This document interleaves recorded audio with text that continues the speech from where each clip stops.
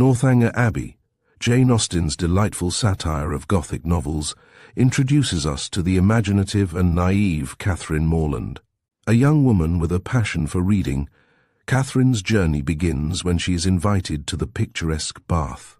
Here, she navigates the complexities of society, friendships, and her own burgeoning romantic feelings. As she encounters charming suitors and intriguing mysteries, Catherine's whimsical fantasies clash with the realities of life, leading to a story filled with humor, irony, and a touch of adventure. Chapter 1. No one who had ever seen Catherine Morland in her infancy would have supposed her born to be an heroine. Her situation in life, the character of her father and mother, her own person and disposition were all equally against her. Her father was a clergyman, without being neglected or poor, and a very respectable man, though his name was Richard, and he had never been handsome. He had a considerable independence besides 2 good livings, and he was not in the least addicted to locking up his daughters. Her mother was a woman of useful plain sense, with a good temper, and, what is more remarkable, with a good constitution.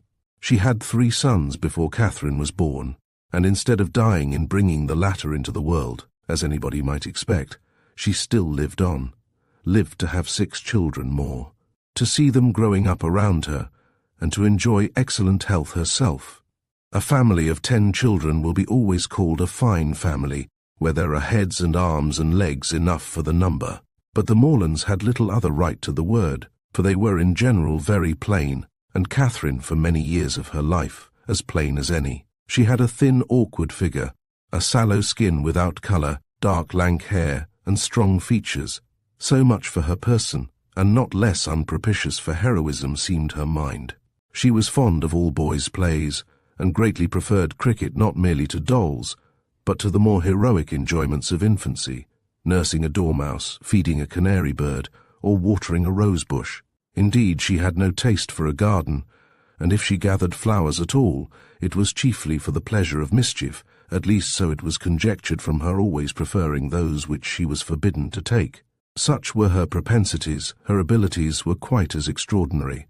She never could learn or understand anything before she was taught, and sometimes not even then, for she was often inattentive and occasionally stupid.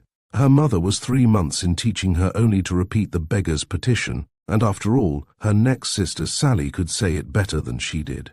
Not that Catherine was always stupid, by no means. She learnt the fable of the hare and many friends as quickly as any girl in England. Her mother wished her to learn music, and Catherine was sure she should like it, for she was very fond of tinkling the keys of the old forlorn spinet. So, at 8 years old she began. She learnt a year, and could not bear it, and Mrs. Morland, who did not insist on her daughters being accomplished in spite of incapacity or distaste, allowed her to leave off. The day which dismissed the music master was one of the happiest of Catherine's life. Her taste for drawing was not superior, though whenever she could obtain the outside of a letter from her mother or seize upon any other odd piece of paper, she did what she could in that way, by drawing houses and trees, hens and chickens, all very much like one another. Writing and accounts. She was taught by her father, French by her mother. Her proficiency in either was not remarkable, and she shirked her lessons in both whenever she could. What a strange, unaccountable character, for with all these symptoms of profligacy at 10 years old, she had neither a bad heart nor a bad temper, was seldom stubborn, scarcely ever quarrelsome, and very kind to the little ones, with few interruptions of tyranny. She was moreover noisy and wild, hated confinement and cleanliness, and loved nothing so well in the world as rolling down the green slope at the back of the house. Such was Catherine Morland at 10. At 15, appearances were mending. She began to curl her hair and long for balls. Her complexion improved, her features were softened by plumpness and colour, her eyes gained more animation, and her figure more consequence. Her love of dirt gave way to an inclination for finery, and she grew clean as she grew smart. She had now the pleasure of sometimes hearing her father and mother remark on her personal improvement. "Catherine grows quite a good-looking girl. She is almost pretty today," were words which caught her ears now and then, and how welcome were the sounds. To look almost pretty is an acquisition of higher delight to a girl who has been looking plain the first 15 years of her life than a beauty from her cradle can ever receive. Mrs. Morland was a very good woman, and wished to see her children everything they ought to be, but her time was so much occupied in lying in and teaching the little ones, that her elder daughters were inevitably left to shift for themselves, and it was not very wonderful that Catherine, who had by nature nothing heroic about her, should prefer cricket, baseball, riding on horseback, and running about the country at the age of 14, to books, or at least books of information, provided that nothing like useful knowledge could be gained from them, provided they were all story and no reflection. She had never any objection to books at all. But from 15 to 17 she was in training for a heroine. She read all such works as heroines must read, to supply their memories with those quotations which are so serviceable and so soothing in the vicissitudes of their eventful lives. From Pope she learnt to censure those who bear about the mockery of woe. From Gray that many a flower is born to blush unseen, and waste its fragrance on the desert air. From Thomson that it is a delightful task to teach the young idea how to shoot. And from Shakespeare she gained a great store of information amongst the rest that trifles light as air are to the jealous confirmation strong, as proofs of Holy Writ, that the poor beetle which we tread upon in corporal sufferance feels a pang as great as when a giant dies, and that a young woman in love always looks, like Patience on a monument, smiling at grief. So far her improvement was sufficient, and in many other points she came on exceedingly well. For though she could not write sonnets, she brought herself to read them, and though there seemed no chance of her throwing a whole party into raptures by a prelude on the pianoforte of her own composition, she could listen to other people's performance with very little fatigue. Her greatest deficiency was in the pencil. She had no notion of drawing, not enough even to attempt a sketch of her lover's profile, that she might be detected in the design. There she fell miserably short of the true heroic height.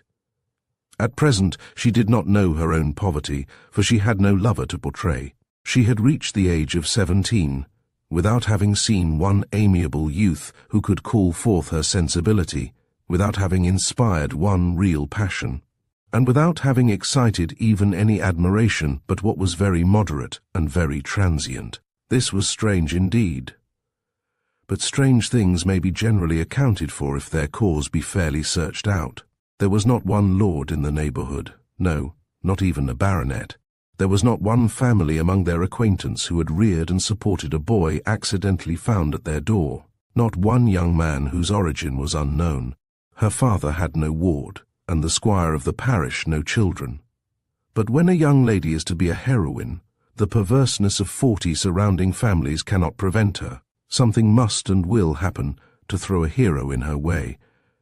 Mr. Allen, who owned the chief of the property about Fullerton, the village in Wiltshire where the Morlands lived, was ordered to Bath for the benefit of a gouty constitution, and his lady, a good-humoured woman, fond of Miss Morland, and probably aware that if adventures will not befall a young lady in her own village, she must seek them abroad, invited her to go with them. Mr. and Mrs. Morland were all compliance, and Catherine all happiness. Chapter 2. In addition to what has been already said of Catherine Morland's personal and mental endowments, when about to be launched into all the difficulties and dangers of a 6 weeks' residence in Bath, it may be stated, for the reader's more certain information, lest the following pages should otherwise fail of giving any idea of what her character is meant to be, that her heart was affectionate, her disposition cheerful and open, without conceit or affectation of any kind, her manners just removed from the awkwardness and shyness of a girl, her person pleasing, and when in good looks, pretty, and her mind about as ignorant and uninformed as the female mind at 17 usually is. When the hour of departure drew near, the maternal anxiety of Mrs. Morland will be naturally supposed to be most severe. 1,000 alarming presentiments of evil to her beloved Catherine from this terrific separation must oppress her heart with sadness, and drown her in tears for the last day or two of their being together, and advice of the most important and applicable nature must of course flow from her wise lips in their parting conference in her closet. cautions against the violence of such noblemen and baronets as delight in forcing young ladies away to some remote farmhouse, must, at such a moment, relieve the fullness of her heart. Who would not think so? But Mrs. Morland knew so little of lords and baronets that she entertained no notion of their general mischievousness, and was wholly unsuspicious of danger to her daughter from their machinations. Her cautions were confined to the following points. I beg, Catherine, you will always wrap yourself up very warm about the throat. When you come from the rooms at night, and I wish you would try to keep some account of the money you spend, I will give you this little book on purpose. Sally, or rather Sarah, for what young lady of common gentility will reach the age of 16 without altering her name as far as she can, must from situation be at this time the intimate friend and confidant of her sister. It is remarkable, however, that she neither insisted on Catherine's writing by every post, nor exacted her promise of transmitting the character of every new acquaintance, nor a detail of every interesting conversation that Bath might produce. Everything indeed relative to this important journey was done, on the part of the Morlands, with a degree of moderation and composure, which seemed rather consistent with the common feelings of common life, than with the refined susceptibilities, the tender emotions which the first separation of a heroine from her family ought always to excite. Her father, instead of giving her an unlimited order on his banker, or even putting £100 bank bill into her hands, gave her only 10 guineas, and promised her more when she wanted it. Under these unpromising auspices, the parting took place, and the journey began. It was performed with suitable quietness and uneventful safety. Neither robbers nor tempests befriended them, nor one lucky overturn to introduce them to the hero. Nothing more alarming occurred than a fear, on Mrs. Allen's side, of having once left her clogs behind her at an inn, and that fortunately proved to be groundless. They arrived at Bath. Catherine was all eager delight. Her eyes were here, there, everywhere, as they approached its fine and striking environs, and afterwards drove through those streets which conducted them to the hotel. She was come to be happy, and she felt happy already. They were soon settled in comfortable lodgings in Pulteney Street. It is now expedient to give some description of Mrs. Allen, that the reader may be able to judge in what manner her actions will hereafter tend to promote the general distress of the work, and how she will, probably, contribute to reduce poor Catherine to all the desperate wretchedness of which a last volume is capable, whether by her imprudence, vulgarity, or jealousy, whether by intercepting her letters, ruining her character, or turning her out of doors. Mrs. Allen was one of that numerous class of females whose society can raise no other emotion than surprise at there being any men in the world who could like them well enough to marry them. She had neither beauty, genius, accomplishment, nor manner. The air of a gentlewoman, a great deal of quiet, inactive good temper, and a trifling turn of mind were all that could account for her being the choice of a sensible, intelligent man like Mr. Allen. In one respect, she was admirably fitted to introduce a young lady into public, being as fond of going everywhere and seeing everything herself as any young lady could be. Dress was her passion. She had a most harmless delight in being fine, and our heroine's entree into life could not take place till after 3 or 4 days had been spent in learning what was mostly worn, and her chaperon was provided with a dress of the newest fashion. Catherine, too, made some purchases herself, and when all these matters were arranged, the important evening came which was to usher her into the upper rooms.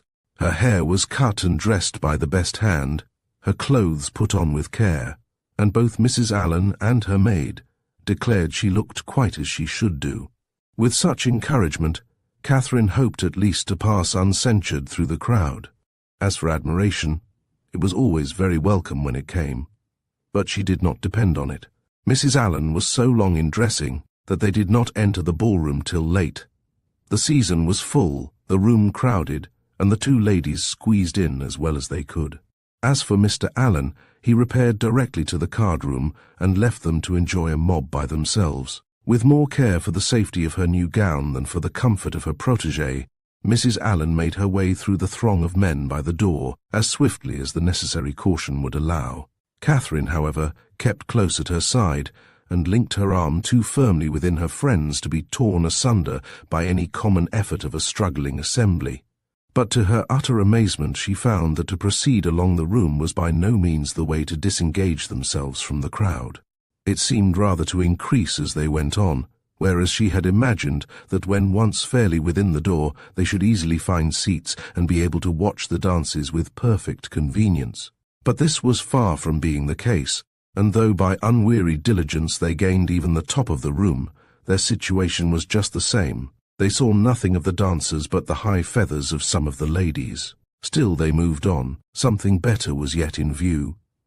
And by a continued exertion of strength and ingenuity, they found themselves at last in the passage behind the highest bench. Here there was something less of crowd than below, and hence Miss Morland had a comprehensive view of all the company beneath her, and of all the dangers of her late passage through them. It was a splendid sight, and she began, for the first time that evening, to feel herself at a ball. She longed to dance, but she had not an acquaintance in the room.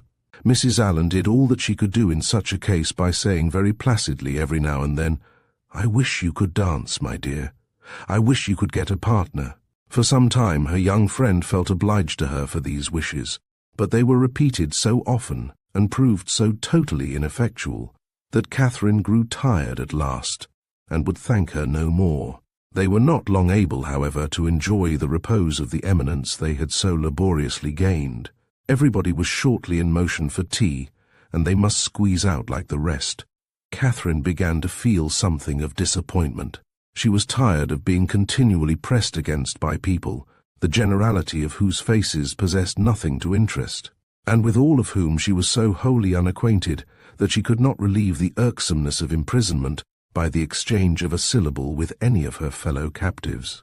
And when at last arrived in the tea-room, she felt yet more the awkwardness of having no party to join, no acquaintance to claim, no gentleman to assist them.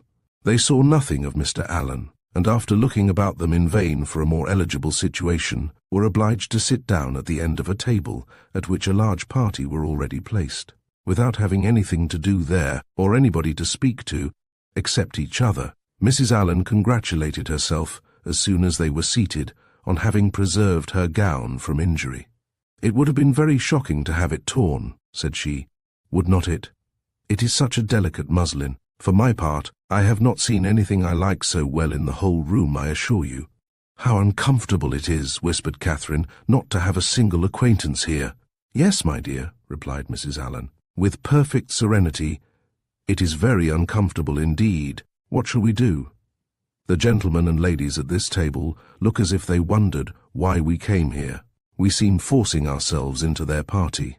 "Aye, so we do. That is very disagreeable. I wish we had a large acquaintance here.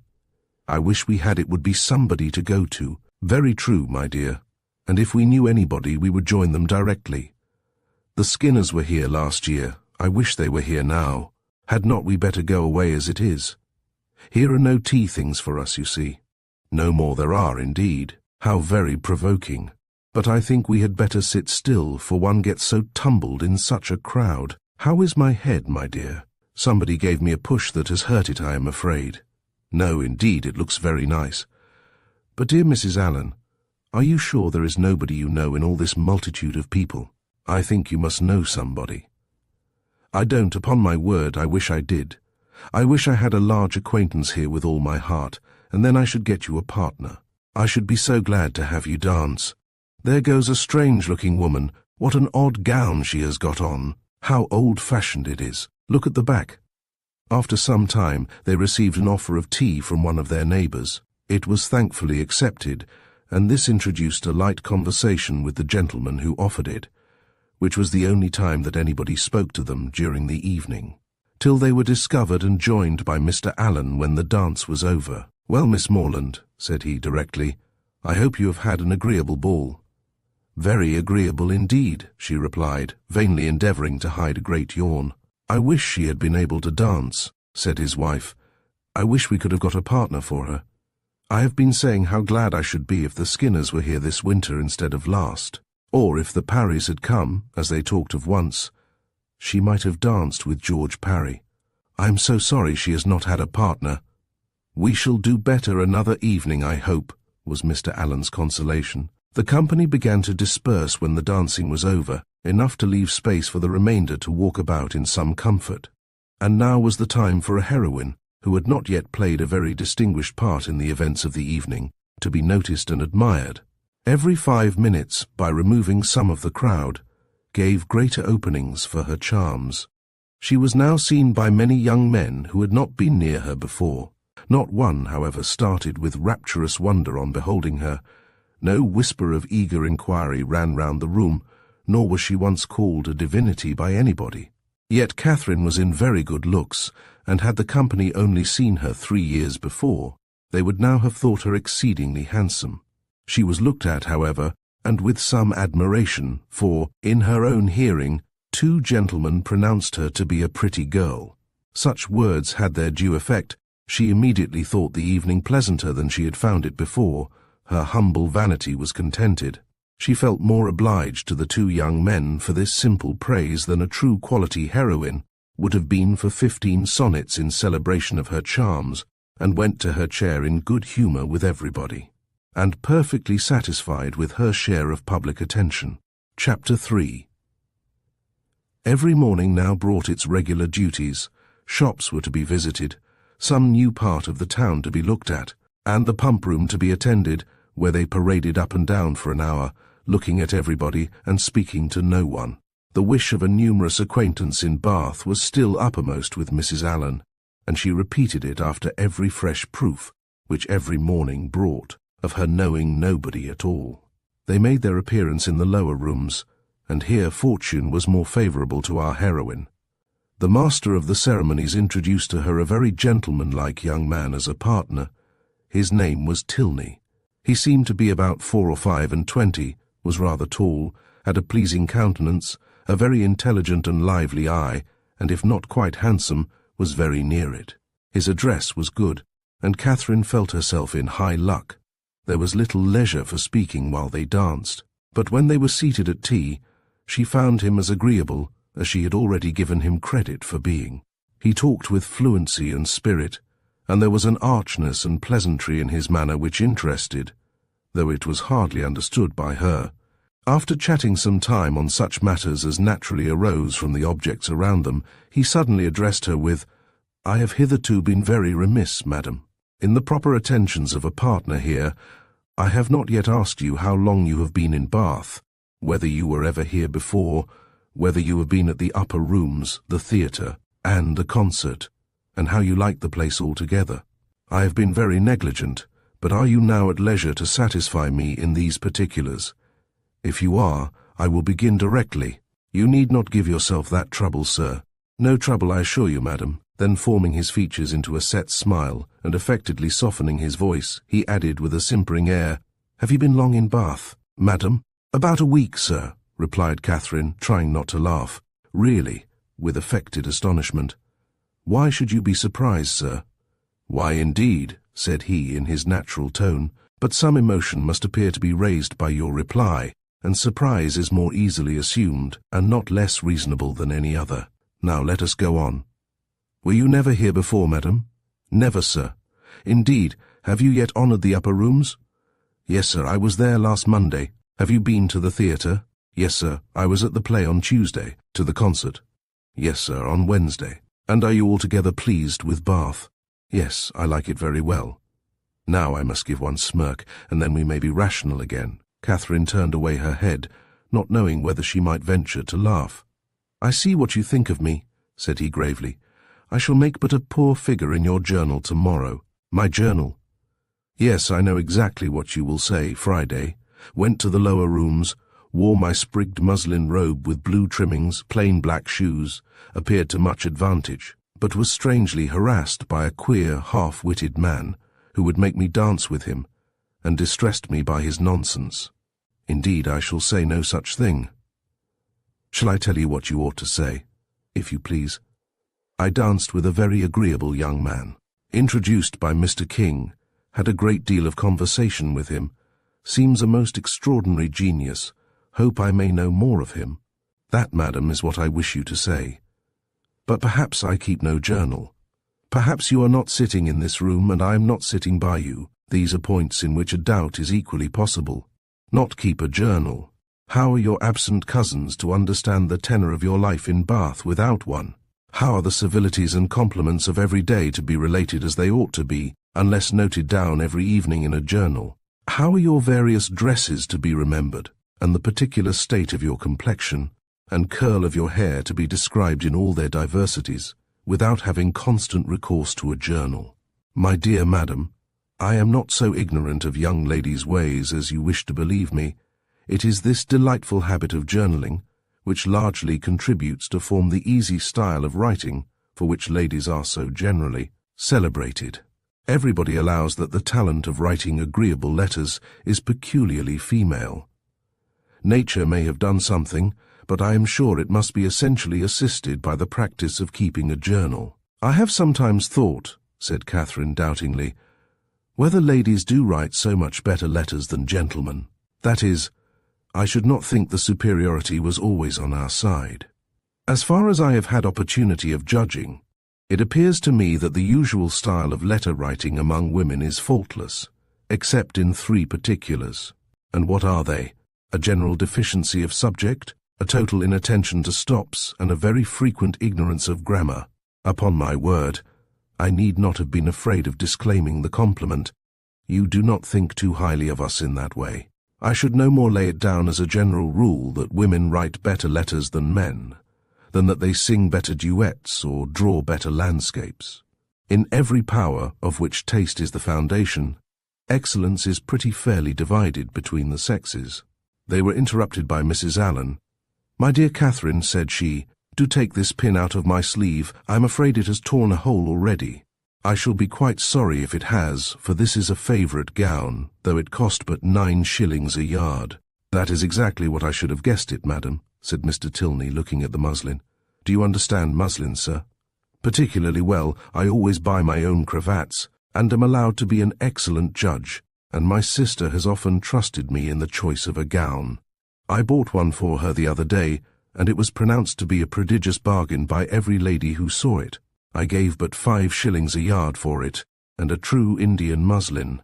Mrs. Allen was quite struck by his genius. Men commonly take so little notice of those things, said she. I can never get Mr. Allen to know one of my gowns from another. You must be a great comfort to your sister, sir. I hope I am, madam. And pray, sir, what do you think of Miss Morland's gown? It is very pretty, madam, said he, gravely examining it. But I do not think it will wash well. I am afraid it will fray. How can you, said Catherine, laughing, be so, she had almost said, strange. I am quite of your opinion, sir, replied Mrs. Allen, and so I told Miss Morland when she bought it. But then you know, madam, muslin always turns to some account or other. Miss Morland will get enough out of it for a handkerchief, or a cap, or a cloak. Muslin can never be said to be wasted. I have heard my sister say so 40 times, when she has been extravagant in buying more than she wanted, or careless in cutting it to pieces. Bath is a charming place, sir. There are so many good shops here. We are sadly off in the country, not but what we have very good shops in Salisbury, but it is so far to go. 8 miles is a long way, Mr. Allen says it is 9, measured 9, but I am sure it cannot be more than 8, and it is such a fag. I come back tired to death. Now here one can step out of doors and get a thing in 5 minutes. Mr. Tilney was polite enough to seem interested in what she said, and she kept him on the subject of muslins till the dancing recommenced. Catherine feared, as she listened to their discourse, that he indulged himself a little too much with the foibles of others. What are you thinking of so earnestly? Said he, as they walked back to the ballroom. Not of your partner, I hope, for by that shake of the head your meditations are not satisfactory. Catherine coloured and said, I was not thinking of anything. That is artful and deep, to be sure, but I had rather be told at once that you will not tell me. Well then, I will not. Thank you, for now we shall soon be acquainted, as I am authorized to tease you on this subject whenever we meet, and nothing in the world advances intimacy so much. They danced again, and when the assembly closed, parted, on the lady's side at least, with a strong inclination for continuing the acquaintance. Whether she thought of him so much, while she drank her warm wine and water, and prepared herself for bed, as to dream of him when there, cannot be ascertained. But I hope it was no more than in a slight slumber, or a morning doze at most, For if it be true, as a celebrated writer has maintained, that no young lady can be justified in falling in love before the gentleman's love is declared, 1. It must be very improper that a young lady should dream of a gentleman before the gentleman is first known to have dreamt of her. How proper Mr. Tilney might be as a dreamer or a lover had not yet perhaps entered Mr. Allen's head, but that he was not objectionable as a common acquaintance for his young charge he was on inquiry satisfied. For he had early in the evening taken pains to know who her partner was, and had been assured of Mr. Tilney's being a clergyman, and of a very respectable family in Gloucestershire. Chapter. With more than usual eagerness did Catherine hasten to the pump-room the next day, secure within herself of seeing Mr. Tilney there before the morning were over, and ready to meet him with a smile, but no smile was demanded. Mr. Tilney did not appear. Every creature in Bath, except himself, was to be seen in the room at different periods of the fashionable hours. Crowds of people were every moment passing in and out, up the steps and down. People whom nobody cared about, and nobody wanted to see, and he only was absent. "What a delightful place Bath is," said Mrs. Allen, as they sat down near the great clock, after parading the room till they were tired, "and how pleasant it would be if we had any acquaintance here." This sentiment had been uttered so often in vain that Mrs. Allen had no particular reason to hope it would be followed with more advantage now. But we are told to despair of nothing we would attain, as unwearied diligence our point would gain, and the unwearied diligence with which she had every day wished for the same thing was at length to have its just reward, for hardly had she been seated 10 minutes before a lady of about her own age, who was sitting by her, and had been looking at her attentively for several minutes, addressed her with great complaisance in these words: "I think, madam, I cannot be mistaken, it is a long time since I had the pleasure of seeing you, but is not your name Allen?" This question answered, as it readily was. The stranger pronounced hers to be Thorpe, and Mrs. Allen immediately recognized the features of a former schoolfellow and intimate, whom she had seen only once since their respective marriages, and that many years ago. Their joy on this meeting was very great, as well it might, since they had been contented to know nothing of each other for the last 15 years. Compliments on good looks now passed, and, after observing how time had slipped away since they were last together, how little they had thought of meeting in Bath, and what a pleasure it was to see an old friend, they proceeded to make inquiries and give intelligence as to their families, sisters and cousins, talking both together, far more ready to give than to receive information, and each hearing very little of what the other said. Mrs. Thorpe, however, had one great advantage as a talker over Mrs. Allen in a family of children, and when she expatiated on the talents of her sons and the beauty of her daughters, when she related their different situations and views, that John was at Oxford, Edward at Merchant Taylor's, and William at sea, and all of them more beloved and respected in their different station than any other 3 beings ever were, Mrs. Allen had no similar information to give, no similar triumphs to press on the unwilling and unbelieving ear of her friend, and was forced to sit and appear to listen to all these maternal effusions, consoling herself, however, with the discovery, which her keen eyes soon made, that the lace on Mrs. Thorpe's pelisse was not half so handsome as that on her own. "Here come, my dear girls," cried Mrs. Thorpe, pointing at 3 smart-looking females who, arm in arm, were then moving towards her. "My dear Mrs. Allen, I long to introduce them. They will be so delighted to see you. The tallest is Isabella, my eldest. Is not she a fine young woman? The others are very much admired too, but I believe Isabella is the handsomest." The Miss Thorpes were introduced, and Miss Morland, who had been for a short time forgotten, was introduced likewise. The name seemed to strike them all, and after speaking to her with great civility, the eldest young lady observed aloud to the rest, "How excessively like her brother Miss Morland is." "The very picture of him indeed," cried the mother, "and I should have known her anywhere for his sister," was repeated by them all, 2 or 3 times over. For a moment Catherine was surprised, but Mrs. Thorpe and her daughters had scarcely begun the history of their acquaintance with Mr. James Morland, before she remembered that her eldest brother had lately formed an intimacy with a young man of his own college, of the name of Thorpe, and that he had spent the last week of the Christmas vacation with his family near London. The whole being explained, many obliging things were said by the Miss Thorpes of their wish of being better acquainted with her, of being considered as already friends, through the friendship of their brothers, etc., which Catherine heard with pleasure, and answered with all the pretty expressions she could command. And, as the first proof of amity, she was soon invited to accept an arm of the eldest Miss Thorpe, and take a turn with her about the room. Catherine was delighted with this extension of her Bath acquaintance, and almost forgot Mr. Tilney while she talked to Miss Thorpe. Friendship is certainly the finest balm for the pangs of disappointed love. Their conversation turned upon those subjects, of which the free discussion has generally much to do in perfecting a sudden intimacy between two young ladies, such as dress, balls, flirtations, and quizzes. Miss Thorpe, however, being 4 years older than Miss Morland, and at least 4 years better informed, had a very decided advantage in discussing such points. She could compare the balls of Bath with those of Tunbridge, its fashions with the fashions of London, could rectify the opinions of her new friend in many articles of tasteful attire, could discover a flirtation between any gentleman and lady who only smiled on each other, and point out a quiz through the thickness of a crowd. These powers received due admiration from Catherine, to whom they were entirely new, and the respect which they naturally inspired might have been too great for familiarity, had not the easy gaiety of Miss Thorpe's manners, and her frequent expressions of delight on this acquaintance with her, softened down every feeling of awe, and left nothing but tender affection.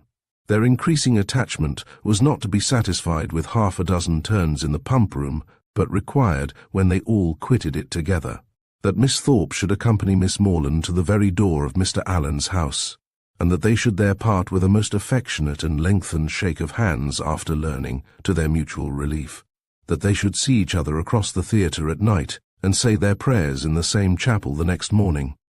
Catherine then ran directly upstairs, and watched Miss Thorpe's progress down the street from the drawing-room window, admired the graceful spirit of her walk, the fashionable air of her figure and dress, and felt grateful, as well she might, for the chance which had procured her such a friend. Mrs. Thorpe was a widow, and not a very rich one. She was a good-humoured, well-meaning woman, and a very indulgent mother. Her eldest daughter had great personal beauty, and the younger ones, by pretending to be as handsome as their sister, imitating her air, and dressing in the same style, did very well. This brief account of the family is intended to supersede the necessity of a long and minute detail from Mrs. Thorpe herself, of her past adventures and sufferings, which might otherwise be expected to occupy the 3 or 4 following chapters, in which the worthlessness of lords and attorneys might be set forth, and conversations, which had passed 20 years before, be minutely repeated. Chapter 5. Catherine was not so much engaged at the theatre that evening, in returning the nods and smiles of Miss Thorpe, though they certainly claimed much of her leisure, as to forget to look with an inquiring eye for Mr. Tilney in every box which her eye could reach, but she looked in vain. Mr. Tilney was no fonder of the play than the pump-room. She hoped to be more fortunate the next day, and when her wishes for fine weather were answered by seeing a beautiful morning, she hardly felt a doubt of it. For a fine Sunday in Bath empties every house of its inhabitants, and all the world appears on such an occasion to walk about and tell their acquaintance what a charming day it is. As soon as divine service was over, the Thorpes and Allens eagerly joined each other, and after staying long enough in the pump-room to discover that the crowd was insupportable, and that there was not a genteel face to be seen, which everybody discovers every Sunday throughout the season, they hastened away to the Crescent, to breathe the fresh air of better company. Here Catherine and Isabella, arm in arm, again tasted the sweets of friendship in an unreserved conversation. They talked much, and with much enjoyment, but again was Catherine disappointed in her hope of re-seeing her partner. He was nowhere to be met with. Every search for him was equally unsuccessful in morning lounges or evening assemblies, neither at the upper nor lower rooms, at dressed or undressed balls. Was he perceivable, nor among the walkers, the horsemen, or the curricle drivers of the morning. His name was not in the pump-room book, and curiosity could do no more. He must be gone from Bath. Yet he had not mentioned that his stay would be so short. This sort of mysteriousness, which is always so becoming in a hero, threw a fresh grace in Catherine's imagination around his person and manners, and increased her anxiety to know more of him. From the Thorpes she could learn nothing, for they had been only 2 days in Bath before they met with Mrs. Allen. It was a subject, however, in which she often indulged with her fair friend, from whom she received every possible encouragement to continue to think of him, and his impression on her fancy was not suffered therefore to weaken. Isabella was very sure that he must be a charming young man, and was equally sure that he must have been delighted with her dear Catherine, and would therefore shortly return. She liked him the better for being a clergyman, for she must confess herself very partial to the profession, and something like a sigh escaped her as she said it. Perhaps Catherine was wrong in not demanding the cause of that gentle emotion, but she was not experienced enough in the finesse of love or the duties of friendship to know when delicate raillery was properly called for, or when a confidence should be forced. Mrs. Allen was now quite happy, quite satisfied with Bath. She had found some acquaintance, had been so lucky too as to find in them the family of a most worthy old friend, and, as the completion of good fortune, had found these friends by no means so expensively dressed as herself. Her daily expressions were no longer, "I wish we had some acquaintance in Bath." They were changed into, "How glad I am we have met with Mrs. Thorpe," and she was as eager in promoting the intercourse of the two families as her young charge and Isabella themselves could be, never satisfied with the day unless she spent the chief of it by the side of Mrs. Thorpe, in what they called conversation, but in which there was scarcely ever any exchange of opinion, and not often any resemblance of subject, for Mrs. Thorpe talked chiefly of her children, and Mrs. Allen of her gowns. The progress of the friendship between Catherine and Isabella was quick as its beginning had been warm, and they passed so rapidly through every gradation of increasing tenderness that there was shortly no fresh proof of it to be given to their friends or themselves. They called each other by their Christian name, were always arm in arm when they walked, pinned up each other's train for the dance, and were not to be divided in the set, and if a rainy morning deprived them of other enjoyments, they were still resolute in meeting in defiance of wet and dirt, and shut themselves up to read novels together. Yes, novels, for I will not adopt that ungenerous and impolitic custom so common with novel writers, of degrading by their contemptuous censure the very performances, to the number of which they are themselves adding, joining with their greatest enemies in bestowing the harshest epithets on such works, and scarcely ever permitting them to be read by their own heroine, who, if she accidentally take up a novel, is sure to turn over its insipid pages with disgust. Alas, if the heroine of one novel be not patronized by the heroine of another, from whom can she expect protection and regard? I cannot approve of it. Let us leave it to the reviewers to abuse such effusions of fancy at their leisure, and over every new novel to talk in threadbare strains of the trash with which the press now groans. Let us not desert one another. We are an injured body. Although our productions have afforded more extensive and unaffected pleasure than those of any other literary corporation in the world, no species of composition has been so much decried. From pride, ignorance, or fashion, our foes are almost as many as our readers. And while the abilities of the 900th abridger of the History of England, or of the man who collects and publishes in a volume some dozen lines of Milton, Pope, and Prior, with a paper from the Spectator and a chapter from Sterne, are eulogized by 1,000 pens, there seems almost a general wish of decrying the capacity and undervaluing the labor of the novelist, and of slighting the performances which have only genius, wit, and taste to recommend them. I am no novel reader. I seldom look into novels. Do not imagine that I often read novels. It is really very well for a novel. Such is the common cant. And what are you reading, miss?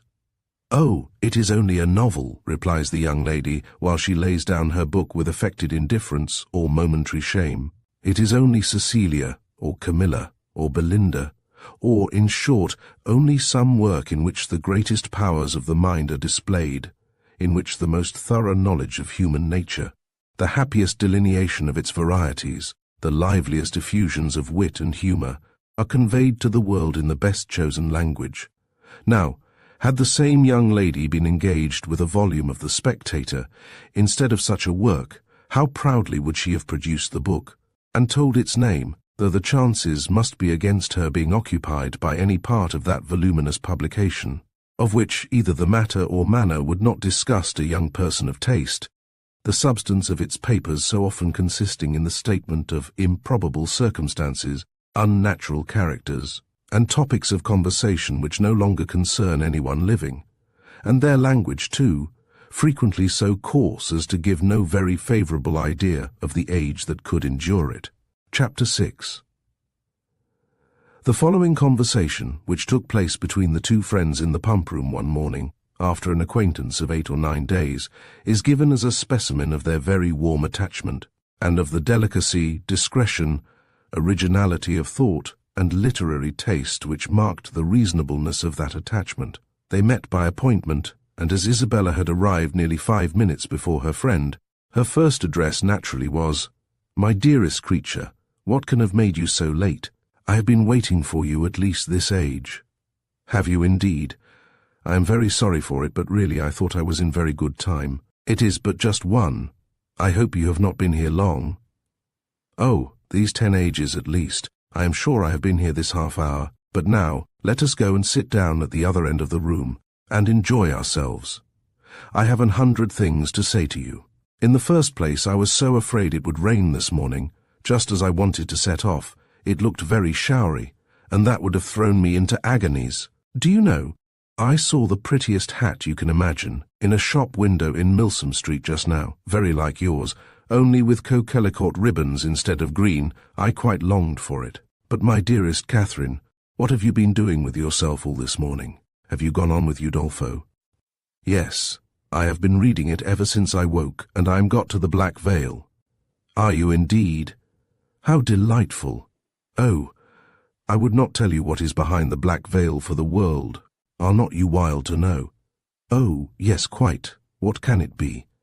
But do not tell me. I would not be told upon any account. I know it must be a skeleton.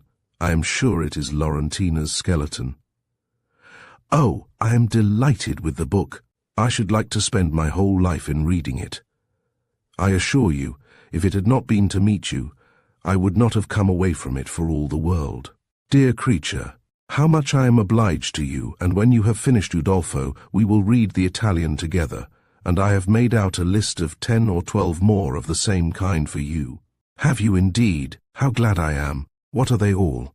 "I will read you their names directly. Here they are in my pocketbook. Castle of Wolfenbach, Claremont, Mysterious Warnings, Necromancer of the Black Forest, Midnight Bell, Orphan of the Rhine, and Horrid Mysteries.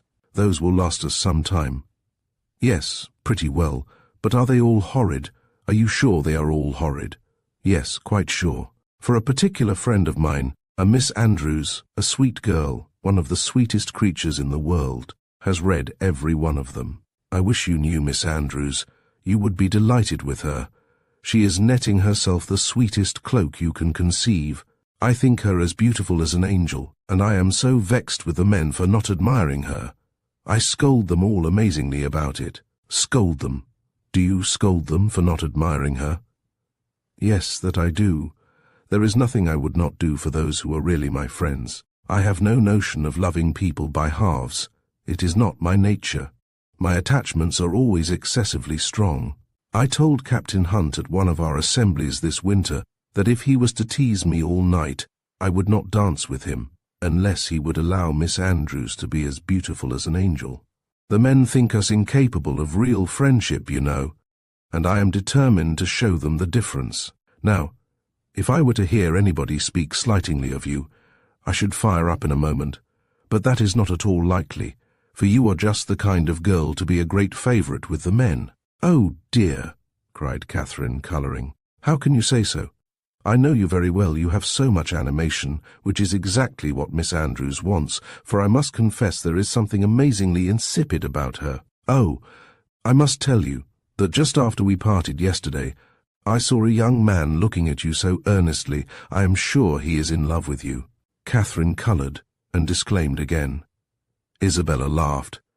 "It is very true, upon my honour, but I see how it is. You are indifferent to everybody's admiration, except that of one gentleman, who shall be nameless. Nay, I cannot blame you. Speaking more seriously, your feelings are easily understood. Where the heart is really attached, I know very well how little one can be pleased with the attention of anybody else. Everything is so insipid, so uninteresting, that does not relate to the beloved object. I can perfectly comprehend your feelings, but you should not persuade me that I think so very much about Mr. Tilney, for perhaps I may never see him again. Not see him again.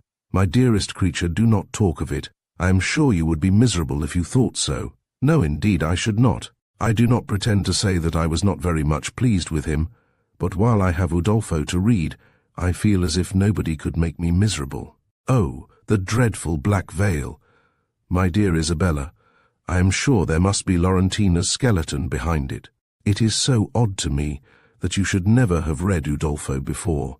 But I suppose Mrs. Morland objects to novels. No, she does not. She very often reads Sir Charles Grandison herself, but new books do not fall in our way. Sir Charles Grandison. That is an amazing, horrid book, is it not?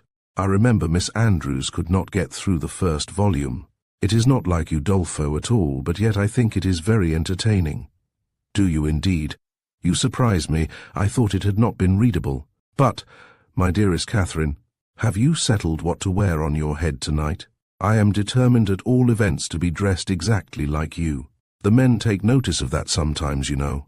But it does not signify if they do, said Catherine, very innocently. Signify? Oh, heavens! I make it a rule never to mind what they say. They are very often amazingly impertinent if you do not treat them with spirit, and make them keep their distance, are they? Well, I never observed that. They always behave very well to me. Oh, they give themselves such airs. They are the most conceited creatures in the world, and think themselves of so much importance. By the by, though I have thought of it 100 times, I have always forgot to ask you what is your favourite complexion in a man. Do you like them best dark or fair? I hardly know. I never much thought about it. Something between both, I think. Brown, not fair, and not very dark. Very well, Catherine. That is exactly he. I have not forgot your description of Mr. Tilney, a brown skin with dark eyes and rather dark hair. Well, my taste is different. I prefer light eyes, and as to complexion, do you know, I like a sallow better than any other. You must not betray me, if you should ever meet with one of your acquaintance answering that description. Betray you? What do you mean? Nay, do not distress me. I believe I have said too much. Let us drop the subject.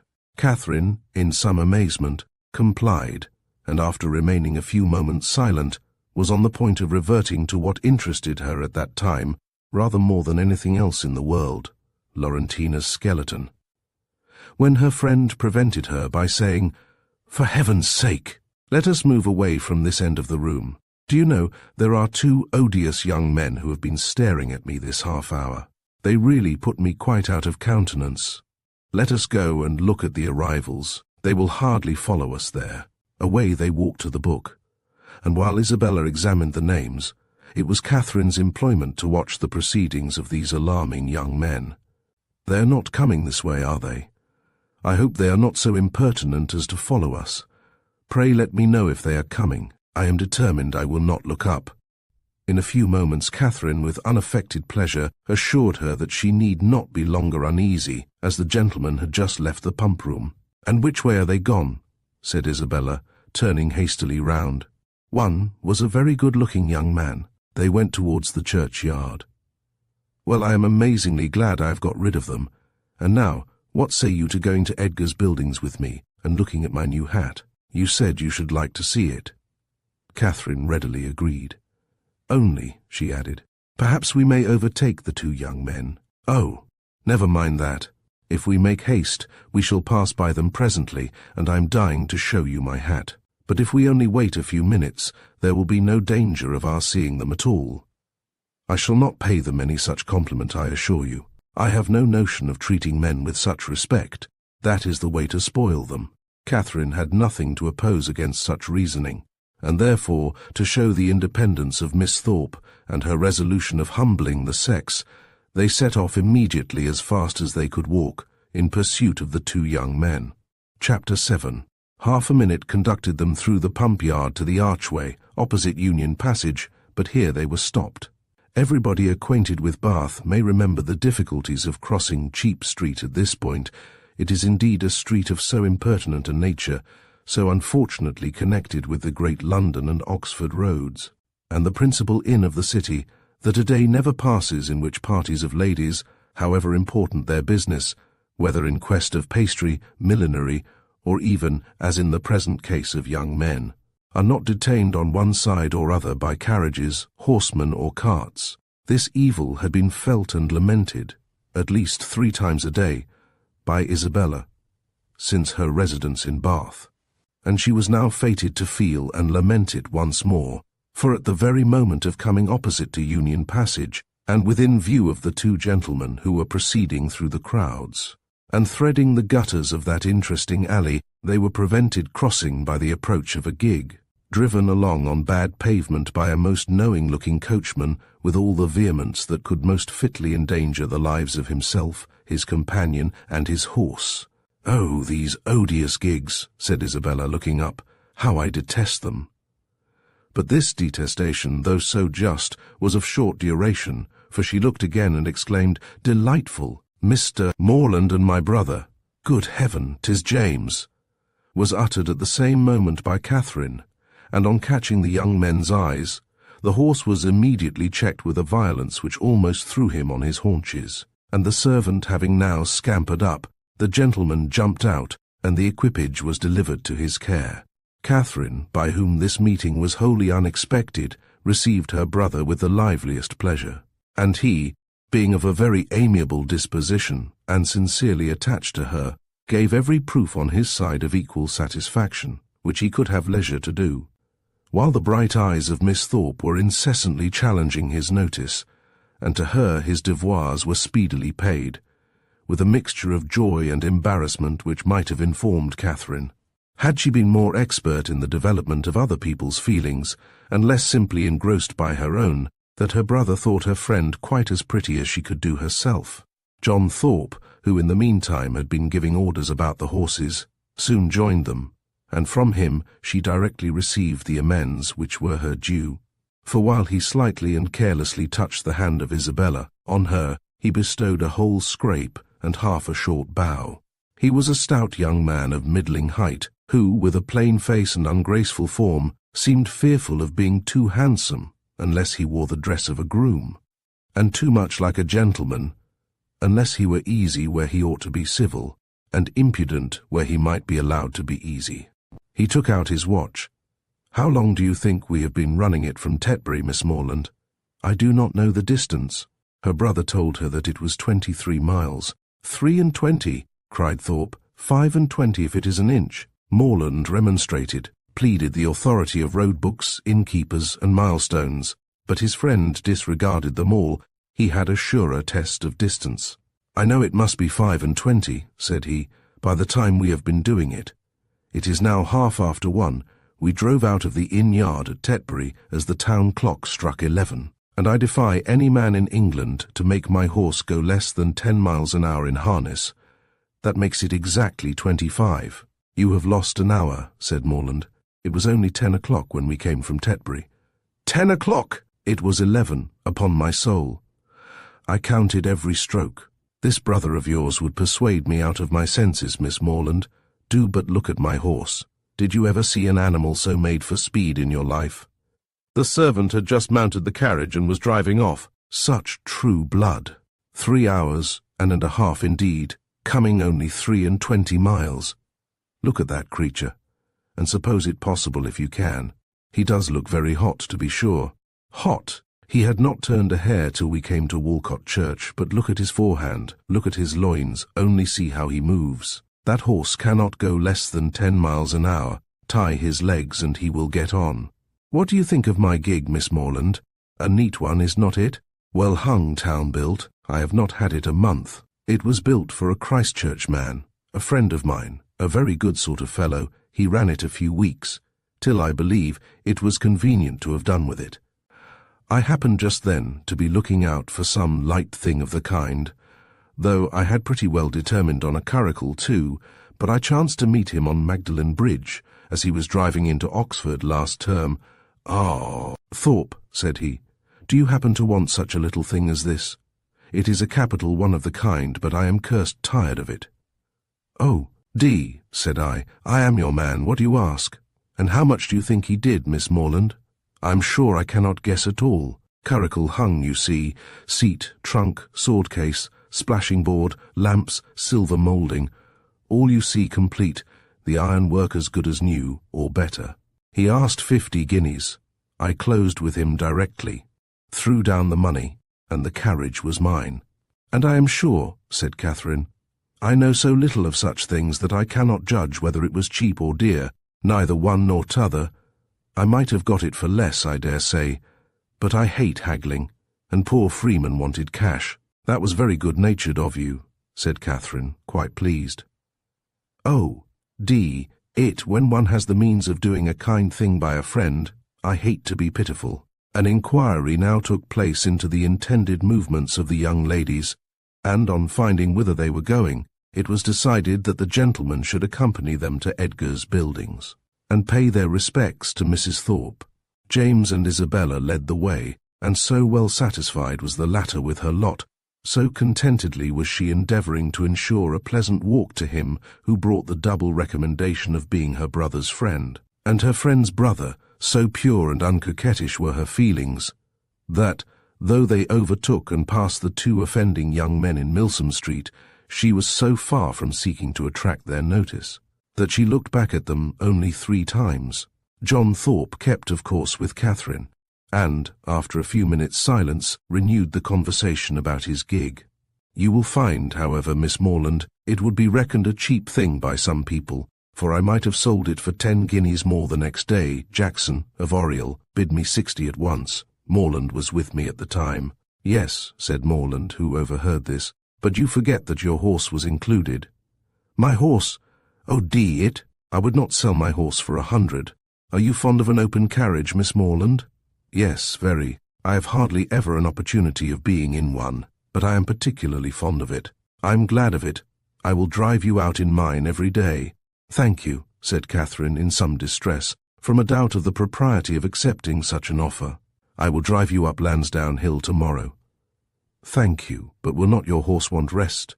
Rest? He has only come 23 miles today. All nonsense. Nothing ruins horses so much as rest. Nothing knocks them up so soon. No, I shall exercise mine at the average of 4 hours every day while I am here. Shall you indeed? Said Catherine very seriously. That will be 40 miles a day. 40? Aye, 50 for what I care. Well, I will drive you up Lansdowne tomorrow, mind, I am engaged. How delightful that will be, cried Isabella, turning round. My dearest Catherine, I quite envy you, but I am afraid, brother, you will not have room for a third. A third, indeed. No, I did not come to Bath to drive my sisters about. That would be a good joke, faith. Morland must take care of you. This brought on a dialogue of civilities between the other 2, but Catherine heard neither the particulars nor the result. Her companion's discourse now sunk from its hitherto animated pitch to nothing more than a short, decisive sentence of praise or condemnation on the face of every woman they met. And Catherine, after listening and agreeing as long as she could, with all the civility and deference of the youthful female mind, fearful of hazarding an opinion of its own in opposition to that of a self-assured man, especially where the beauty of her own sex is concerned, ventured at length to vary the subject by a question which had been long uppermost in her thoughts. It was, Have you ever read Udolpho, Mr. Thorpe? Udolpho? Oh, Lord! Not I. I never read novels. I have something else to do. Catherine, humbled and ashamed, was going to apologize for her question, but he prevented her by saying, Novels are all so full of nonsense and stuff. There has not been a tolerably decent one come out since Tom Jones. Except The Monk. I read that t'other day. But as for all the others, they are the stupidest things in creation. I think you must like Udolpho. If you were to read it, it is so very interesting. Not I, faith. No, if I read any, it shall be Mrs. Radcliffe's. Her novels are amusing enough. They are worth reading, some fun and nature in. Udolpho was written by Mrs. Radcliffe, said Catherine, with some hesitation, from the fear of mortifying him. No, sure, was it? Aye, I remember. So it was.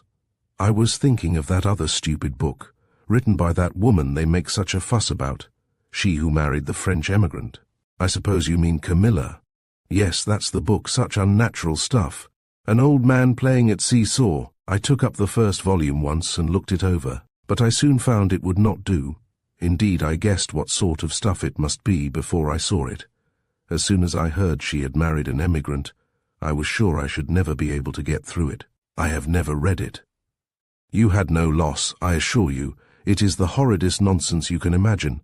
There is nothing in the world in it but an old man's playing at seesaw and learning Latin. Upon my soul there is not. This critique, the justness of which was unfortunately lost on poor Catherine, brought them to the door of Mrs. Thorpe's lodgings, and the feelings of the discerning and unprejudiced reader of Camilla gave way to the feelings of the dutiful and affectionate son as they met Mrs. Thorpe, who had descried them from above in the passage. "Ah, mother, how do you do?" said he, giving her a hearty shake of the hand. "Where did you get that quiz of a hat? It makes you look like an old witch. Here is Morland, and I come to stay a few days with you, so you must look out for a couple of good beds somewhere near." And this address seemed to satisfy all the fondest wishes of the mother's heart, for she received him with the most delighted and exulting affection. On his two younger sisters he then bestowed an equal portion of his fraternal tenderness, for he asked each of them how they did, and observed that they both looked very ugly. These manners did not please Catherine, but he was James's friend and Isabella's brother, and her judgment was further bought off by Isabella's assuring her, when they withdrew to see the new hat, that John thought her the most charming girl in the world, and by John's engaging her before they parted to dance with him that evening. Had she been older or vainer, such attacks might have done little, but where youth and diffidence are united, it requires uncommon steadiness of reason to resist the attraction of being called the most charming girl in the world, and of being so very early engaged as a partner. And the consequence was that when the two Morlands, after sitting an hour with the Thorpes, set off to walk together to Mr. Allen's, and James, as the door was closed on them, said, "Well, Catherine, how do you like my friend Thorpe?" Instead of answering, as she probably would have done, had there been no friendship and no flattery in the case, "I do not like him at all," she directly replied. "I like him very much. He seems very agreeable. He is as good-natured a fellow as ever lived, a little of a rattle. But that will recommend him to your sex, I believe. And how do you like the rest of the family?" "Very, very much indeed, Isabella particularly." "I am very glad to hear you say so. She is just the kind of young woman I could wish to see you attached to. She has so much good sense, and is so thoroughly unaffected and amiable. I always wanted you to know her, and she seems very fond of you. She said the highest things in your praise that could possibly be, and the praise of such a girl as Miss Thorpe even you, Catherine," taking her hand with affection, "may be proud of." "Indeed I am," she replied. "I love her exceedingly, and am delighted to find that you like her too. You hardly mentioned anything of her when you wrote to me after your visit there." "Because I thought I should soon see you myself. I hope you will be a great deal together while you are in Bath. She is a most amiable girl, such a superior understanding. How fond all the family are of her. She is evidently the general favourite, and how much she must be admired in such a place as this. Is not she?" "Yes, very much indeed, I fancy. Mr. Allen thinks her the prettiest girl in Bath." "I dare say he does, and I do not know any man who is a better judge of beauty than Mr. Allen. I need not ask you whether you are happy here, my dear Catherine. With such a companion and friend as Isabella Thorpe, it would be impossible for you to be otherwise, and the Allens, I am sure, are very kind to you." "Yes, very kind. I never was so happy before, and now you are come it will be more delightful than ever. How good it is of you to come so far on purpose to see." James accepted this tribute of gratitude, and qualified his conscience for accepting it too, by saying with perfect sincerity, "Indeed, Catherine, I love you dearly.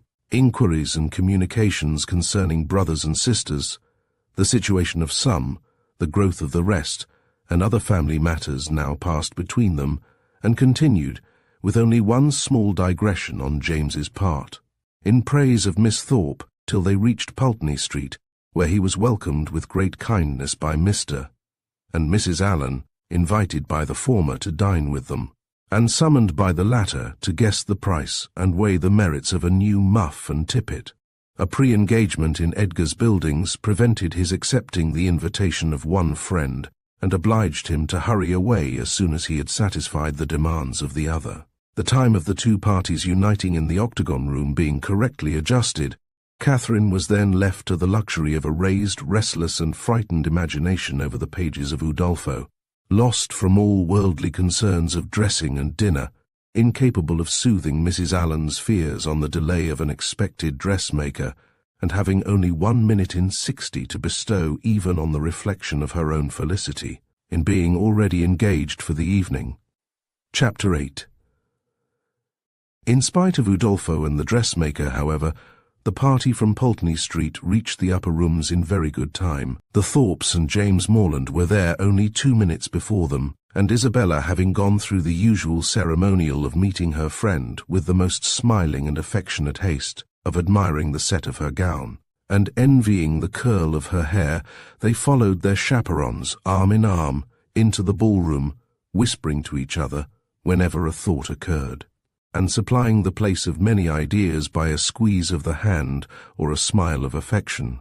The dancing began within a few minutes after they were seated, and James, who had been engaged quite as long as his sister, was very importunate with Isabella to stand up, but John was gone into the card-room to speak to a friend, and nothing, she declared, should induce her to join the set before her dear Catherine could join it too. "I assure you," said she, "I would not stand up without your dear sister for all the world, for if I did we should certainly be separated the whole evening." Catherine accepted this kindness with gratitude, and they continued as they were for 3 minutes longer, when Isabella, who had been talking to James on the other side of her, turned again to his sister and whispered, "My dear creature, I am afraid I must leave you. Your brother is so amazingly impatient to begin. I know you will not mind my going away, and I dare say John will be back in a moment, and then you may easily find me out." Catherine, though a little disappointed, had too much good nature to make any opposition, and the others rising up, Isabella had only time to press her friend's hand and say, "Goodbye, my dear love," before they hurried off. The younger Miss Thorpes being also dancing, Catherine was left to the mercy of Mrs. Thorpe and Mrs. Allen, between whom she now remained.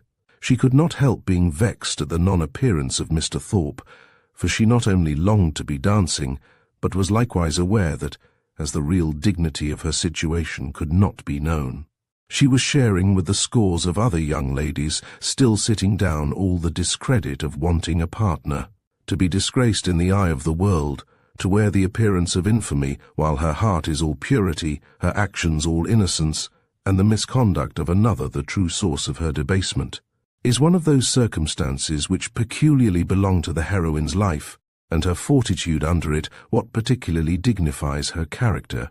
Catherine had fortitude too, she suffered, but no murmur passed her lips. From this state of humiliation she was roused at the end of 10 minutes to a pleasanter feeling, by seeing, not Mr. Thorpe, but Mr. Tilney, within 3 yards of the place where they sat. He seemed to be moving that way, but he did not see her, and therefore the smile and the blush which his sudden reappearance raised in Catherine passed away without sullying her heroic importance. He looked as handsome and as lively as ever, and was talking with interest to a fashionable and pleasing-looking young woman who leant on his arm, and whom Catherine immediately guessed to be his sister, thus unthinkingly throwing away a fair opportunity of considering him lost to her forever, by being married already. But guided only by what was simple and probable, it had never entered her head that Mr. Tilney could be married. He had not behaved, he had not talked. Like the married men to whom she had been used, he had never mentioned a wife, and he had acknowledged a sister. From these circumstances sprang the instant conclusion of his sister's now being by his side, and therefore, instead of turning of a death-like paleness and falling in a fit on Mrs. Allen's bosom, Catherine sat erect, in the perfect use of her senses, and with cheeks only a little redder than usual.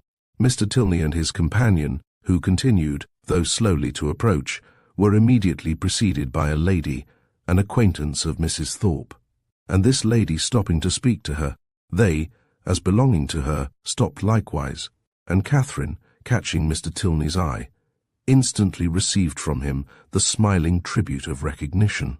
She returned it with pleasure, and then advancing still nearer, he spoke both to her and Mrs. Allen, by whom he was very civilly acknowledged. "I am very happy to see you again, sir, indeed. I was afraid you had left Bath." He thanked her for her fears, and said that he had quitted it for a week, on the very morning after his having had the pleasure of seeing her. "Well, sir, and I dare say you are not sorry to be back again, for it is just the place for young people, and indeed for everybody else too. I tell Mr. Allen, when he talks of being sick of it, that I am sure he should not complain, for it is so very agreeable a place, that it is much better to be here than at home at this dull time of year. I tell him he is quite in luck to be sent here for his health, and I hope, madam, that Mr. Allen will be obliged to like the place, from finding it of service to him. Thank you, sir. I have no doubt that he will. A neighbour of ours, Doctor, Skinner, was here for his health last winter, and came away quite stout. That circumstance must give great encouragement." "Yes, sir, and Dr. Skinner and his family were here 3 months. So I tell Mr. Allen he must not be in a hurry to get away." Here they were interrupted by a request from Mrs. Thorpe to Mrs. Allen that she would move a little to accommodate Mrs. Hughes and Miss Tilney with seats, as they had agreed to join their party. This was accordingly done, Mr. Tilney still continuing standing before them, and after a few minutes' consideration, he asked Catherine to dance with him. This compliment, delightful as it was, produced severe mortification to the lady, and in giving her denial, she expressed her sorrow on the occasion so very much as if she really felt it, that had Thorpe, who joined her just afterwards, been half a minute earlier, he might have thought her sufferings rather too acute. The very easy manner in which he then told her that he had kept her waiting did not by any means reconcile her more to her lot, nor did the particulars which he entered into while they were standing up, of the horses and dogs of the friend whom he had just left, and of a proposed exchange of terriers between them, interest her so much as to prevent her looking very often towards that part of the room where she had left Mr. Tilney. Of her dear Isabella, to whom she particularly longed to point out that gentleman, she could see nothing. They were in different sets. She was separated from all her party, and away from all her acquaintance. One mortification succeeded another, and from the whole she deduced this useful lesson, that to go previously engaged to a ball does not necessarily increase either the dignity or enjoyment of a young lady. From such a moralizing strain as this, she was suddenly roused by a touch on the shoulder, and turning round, perceived Mrs. Hughes directly behind her, attended by Miss Tilney and a gentleman. "I beg your pardon, Miss Morland," said she, "for this liberty, but I cannot anyhow get to Miss Thorpe, and Mrs. Thorpe said she was sure you would not have the least objection to letting in this young lady by you." Mrs. Hughes could not have applied to any creature in the room more happy to oblige her than Catherine. The young ladies were introduced to each other, Miss Tilney expressing a proper sense of such goodness, Miss Morland with the real delicacy of a generous mind making light of the obligation, and Mrs. Hughes, satisfied with having so respectably settled her young charge, returned to her party. Miss Tilney had a good figure, a pretty face, and a very agreeable countenance, and her air, though it had not all the decided pretension, the resolute stylishness of Miss Thorpe's, had more real elegance. Her manners showed good sense and good breeding. They were neither shy nor affectedly open, and she seemed capable of being young, attractive, and at a ball without wanting to fix the attention of every man near her, and without exaggerated feelings of ecstatic delight or inconceivable vexation on every little trifling occurrence. Catherine, interested at once by her appearance and her relationship to Mr. Tilney, was desirous of being acquainted with her, and readily talked therefore whenever she could think of anything to say, and had courage and leisure for saying it. But the hindrance thrown in the way of a very speedy intimacy, by the frequent want of one or more of these requisites, prevented their doing more than going through the first rudiments of an acquaintance, by informing themselves how well the other liked Bath, how much she admired its buildings and surrounding country, whether she drew or played or sang, and whether she was fond of riding on horseback. The 2 dances were scarcely concluded before Catherine found her arm gently seized by her faithful Isabella, who in great spirits exclaimed, "At last I have got you, my dearest creature, I have been looking for you this hour.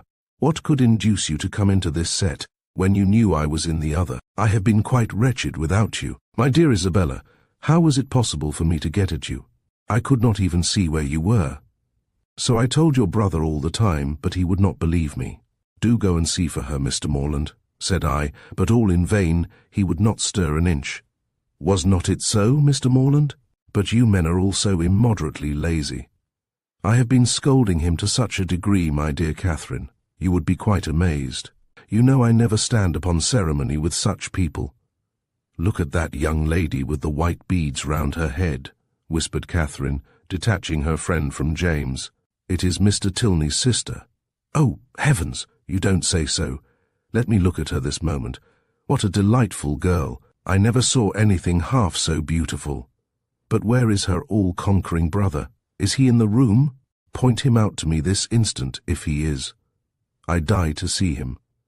Mr. Morland, you are not to listen. We are not talking about you.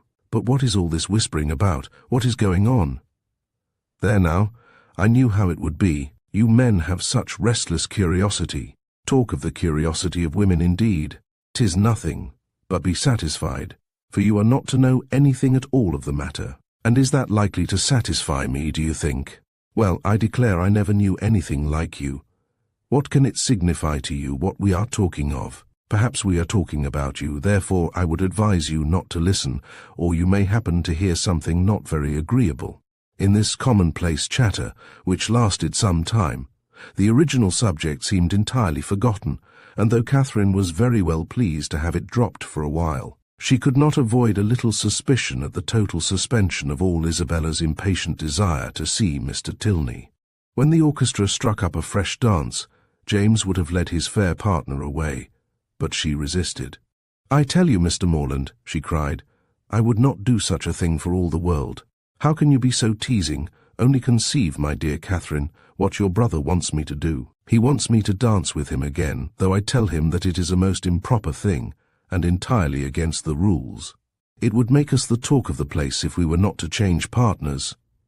"Upon my honour," said James, "in these public assemblies, it is as often done as not." "Nonsense. How can you say so? But when you men have a point to carry, you never stick at anything. My sweet Catherine, do support me. Persuade your brother how impossible it is. Tell him that it would quite shock you to see me do such a thing, now would not it? No, not at all. But if you think it wrong, you had much better change." "There," cried Isabella, "you hear what your sister says, and yet you will not mind her. Well, remember that it is not my fault if we set all the old ladies in Bath in a bustle. Come along, my dearest Catherine, for heaven's sake, and stand by me." And off they went to regain their former place. John Thorpe, in the meanwhile, had walked away, and Catherine, ever willing to give Mr. Tilney an opportunity of repeating the agreeable request which had already flattered her once, made her way to Mrs. Allen and Mrs. Thorpe as fast as she could, in the hope of finding him still with them, a hope which, when it proved to be fruitless, she felt to have been highly unreasonable. "Well, my dear," said Mrs. Thorpe, impatient for praise of her son, "I hope you have had an agreeable partner." "Very agreeable, madam." "I am glad of it. John has charming spirits, has not he?" "Did you meet Mr. Tilney, my dear?" said Mrs. Allen. "No, where is he?"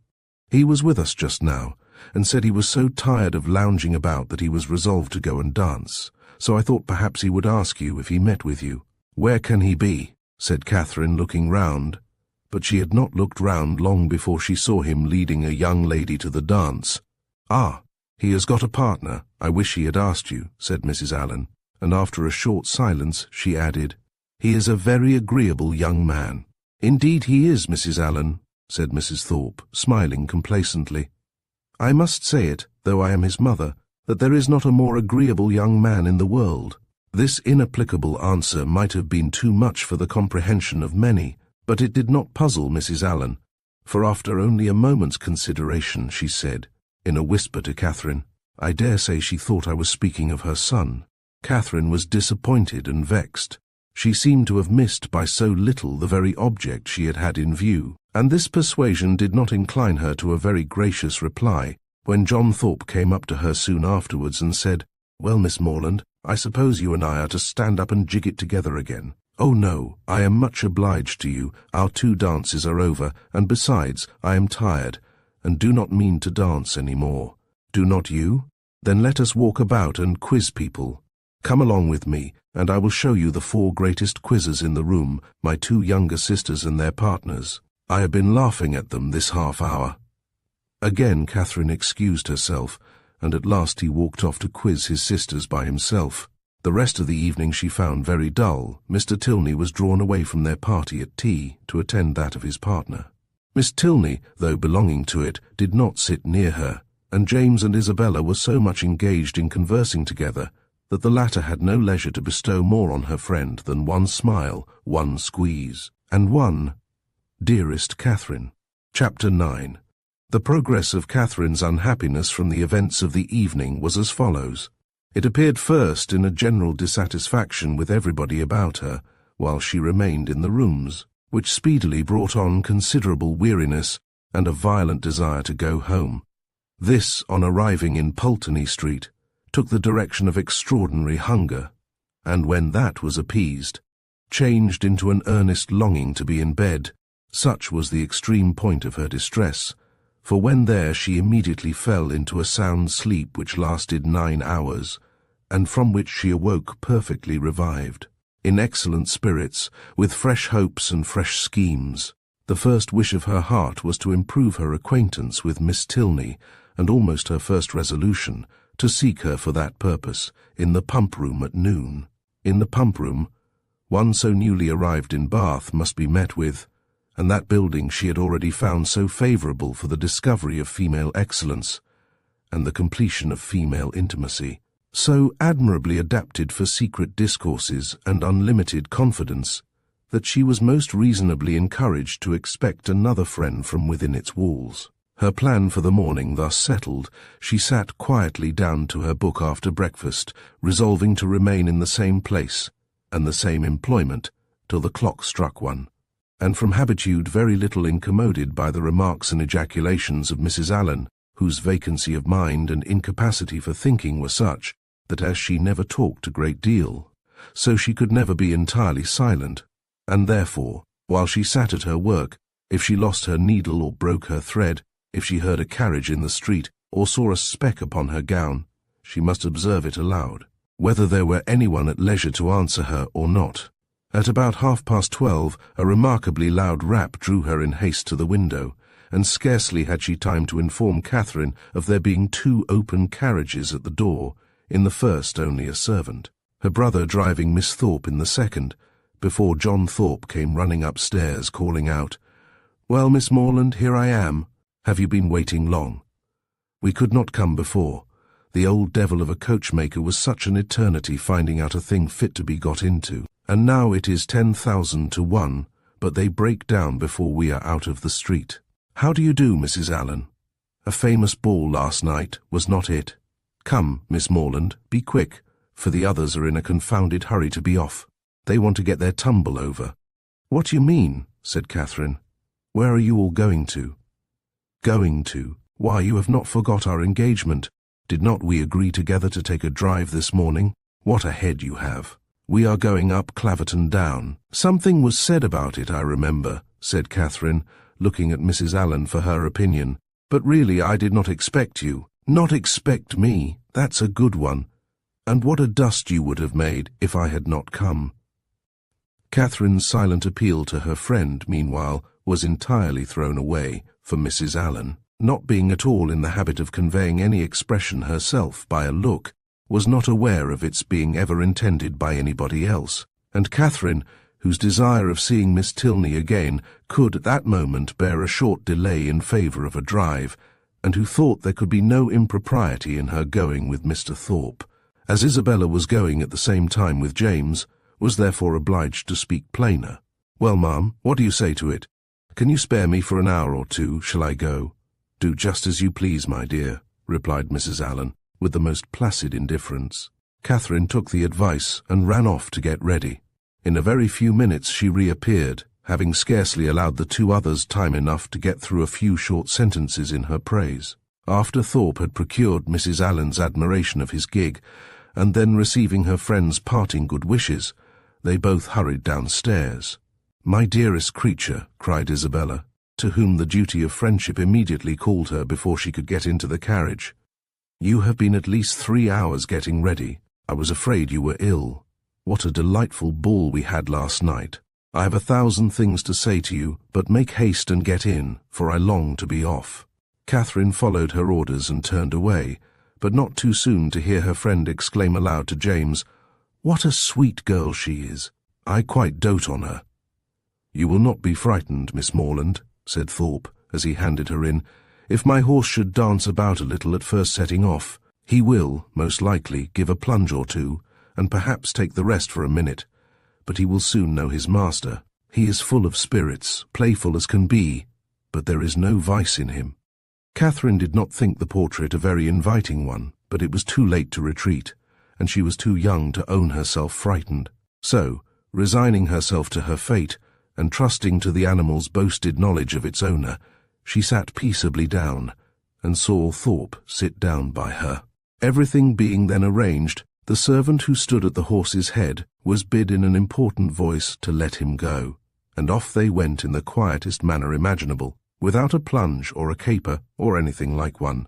Catherine, delighted at so happy an escape, spoke her pleasure aloud with grateful surprise, and her companion immediately made the matter perfectly simple by assuring her that it was entirely owing to the peculiarly judicious manner in which he had then held the reins, and the singular discernment and dexterity with which he had directed his whip. Catherine, though she could not help wondering that with such perfect command of his horse, he should think it necessary to alarm her with a relation of its tricks, congratulated herself sincerely on being under the care of so excellent a coachman, and perceiving that the animal continued to go on in the same quiet manner, without showing the smallest propensity towards any unpleasant vivacity, and, considering its inevitable pace was 10 miles an hour, by no means alarmingly fast, gave herself up to all the enjoyment of air and exercise of the most invigorating kind, in a fine mild day of February, with the consciousness of safety.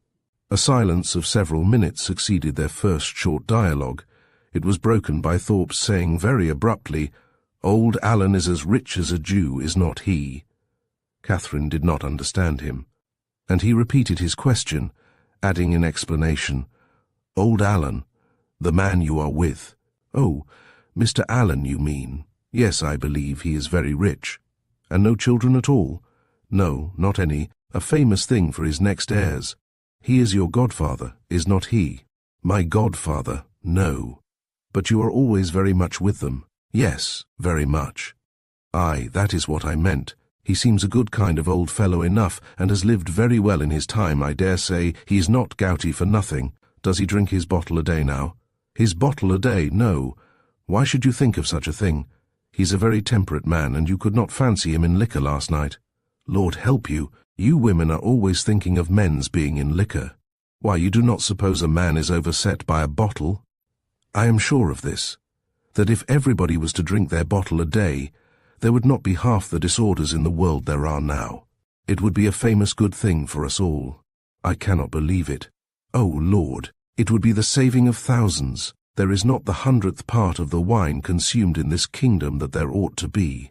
Our foggy climate wants help. And yet I have heard that there is a great deal of wine drunk in Oxford." "Oxford? There is no drinking at Oxford now, I assure you. Nobody drinks there. You would hardly meet with a man who goes beyond his 4 pints at the utmost.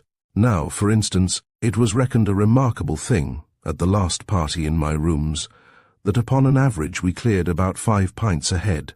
It was looked upon as something out of the common way. Mine is famous good stuff, to be sure. You would not often meet with anything like it in Oxford, and that may account for it. But this will just give you a notion of the general rate of drinking there." "Yes, it does give a notion," said Catherine warmly, "and that is that you all drink a great deal more wine than I thought you did. However, I am sure James does not drink so much." This declaration brought on a loud and overpowering reply, of which no part was very distinct, except the frequent exclamations, amounting almost to oaths, which adorned it. And Catherine was left, when it ended, with rather a strengthened belief of there being a great deal of wine drunk in Oxford, and the same happy conviction of her brother's comparative sobriety. Thorpe's ideas then all reverted to the merits of his own equipage, and she was called on to admire the spirit and freedom with which his horse moved along, and the ease which his paces, as well as the excellence of the springs, gave the motion of the carriage. She followed him in all his admiration as well as she could. To go before or beyond him was impossible. His knowledge and her ignorance of the subject, his rapidity of expression, and her diffidence of herself, put that out of her power.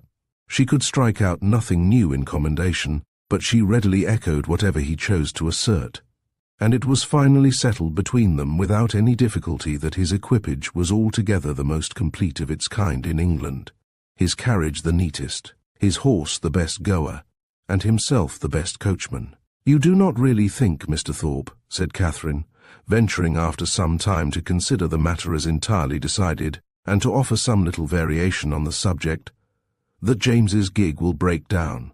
"Break down! Oh, Lord, did you ever see such a little tit-uppy thing in your life? There is not a sound piece of iron about it. The wheels have been fairly worn out these 10 years at least, and as for the body, upon my soul you might shake it to pieces yourself with a touch. It is the most devilish little rickety business I ever beheld. Thank God, we have got a better. I would not be bound to go 2 miles in it for £50,000. "Good heavens!" cried Catherine, quite frightened. "Then pray let us turn back. They will certainly meet with an accident if we go on. Do let us turn back, Mr. Thorpe. Stop and speak to my brother, and tell him how very unsafe it is." "Unsafe? Oh, Lord! What is there in that? They will only get a roll if it does break down, and there is plenty of dirt. It will be excellent falling. Oh, curse it! The carriage is safe enough. If a man knows how to drive it, a thing of that sort in good hands will last above 20 years after it is fairly worn out. Lord bless you! I would undertake for £5 to drive it to York and back again, without losing a nail." Catherine listened with astonishment. She knew not how to reconcile two such very different accounts of the same thing, for she had not been brought up to understand the propensities of a rattle, nor to know to how many idle assertions and impudent falsehoods the excess of vanity will lead. Her own family were plain, matter-of-fact people who seldom aimed at wit of any kind, her father, at the utmost, being contented with a pun, and her mother with a proverb. They were not in the habit, therefore, of telling lies to increase their importance, or of asserting at one moment what they would contradict the next. She reflected on the affair for some time in much perplexity, and was more than once on the point of requesting from Mr. Thorpe a clearer insight into his real opinion on the subject.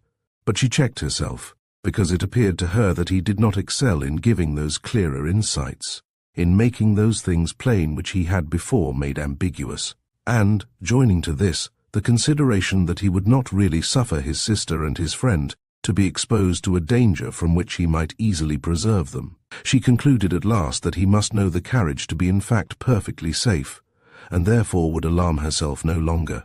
By him the whole matter seemed entirely forgotten, and all the rest of his conversation, or rather talk, began and ended with himself and his own concerns. He told her of horses which he had bought for a trifle, and sold for incredible sums, of racing matches in which his judgment had infallibly foretold the winner, of shooting parties in which he had killed more birds, though without having one good shot, than all his companions together, and described to her some famous day's sport, with the foxhounds, in which his foresight and skill in directing the dogs had repaired the mistakes of the most experienced huntsman, and in which the boldness of his riding, though it had never endangered his own life for a moment, had been constantly leading others into difficulties, which he calmly concluded had broken the necks of many. Little as Catherine was in the habit of judging for herself, and unfixed as were her general notions of what men ought to be, she could not entirely repress a doubt,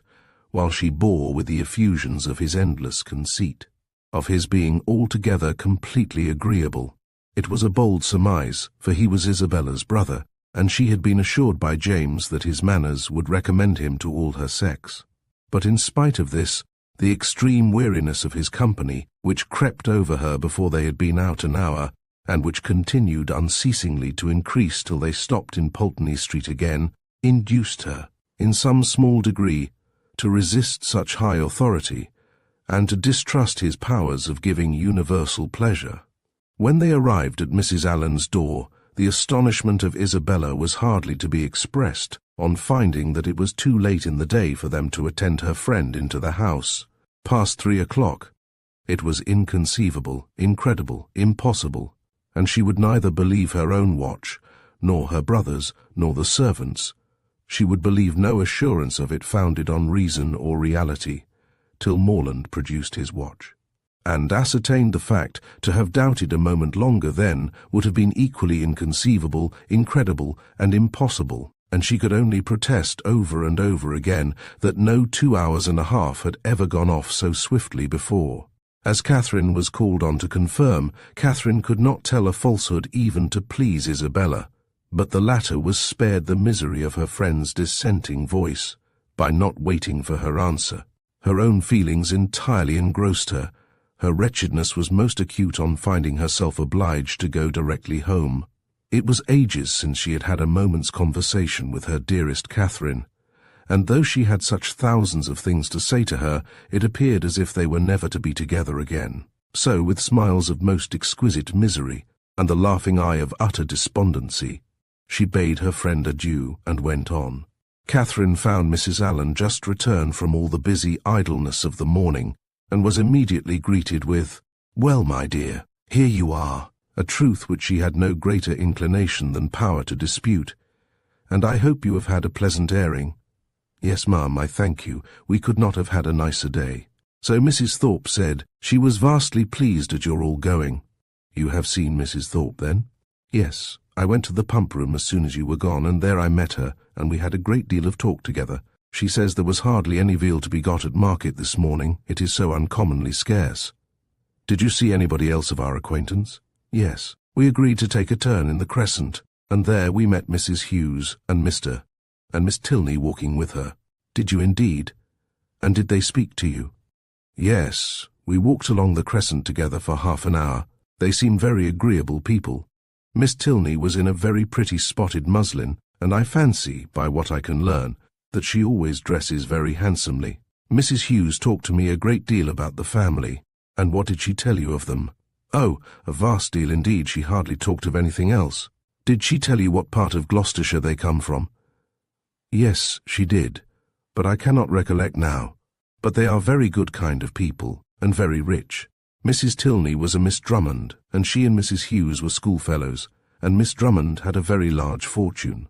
And, when she married, her father gave her £20,000 and 500 to buy wedding clothes. Mrs. Hughes saw all the clothes after they came from the warehouse." "And are Mr. and Mrs. Tilney in Bath?" "Yes, I fancy they are, but I am not quite certain. Upon recollection, however, I have a notion they are both dead. At least the mother is.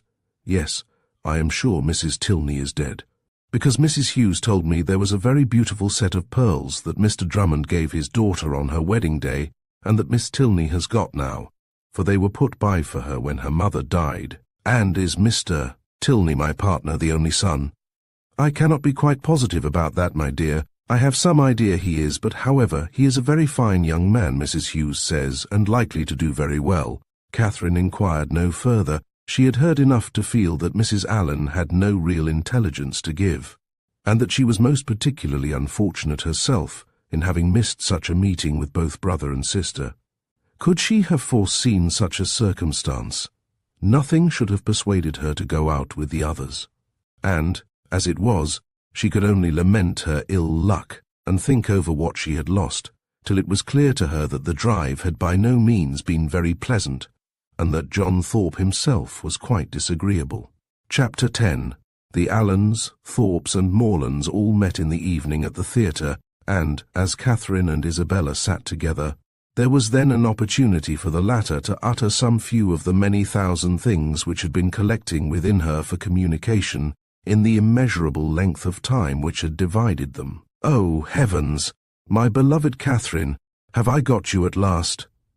was her address on Catherine's entering the box and sitting by her.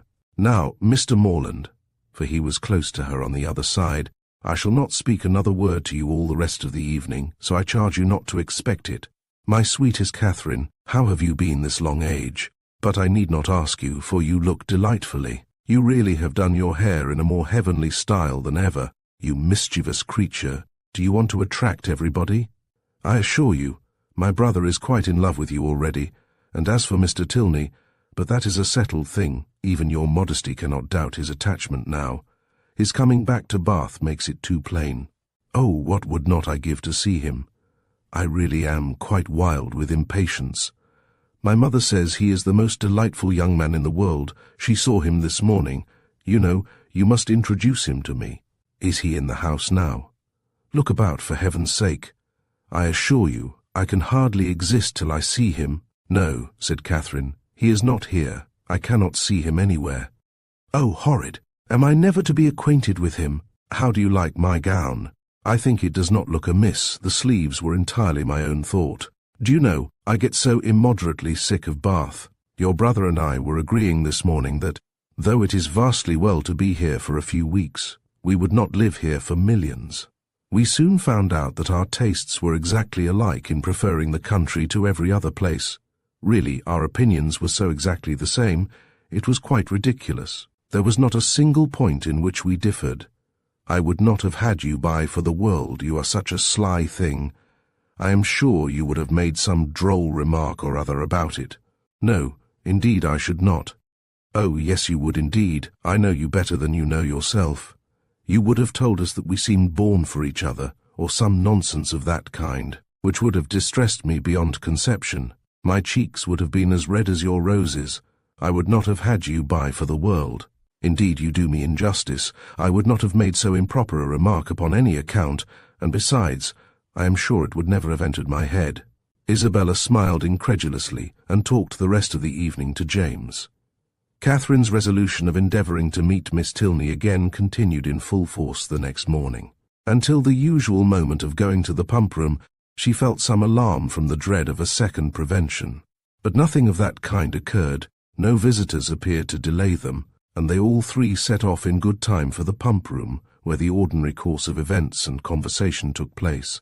Mr. Allen, after drinking his glass of water, joined some gentlemen to talk over the politics of the day and compare the accounts of their newspapers, and the ladies walked about together, noticing every new face and almost every new bonnet in the room.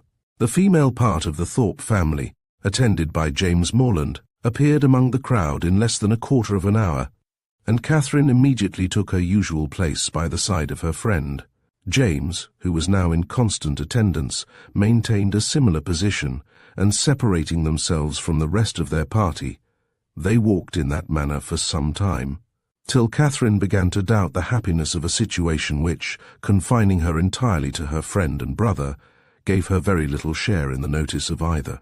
They were always engaged in some sentimental discussion or lively dispute, but their sentiment was conveyed in such whispering voices, and their vivacity attended with so much laughter, that though Catherine's supporting opinion was not unfrequently called for by one or the other, she was never able to give any, from not having heard a word of the subject. At length, however, she was empowered to disengage herself from her friend by the avowed necessity of speaking to Miss Tilney, whom she most joyfully saw just entering the room with Mrs. Hughes, and whom she instantly joined, with a firmer determination to be acquainted than she might have had courage to command, had she not been urged by the disappointment of the day before.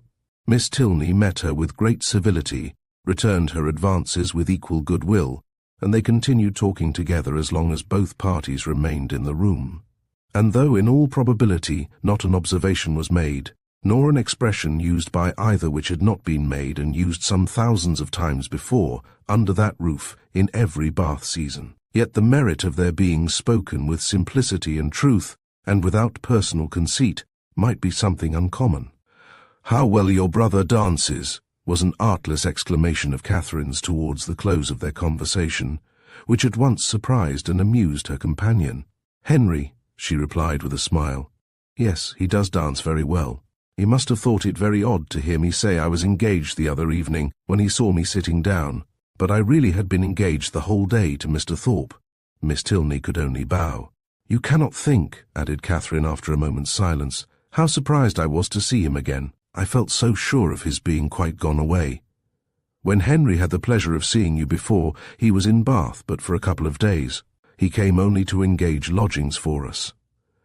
That never occurred to me, and of course, not seeing him anywhere, I thought he must be gone. Was not the young lady he danced with on Monday a Miss Smith? Yes, an acquaintance of Mrs. Hughes. I dare say she was very glad to dance. Do you think her pretty? Not very. He never comes to the pump room, I suppose. Yes, sometimes, but he has rid out this morning with my father. Mrs. Hughes now joined them, and asked Miss Tilney if she was ready to go. I hope I shall have the pleasure of seeing you again soon, said Catherine. Shall you be at the cotillion ball tomorrow? Perhaps yes, I think we certainly shall. I am glad of it, for we shall all be there. This civility was duly returned, and they parted, on Miss Tilney's side with some knowledge of her new acquaintance's feelings, and on Catherine's without the smallest consciousness of having explained them. She went home very happy. The morning had answered all her hopes, and the evening of the following day was now the object of expectation, the future good. What gown and what head-dress she should wear on the occasion became her chief concern. She cannot be justified in it. Dress is at all times a frivolous distinction, and excessive solicitude about it often destroys its own aim. Catherine knew all this very well. Her great-aunt had read her a lecture on the subject only the Christmas before, and yet she lay awake 10 minutes on Wednesday night debating between her spotted and her tambored muslin, and nothing but the shortness of the time prevented her buying a new one for the evening. This would have been an error in judgment, great though not uncommon, from which one of the other sex rather than her own, a brother rather than a great-aunt, might have warned her. For man only can be aware of the insensibility of man towards a new gown. It would be mortifying to the feelings of many ladies could they be made to understand how little the heart of man is affected by what is costly or new in their attire, how little it is biased by the texture of their muslin, and how unsusceptible of peculiar tenderness towards the spotted, the sprigged, the mull, or the jaconet. Woman is fine for her own satisfaction alone. No man will admire her the more, no woman will like her the better for it. Neatness and fashion are enough for the former, and a something of shabbiness or impropriety will be most endearing to the latter. But not one of these grave reflections troubled the tranquillity of Catherine. She entered the rooms on Thursday evening with feelings very different from what had attended her thither the Monday before. She had then been exulting in her engagement to Thorpe, and was now chiefly anxious to avoid his sight, lest he should engage her again. For though she could not, dared not expect that Mr. Tilney should ask her a third time to dance, her wishes, hopes, and plans all centred in nothing less. Every young lady may feel for my heroine in this critical moment, for every young lady has at some time or other known the same agitation. All have been, or at least all have believed themselves to be, in danger from the pursuit of someone whom they wish to avoid, and all have been anxious for the attentions of someone whom they wished to please.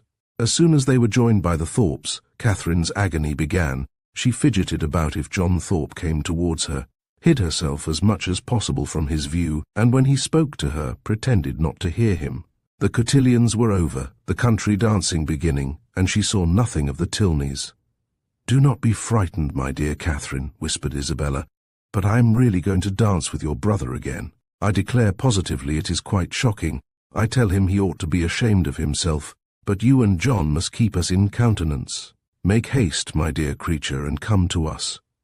John is just walked off, but he will be back in a moment." Catherine had neither time nor inclination to answer. The others walked away. John Thorpe was still in view, and she gave herself up for lost. That she might not appear, however, to observe or expect him, she kept her eyes intently fixed on her fan, and a self-condemnation for her folly in supposing that among such a crowd they should even meet with the Tilneys in any reasonable time had just passed through her mind, when she suddenly found herself addressed and again solicited to dance by Mr. Tilney himself. With what sparkling eyes and ready motion she granted his request, and with how pleasing a flutter of heart she went with him to the set, may be easily imagined, to escape, and as she believed, so narrowly escape John Thorpe, and to be asked, so immediately on his joining her, asked by Mr. Tilney, as if he had sought her on purpose, It did not appear to her that life could supply any greater felicity. Scarcely had they worked themselves into the quiet possession of a place, however, when her attention was claimed by John Thorpe, who stood behind her. "Heyday, Miss Morland," said he. "What is the meaning of this? I thought you and I were to dance together." "I wonder you should think so, for you never asked me." "That is a good one, by Jove. I asked you as soon as I came into the room, and I was just going to ask you again, but when I turned round you were gone. This is a cursed shabby trick. I only came for the sake of dancing with you, and I firmly believe you were engaged to me ever since Monday." "Yes, I remember. I asked you while you were waiting in the lobby for your cloak. And here have I been telling all my acquaintance that I was going to dance with the prettiest girl in the room, and when they see you standing up with somebody else, they will quiz me famously. Oh no, they will never think of me after such a description as that. By heavens, if they do not, I will kick them out of the room for blockheads. What chap have you there?" Catherine satisfied his curiosity. "Tilney," he repeated. I do not know him. A good figure of a man, well put together. Does he want a horse?" "Here is a friend of mine, Sam Fletcher, has got one to sell that would suit anybody. A famous clever animal for the road, only 40 guineas. I had 50 minds to buy it myself, for it is one of my maxims always to buy a good horse when I meet with one. But it would not answer my purpose. It would not do for the field. I would give any money for a real good hunter. I have 3 now, the best that ever were backed. I would not take 800 guineas for them. Fletcher and I mean to get a house in Leicestershire against the next season. It is so uncomfortable, living at an inn." This was the last sentence by which he could weary Catherine's attention, for he was just then borne off by the resistless pressure of a long string of passing ladies. Her partner now drew near and said, "That gentleman would have put me out of patience had he stayed with you half a minute longer. He has no business to withdraw the attention of my partner from me. We have entered into a contract of mutual agreeableness for the space of an evening, and all our agreeableness belongs solely to each other for that time. Nobody can fasten themselves on the notice of one without injuring the rights of the other. I consider a country dance as an emblem of marriage. Fidelity and complaisance are the principal duties of both, and those men who do not choose to dance or marry themselves have no business with the partners or wives of their neighbours. But they are such very different things that you think they cannot be compared together. To be sure not. People that marry can never part, but must go and keep house together. People that dance only stand opposite each other in a long room for half an hour. And such is your definition of matrimony and dancing. Taken in that light, certainly, their resemblance is not striking, but I think I could place them in such a view. You will allow that in both, man has the advantage of choice, woman only the power of refusal, that in both it is an engagement between man and woman, formed for the advantage of each, and that when once entered into, they belong exclusively to each other, till the moment of its dissolution, that it is their duty, each to endeavour to give the other no cause for wishing that he or she had bestowed themselves elsewhere, and their best interest to keep their own imaginations from wandering towards the perfections of their neighbours, or fancying that they should have been better off with anyone else. You will allow all this?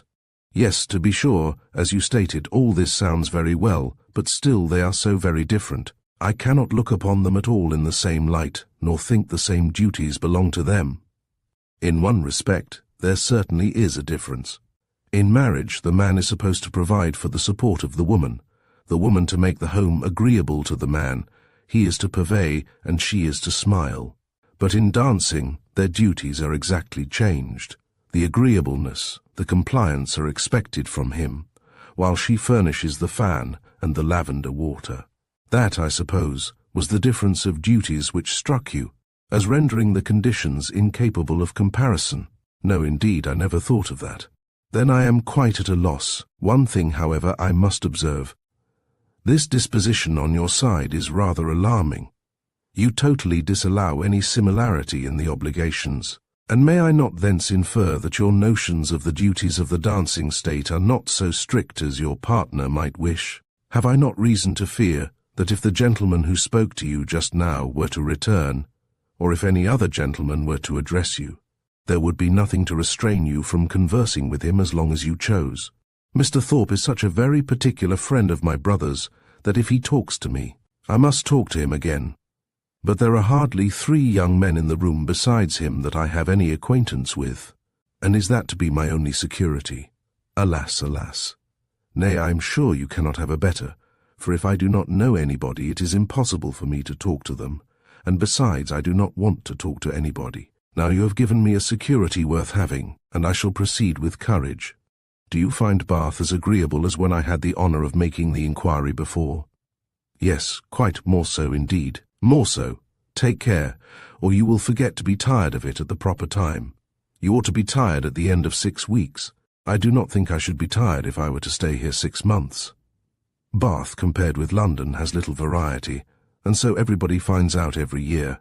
For 6 weeks, I allow Bath is pleasant enough, but beyond that, it is the most tiresome place in the world. You would be told so by people of all descriptions, who come regularly every winter, lengthen their 6 weeks into 10 or 12, and go away at last because they can afford to stay no longer. Well, other people must judge for themselves, and those who go to London may think nothing of Bath. But I, who live in a small retired village in the country, can never find greater sameness in such a place as this than in my own home. For here are a variety of amusements, a variety of things to be seen and done all day long, which I can know nothing of there. You are not fond of the country. Yes, I am. I have always lived there, and always been very happy. But certainly there is much more sameness in a country life than in a Bath life. One day in the country is exactly like another, but then you spend your time so much more rationally in the country. Do I? Do you not? I do not believe there is much difference. Here you are in pursuit only of amusement all day long. And so I am at home, only I do not find so much of it. I walk about here, and so I do there, but here I see a variety of people in every street, and there I can only go and call on Mrs. Allen. Mr. Tilney was very much amused. Only go and call on Mrs. Allen, he repeated. What a picture of intellectual poverty. However, when you sink into this abyss again, you will have more to say. You will be able to talk of Bath, and of all that you did here. Oh, yes, I shall never be in want of something to talk of again to Mrs. Allen, or anybody else. I really believe I shall always be talking of Bath when I am at home again. I do like it so very much. If I could but have Papa and Mamma, and the rest of them here, I suppose I should be too happy. James is coming, my eldest brother, is quite delightful, and especially as it turns out that the very family we are just got so intimate with are his intimate friends already. Oh, who can ever be tired of Bath? Not those who bring such fresh feelings of every sort to it as you do. But papas and mammas and brothers and intimate friends are a good deal gone by, to most of the frequenters of Bath, and the honest relish of balls and plays and everyday sights is past with them. Here their conversation closed, the demands of the dance becoming now too importunate for a divided attention. Soon after their reaching the bottom of the set, Catherine perceived herself to be earnestly regarded by a gentleman who stood among the lookers-on, immediately behind her partner.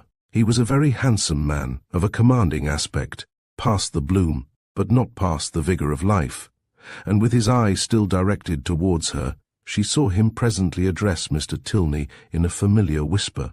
Confused by his notice, and blushing from the fear of its being excited by something wrong in her appearance, she turned away her head. But while she did so, the gentleman retreated, and her partner, coming nearer, said, "I see that you guess what I have just been asked. That gentleman knows your name, and you have a right to know his. It is General Tilney, my father." Catherine's answer was only "Oh," but it was an "Oh," expressing everything needful, attention to his words, and perfect reliance on their truth. With real interest and strong admiration did her eye now follow the General, as he moved through the crowd, and how handsome a family they are, was her secret remark. In chatting with Miss Tilney before the evening concluded, a new source of felicity arose to her. She had never taken a country walk since her arrival in Bath. Miss Tilney, to whom all the commonly frequented environs were familiar, spoke of them in terms which made her all eagerness to know them too. And on her openly fearing that she might find nobody to go with her, It was proposed by the brother and sister that they should join in a walk some morning or other. "I shall like it," she cried, "beyond anything in the world, and do not let us put it off. Let us go tomorrow." This was readily agreed to, with only a proviso of Miss Tilney's that it did not rain, which Catherine was sure it would not. At 12 o'clock, they were to call for her in Pulteney Street, and remember, 12 o'clock was her parting speech to her new friend. Of her other, her older, her more established friend, Isabella, of whose fidelity and worth she had enjoyed a fortnight's experience, she scarcely saw anything during the evening. Yet, though longing to make her acquainted with her happiness, she cheerfully submitted to the wish of Mr. Allen, which took them rather early away, and her spirits danced within her, as she danced in her chair all the way home. Chapter. The morrow brought a very sober-looking morning, the sun making only a few efforts to appear, and Catherine augured from it everything most favourable to her wishes. A bright morning so early in the year, she allowed, would generally turn to rain, but a cloudy one foretold improvement as the day advanced. She applied to Mr. Allen for confirmation of her hopes, but Mr. Allen, not having his own skies and barometer about him, declined giving any absolute promise of sunshine. She applied to Mrs. Allen, and Mrs. Allen's opinion was more positive. She had no doubt in the world of its being a very fine day, if the clouds would only go off and the sun keep out. At about 11 o'clock, however, a few specks of small rain upon the windows caught Catherine's watchful eye, and, "Oh, dear, I do believe it will be wet," broke from her in a most desponding tone. "I thought how it would be," said Mrs. Allen. "No walk for me today," sighed Catherine. "But perhaps it may come to nothing, or it may hold up before 12. Perhaps it may, but then, my dear, it will be so dirty." "Oh, that will not signify. I never mind dirt." "No," replied her friend very placidly. "I know you never mind dirt." After a short pause, "It comes on faster and faster," said Catherine, as she stood watching at a window. "So it does indeed. If it keeps raining, the streets will be very wet. There are 4 umbrellas up already. How I hate the sight of an umbrella. They are disagreeable things to carry. I would much rather take a chair at any time. It was such a nice-looking morning. I felt so convinced it would be dry. Anybody would have thought so indeed. There will be very few people in the pump-room if it rains all the morning. I hope Mr. Allen will put on his greatcoat when he goes, but I dare say he will not, for he had rather do anything in the world than walk out in a greatcoat. I wonder he should dislike it. It must be so comfortable." The rain continued, fast, though not heavy. Catherine went every 5 minutes to the clock, threatening on each return that, if it still kept on raining another 5 minutes, she would give up the matter as hopeless. The clock struck 12, and it still rained. "You will not be able to go, my dear." "I do not quite despair yet. I shall not give it up till 12:15. This is just the time of day for it to clear up, and I do think it looks a little lighter. There, it is 20 minutes after 12, and now I shall give it up entirely. Oh, that we had such weather here as they had at Udolpho, or at least in Tuscany and the south of France, the night that poor St. Aubin died. Such beautiful weather."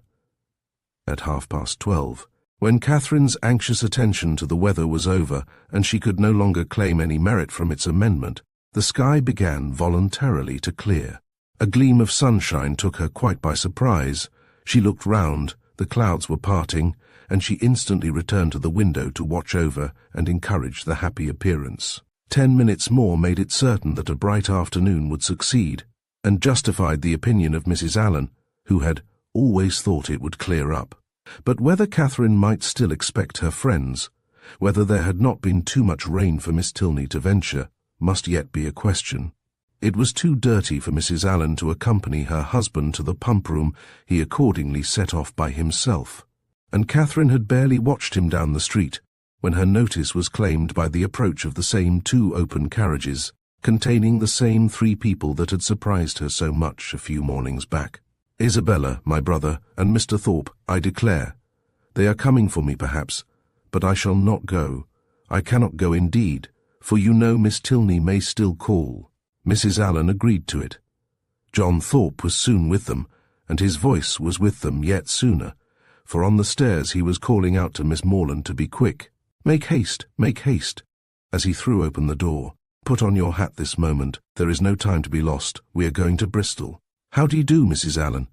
"To Bristol. Is not that a great way off? But however, I cannot go with you today, because I am engaged. I expect some friends every moment." This was, of course, vehemently talked down as no reason at all. Mrs. Allen was called on to second him, and the two others walked in to give their assistance. "My sweetest Catherine, is not this delightful? We shall have a most heavenly drive. You are to thank your brother and me for the scheme. It darted into our heads at breakfast time, I verily believe at the same instant, and we should have been off 2 hours ago if it had not been for this detestable rain. But it does not signify. The nights are moonlight, and we shall do delightfully. Oh, I am in such ecstasies at the thoughts of a little country air and quiet, so much better than going to the lower rooms. We shall drive directly to Clifton and dine there, and as soon as dinner is over, if there is time for it, go on to King's Weston." "I doubt our being able to do so much," said Morland. "You croaking fellow," cried Thorpe. "We shall be able to do 10 times more. King's Weston, aye, and Blaise Castle too, and anything else we can hear of, but here is your sister says she will not go." "Blaise Castle," cried Catherine. "What is that?" "The finest place in England, worth going 50 miles at any time to see." "What, is it really a castle, an old castle?" "The oldest in the kingdom. But is it like what one reads of?" "Exactly the very same. But now really, are there towers and long galleries?" "By dozens."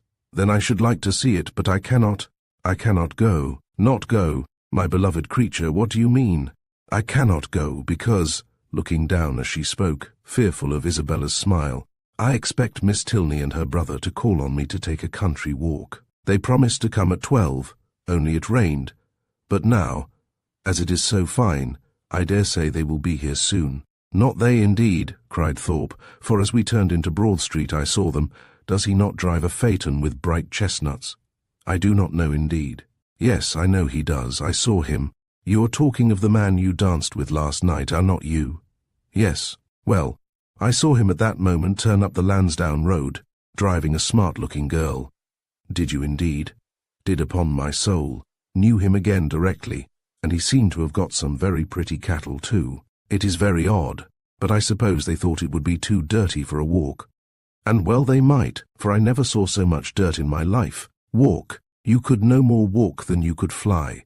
It has not been so dirty the whole winter. It is ankle-deep everywhere." Isabella corroborated it. "My dearest Catherine, you cannot form an idea of the dirt. Come, you must go. You cannot refuse going now. I should like to see the castle, but may we go all over it? May we go up every staircase and into every suite of rooms? Yes, every hole and corner. But then, if they should only be gone out for an hour till it is drier, and call by and by." "Make yourself easy. There is no danger of that, for I heard Tilney hallooing to a man who was just passing by on horseback, that they were going as far as Wick Rocks." "Then I will. Shall I go, Mrs. Allen?" "Just as you please, my dear." "Mrs. Allen, you must persuade her to go," was the general cry. Mrs. Allen was not inattentive to it. "Well, my dear," said she, "suppose you go." And in 2 minutes they were off. Catherine's feelings, as she got into the carriage, were in a very unsettled state, divided between regret for the loss of one great pleasure and the hope of soon enjoying another, almost its equal in degree, however unlike in kind. She could not think the Tilneys had acted quite well by her, in so readily giving up their engagement, without sending her any message of excuse. It was now but an hour later than the time fixed on for the beginning of their walk, and in spite of what she had heard of the prodigious accumulation of dirt in the course of that hour, she could not from her own observation help thinking that they might have gone with very little inconvenience. To feel herself slighted by them was very painful. On the other hand, the delight of exploring an edifice like Udolpho, as her fancy represented Blaise Castle to be, was such a counterpoise of good as might console her for almost anything. They passed briskly down Pulteney Street and through Laura Place without the exchange of many words. Thorpe talked to his horse, and she meditated, by turns, on broken promises and broken arches, phaetons and false hangings, Tilneys and trapdoors. As they entered Argyle Buildings, however, she was roused by this address from her companion. "Who is that girl who looked at you so hard as she went by?" "Who? Where?" "On the right-hand pavement. She must be almost out of sight now." Catherine looked round and saw Miss Tilney leaning on her brother's arm, walking slowly down the street. She saw them both looking back at her. "Stop! Stop, Mr. Thorpe!" she impatiently cried. "It is Miss Tilney, it is indeed. How could you tell me they were gone?" "Stop, stop. I will get out this moment and go to them." But to what purpose did she speak? Thorpe only lashed his horse into a brisker trot. The Tilneys, who had soon ceased to look after her, were in a moment out of sight round the corner of Laura Place, and in another moment she was herself whisked into the market-place. Still, however, and during the length of another street, she entreated him to stop. "Pray, pray stop, Mr. Thorpe. I cannot go on. I will not go on. I must go back to Miss Tilney." But Mr. Thorpe only laughed, smacked his whip, encouraged his horse, made odd noises, and drove on. And Catherine, angry and vexed as she was, having no power of getting away, was obliged to give up the point and submit. Her reproaches, however, were not spared. "How could you deceive me so, Mr. Thorpe? How could you say that you saw them driving up the Lansdowne Road? I would not have had it happen so for the world. They must think it so strange, so rude of me, to go by them too without saying a word. You do not know how vexed I am. I shall have no pleasure at Clifton, nor in anything else. I had rather, 10,000 times rather, get out now and walk back to them. How could you say you saw them driving out in a phaeton?" Thorpe defended himself very stoutly, declared he had never seen two men so much alike in his life, and would hardly give up the point of its having been Tilney himself. Their drive, even when this subject was over, was not likely to be very agreeable. Catherine's complaisance was no longer what it had been in their former airing. She listened reluctantly, and her replies were short. Blaise Castle remained her only comfort. Towards that, she still looked at intervals with pleasure, though rather than be disappointed of the promised walk, and especially rather than be thought ill of by the Tilneys, she would willingly have given up all the happiness which its walls could supply, the happiness of a progress through a long suite of lofty rooms, exhibiting the remains of magnificent furniture, though now for many years deserted, the happiness of being stopped in their way along narrow winding vaults by a low grated door, or even of having their lamp, their only lamp, extinguished by a sudden gust of wind, and of being left in total darkness. In the meanwhile, they proceeded on their journey without any mischance, and were within view of the town of Keynsham, when a halloo from Morland, who was behind them, made his friend pull up, to know what was the matter. The others then came close enough for conversation, and Morland said, "We had better go back, Thorpe. It is too late to go on today. Your sister thinks so as well as I. We have been exactly an hour coming from Pulteney Street, very little more than 7 miles, and I suppose we have at least 8 more to go. It will never do. We set out a great deal too late. We had much better put it off till another day and turn round." "It is all one to me," replied Thorpe rather angrily, and instantly turning his horse, they were on their way back to Bath. "If your brother had not got such a beast to drive," said he soon afterwards, "we might have done it very well. My horse would have trotted to Clifton within the hour, if left to himself, and I have almost broke my arm with pulling him into that cursed broken-winded jade's pace.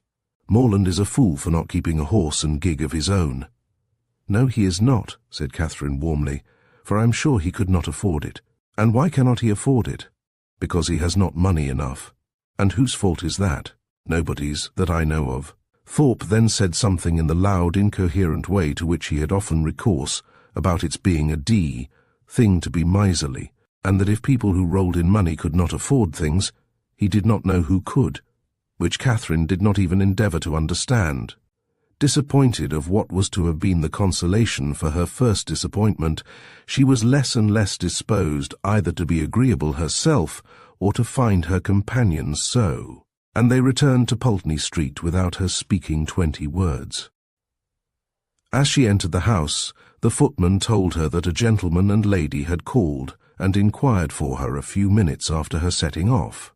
That, when he told them she was gone out with Mr. Thorpe, the lady had asked whether any message had been left for her, and on his saying no, had felt for a card, but said she had none about her, and went away. Pondering over these heart-rending tidings, Catherine walked slowly upstairs.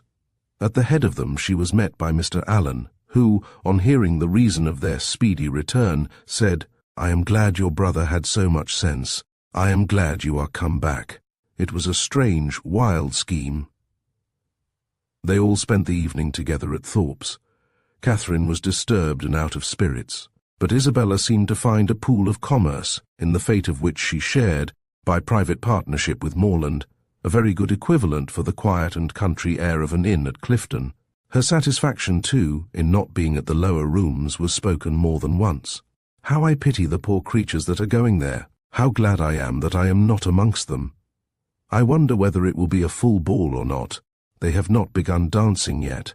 I would not be there for all the world. It is so delightful to have an evening now and then to oneself. I dare say it will not be a very good ball. I know the Mitchells will not be there.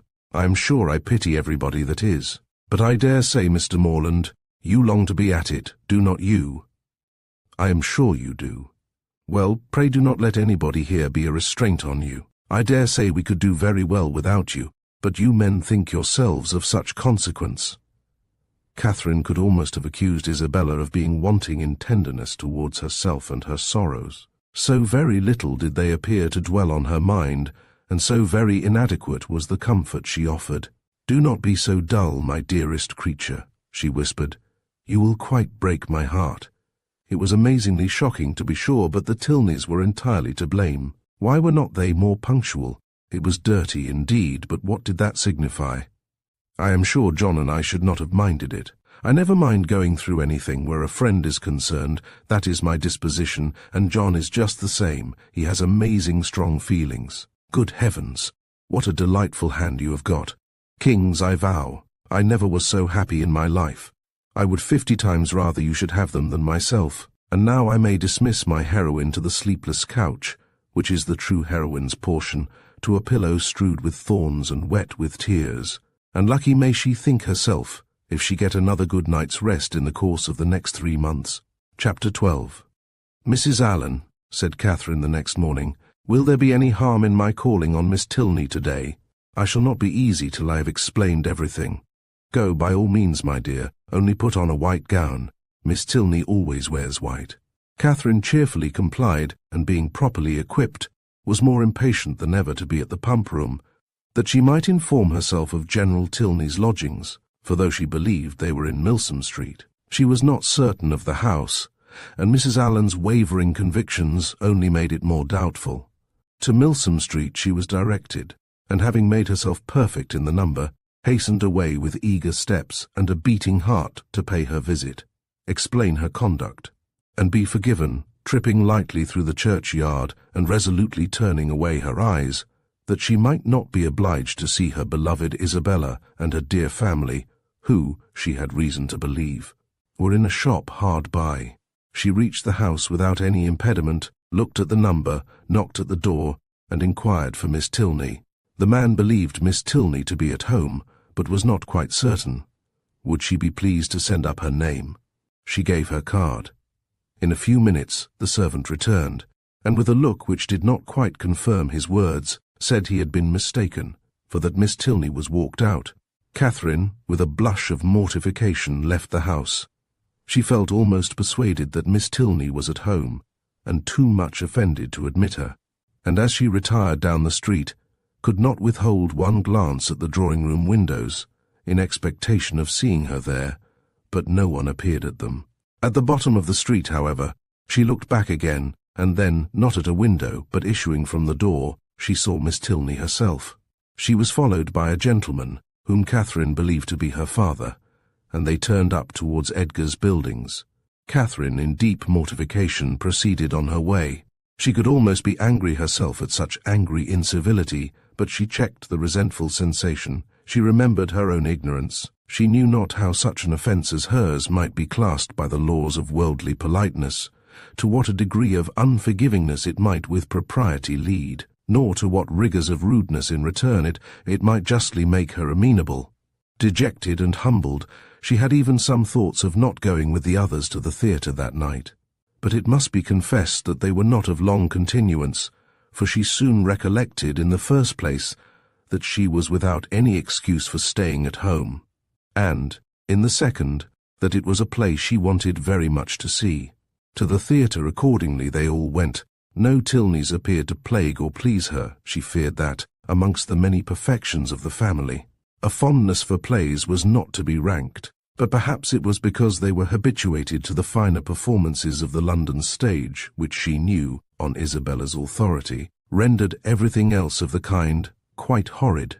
She was not deceived in her own expectation of pleasure. The comedy so well suspended her care that no one, observing her during the first 4 acts, would have supposed she had any wretchedness about her. On the beginning of the 5th, however, the sudden view of Mr. Henry Tilney and his father joining a party in the opposite box recalled her to anxiety and distress.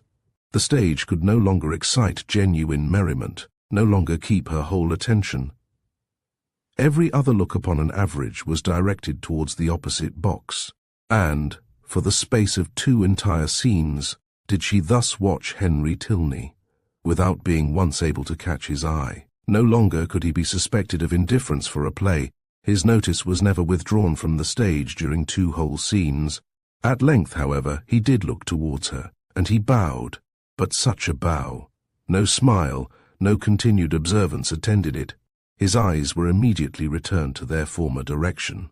Catherine was restlessly miserable. She could almost have run round to the box in which he sat and forced him to hear her explanation. Feelings rather natural than heroic possessed her.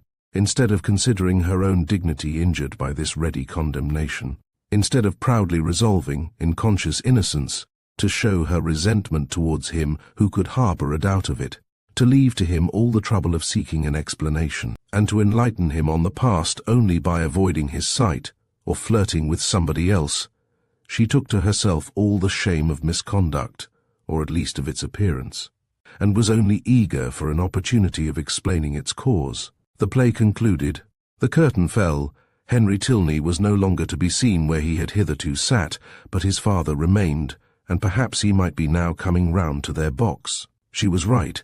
In a few minutes he appeared, and making his way through the then thinning rows, spoke with like calm politeness to Mrs. Allen and her friend. Not with such calmness was he answered by the latter, "Oh, Mr. Tilney, I have been quite wild to speak to you, and make my apologies. You must have thought me so rude, but indeed it was not my own fault, was it, Mrs. Allen? Did not they tell me that Mr. Tilney and his sister were gone out in a phaeton together? And then what could I do? But I had 10,000 times rather have been with you, now had not I, Mrs. Allen." "My dear, you tumble my gown," was Mrs. Allen's reply. Her assurance, however, standing sole as it did, was not thrown away. It brought a more cordial, more natural smile into his countenance, and he replied in a tone which retained only a little affected reserve, "We were much obliged to you at any rate for wishing us a pleasant walk after our passing you in Argyle Street. You were so kind as to look back on purpose, but indeed I did not wish you a pleasant walk. I never thought of such a thing. But I begged Mr. Thorpe so earnestly to stop. I called out to him as soon as ever I saw you." Now, Mrs. Allen did not. "Oh, you were not there, but indeed I did, and if Mr. Thorpe would only have stopped, I would have jumped out and run after you. Is there a Henry in the world who could be insensible to such a declaration? Henry Tilney, at least, was not."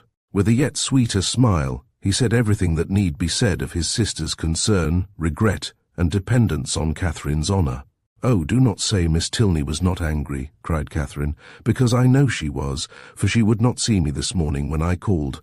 I saw her walk out of the house the next minute after my leaving it. I was hurt, but I was not affronted. Perhaps you did not know I had been there.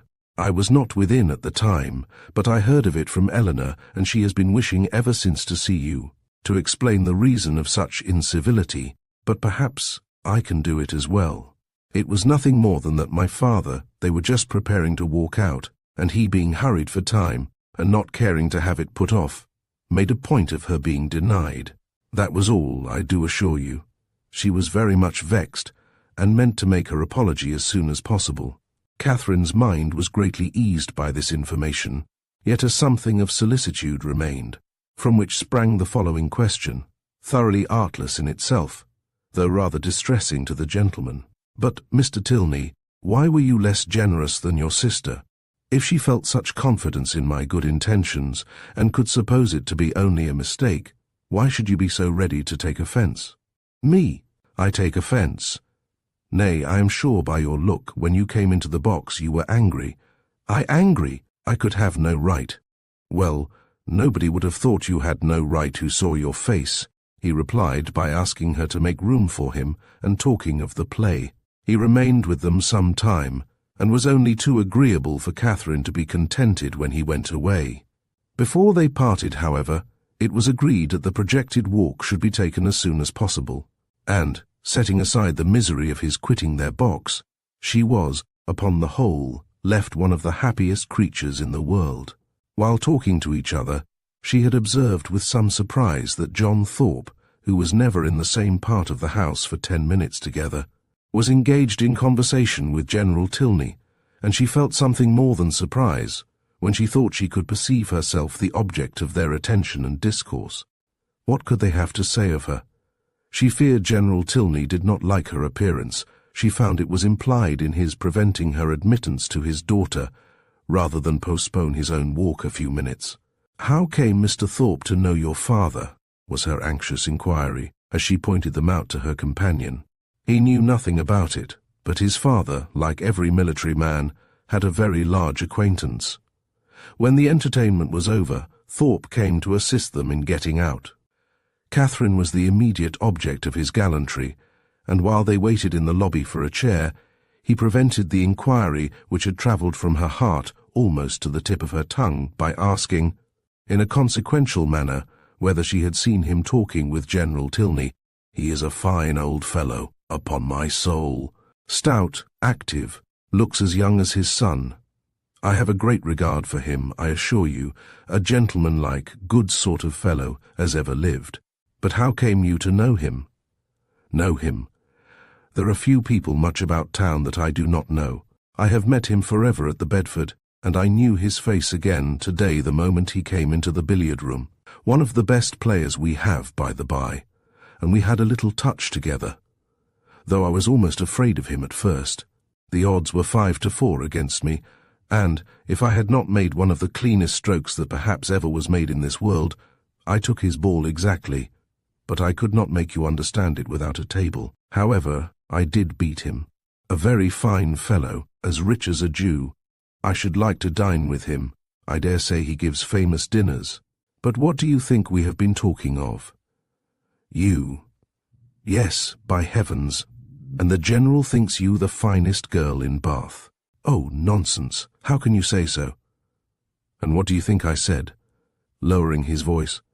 "Well done, General," said I. "I am quite of your mind." Here Catherine, who was much less gratified by his admiration than by General Tilney's, was not sorry to be called away by Mr. Allen.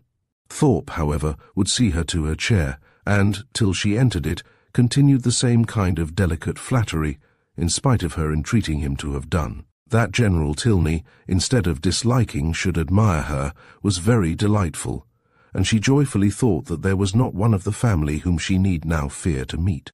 The evening had done more, much more, for her than could have been expected. Chapter 13. Monday, Tuesday, Wednesday, Thursday, Friday, and Saturday have now passed in review before the reader. The events of each day, its hopes and fears, mortifications and pleasures, have been separately stated, and the pangs of Sunday only now remain to be described, and close the week. The Clifton scheme had been deferred, not relinquished, and on the afternoon's crescent of this day it was brought forward again. In a private consultation between Isabella and James, the former of whom had particularly set her heart upon going, and the latter no less anxiously placed his upon pleasing her, it was agreed that, provided the weather were fair, the party should take place on the following morning, and they were to set off very early in order to be at home in good time. The affair thus determined and Thorpe's approbation secured, Catherine only remained to be apprised of it. She had left them for a few minutes to speak to Miss Tilney. In that interval the plan was completed, and as soon as she came again, her agreement was demanded. But instead of the gay acquiescence expected by Isabella, Catherine looked grave, was very sorry, but could not go. The engagement which ought to have kept her from joining in the former attempt would make it impossible for her to accompany them now. She had that moment settled with Miss Tilney to take their proposed walk tomorrow. It was quite determined, and she would not, upon any account, retract. But that she must and should retract was instantly the eager cry of both the Thorpes. They must go to Clifton tomorrow. They would not go without her. It would be nothing to put off a mere walk for one day longer, and they would not hear of a refusal. Catherine was distressed but not subdued. "Do not urge me, Isabella. I am engaged to Miss Tilney. I cannot go." This availed nothing. The same arguments assailed her again. She must go, she should go, and they would not hear of a refusal. It would be so easy to tell Miss Tilney that you had just been reminded of a prior engagement, and must only beg to put off the walk till Tuesday. No, it would not be easy. I could not do it. There has been no prior engagement.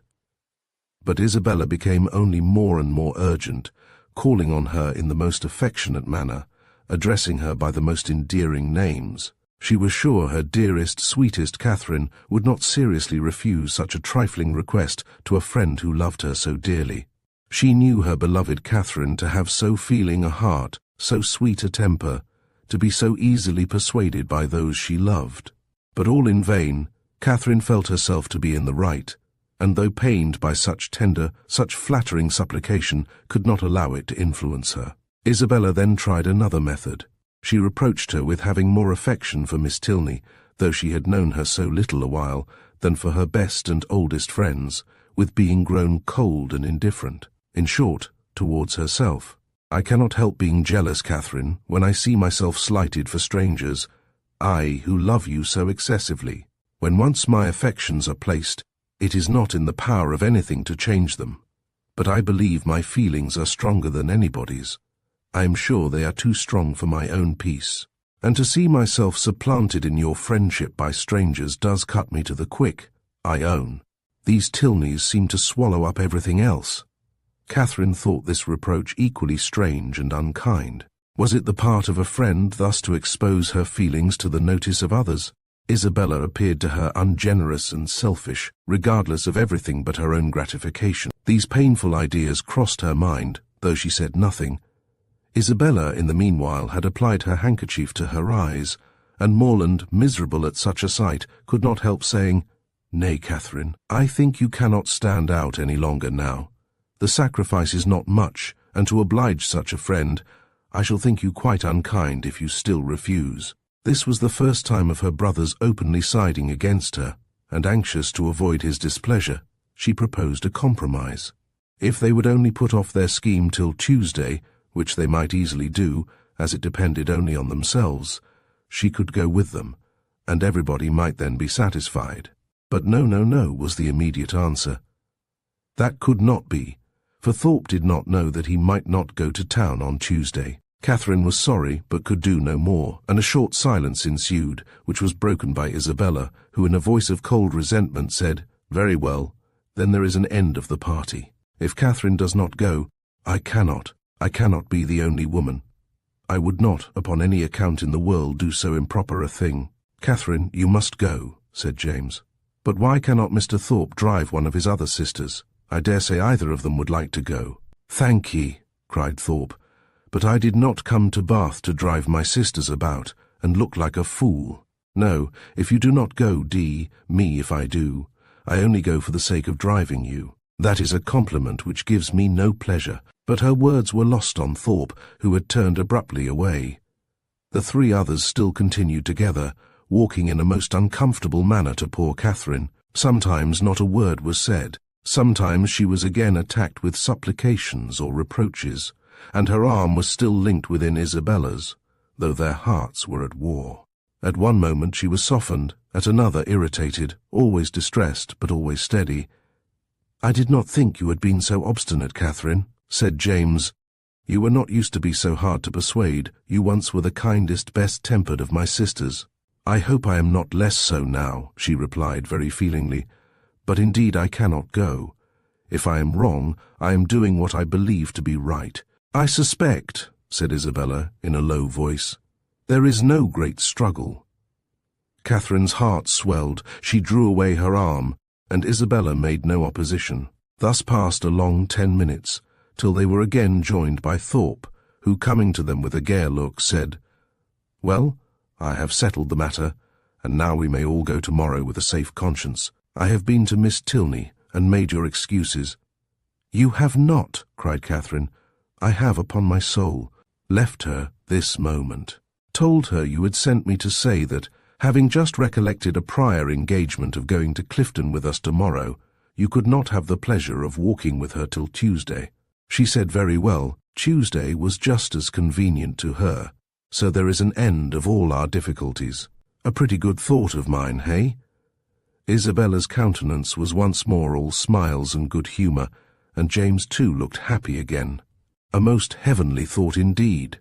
Now, my sweet Catherine, all our distresses are over, you are honourably acquitted, and we shall have a most delightful party." "This will not do," said Catherine. "I cannot submit to this. I must run after Miss Tilney directly and set her right." Isabella, however, caught hold of one hand, Thorpe of the other, and remonstrances poured in from all three. Even James was quite angry. When everything was settled, when Miss Tilney herself said that Tuesday would suit her as well, it was quite ridiculous, quite absurd, to make any further objection. "I do not care. Mr. Thorpe had no business to invent any such message. If I had thought it right to put it off, I could have spoken to Miss Tilney myself. This is only doing it in a ruder way. And how do I know that Mr. Thorpe has? He may be mistaken again, perhaps. He led me into one act of rudeness by his mistake on Friday. Let me go, Mr. Thorpe. Isabella, do not hold me." Thorpe told her it would be in vain to go after the Tilneys. They were turning the corner into Brock Street when he had overtaken them, and were at home by this time. "Then I will go after them," said Catherine.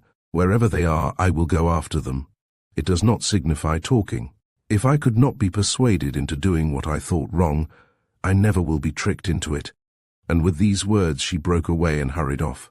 Thorpe would have darted after her, but Morland withheld him. "Let her go, if she will go. She is as obstinate as—" Thorpe never finished the simile, for it could hardly have been a proper one.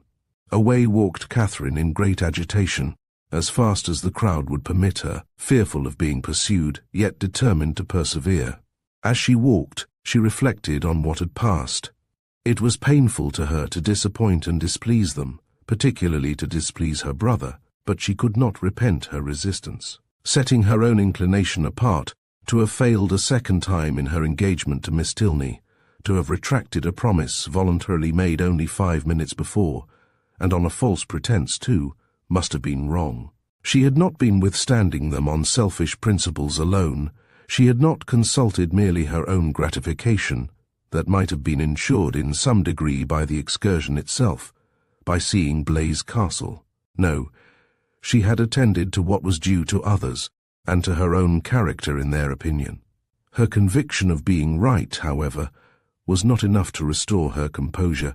Till she had spoken to Miss Tilney, she could not be at ease, and quickening her pace when she got clear of the crescent, she almost ran over the remaining ground till she gained the top of Milsom Street. So rapid had been her movements that in spite of the Tilneys' advantage in the outset, they were but just turning into their lodgings as she came within view of them, and the servant still remaining at the open door, she used only the ceremony of saying that she must speak with Miss Tilney that moment, and hurrying by him proceeded upstairs. Then, opening the first door before her, which happened to be the right, she immediately found herself in the drawing-room with General Tilney, his son and daughter. Her explanation, defective only in being, from her irritation of nerves and shortness of breath, no explanation at all, was instantly given. "I am come in a great hurry. It was all a mistake. I never promised to go. I told them from the first I could not go. I ran away in a great hurry to explain it. I did not care what you thought of me. I would not stay for the servant." The business, however, though not perfectly elucidated by this speech, soon ceased to be a puzzle. Catherine found that John Thorpe had given the message, and Miss Tilney had no scruple in owning herself greatly surprised by it. But whether her brother had still exceeded her in resentment, Catherine, though she instinctively addressed herself as much to one as to the other in her vindication, had no means of knowing. Whatever might have been felt before her arrival Her eager declarations immediately made every look and sentence as friendly as she could desire. The affair thus happily settled, she was introduced by Miss Tilney to her father, and received by him with such ready, such solicitous politeness as recalled Thorpe's information to her mind, and made her think with pleasure that he might be sometimes depended on. To such anxious attention was the general civility carried, that not aware of her extraordinary swiftness in entering the house, he was quite angry with the servant whose neglect had reduced her to open the door of the apartment herself. What did William mean by it? He should make a point of inquiring into the matter, and if Catherine had not most warmly asserted his innocence, it seemed likely that William would lose the favour of his master forever, if not his place, by her rapidity. After sitting with them a quarter of an hour, she rose to take leave, and was then most agreeably surprised by General Tilneys asking her if she would do his daughter the honour of dining and spending the rest of the day with her. Miss Tilney added her own wishes. Catherine was greatly obliged, but it was quite out of her power. Mr. and Mrs. Allen would expect her back every moment. The General declared he could say no more. The claims of Mr. and Mrs. Allen were not to be superseded, but on some other day he trusted, when longer notice could be given, they would not refuse to spare her to a friend. Oh no, Catherine was sure they would not have the least objection, and she should have great pleasure in coming. The General attended her himself to the street door, saying everything gallant as they went downstairs, admiring the elasticity of her walk, which corresponded exactly with the spirit of her dancing, and making her one of the most graceful bows she had ever beheld. When they parted, Catherine, delighted by all that had passed, proceeded gaily to Pulteney Street, walking, as she concluded, with great elasticity, though she had never thought of it before. She reached home without seeing anything more of the offended party, and now that she had been triumphant throughout, had carried her point, and was secure of her walk, she began, as the flutter of her spirits subsided, to doubt whether she had been perfectly right.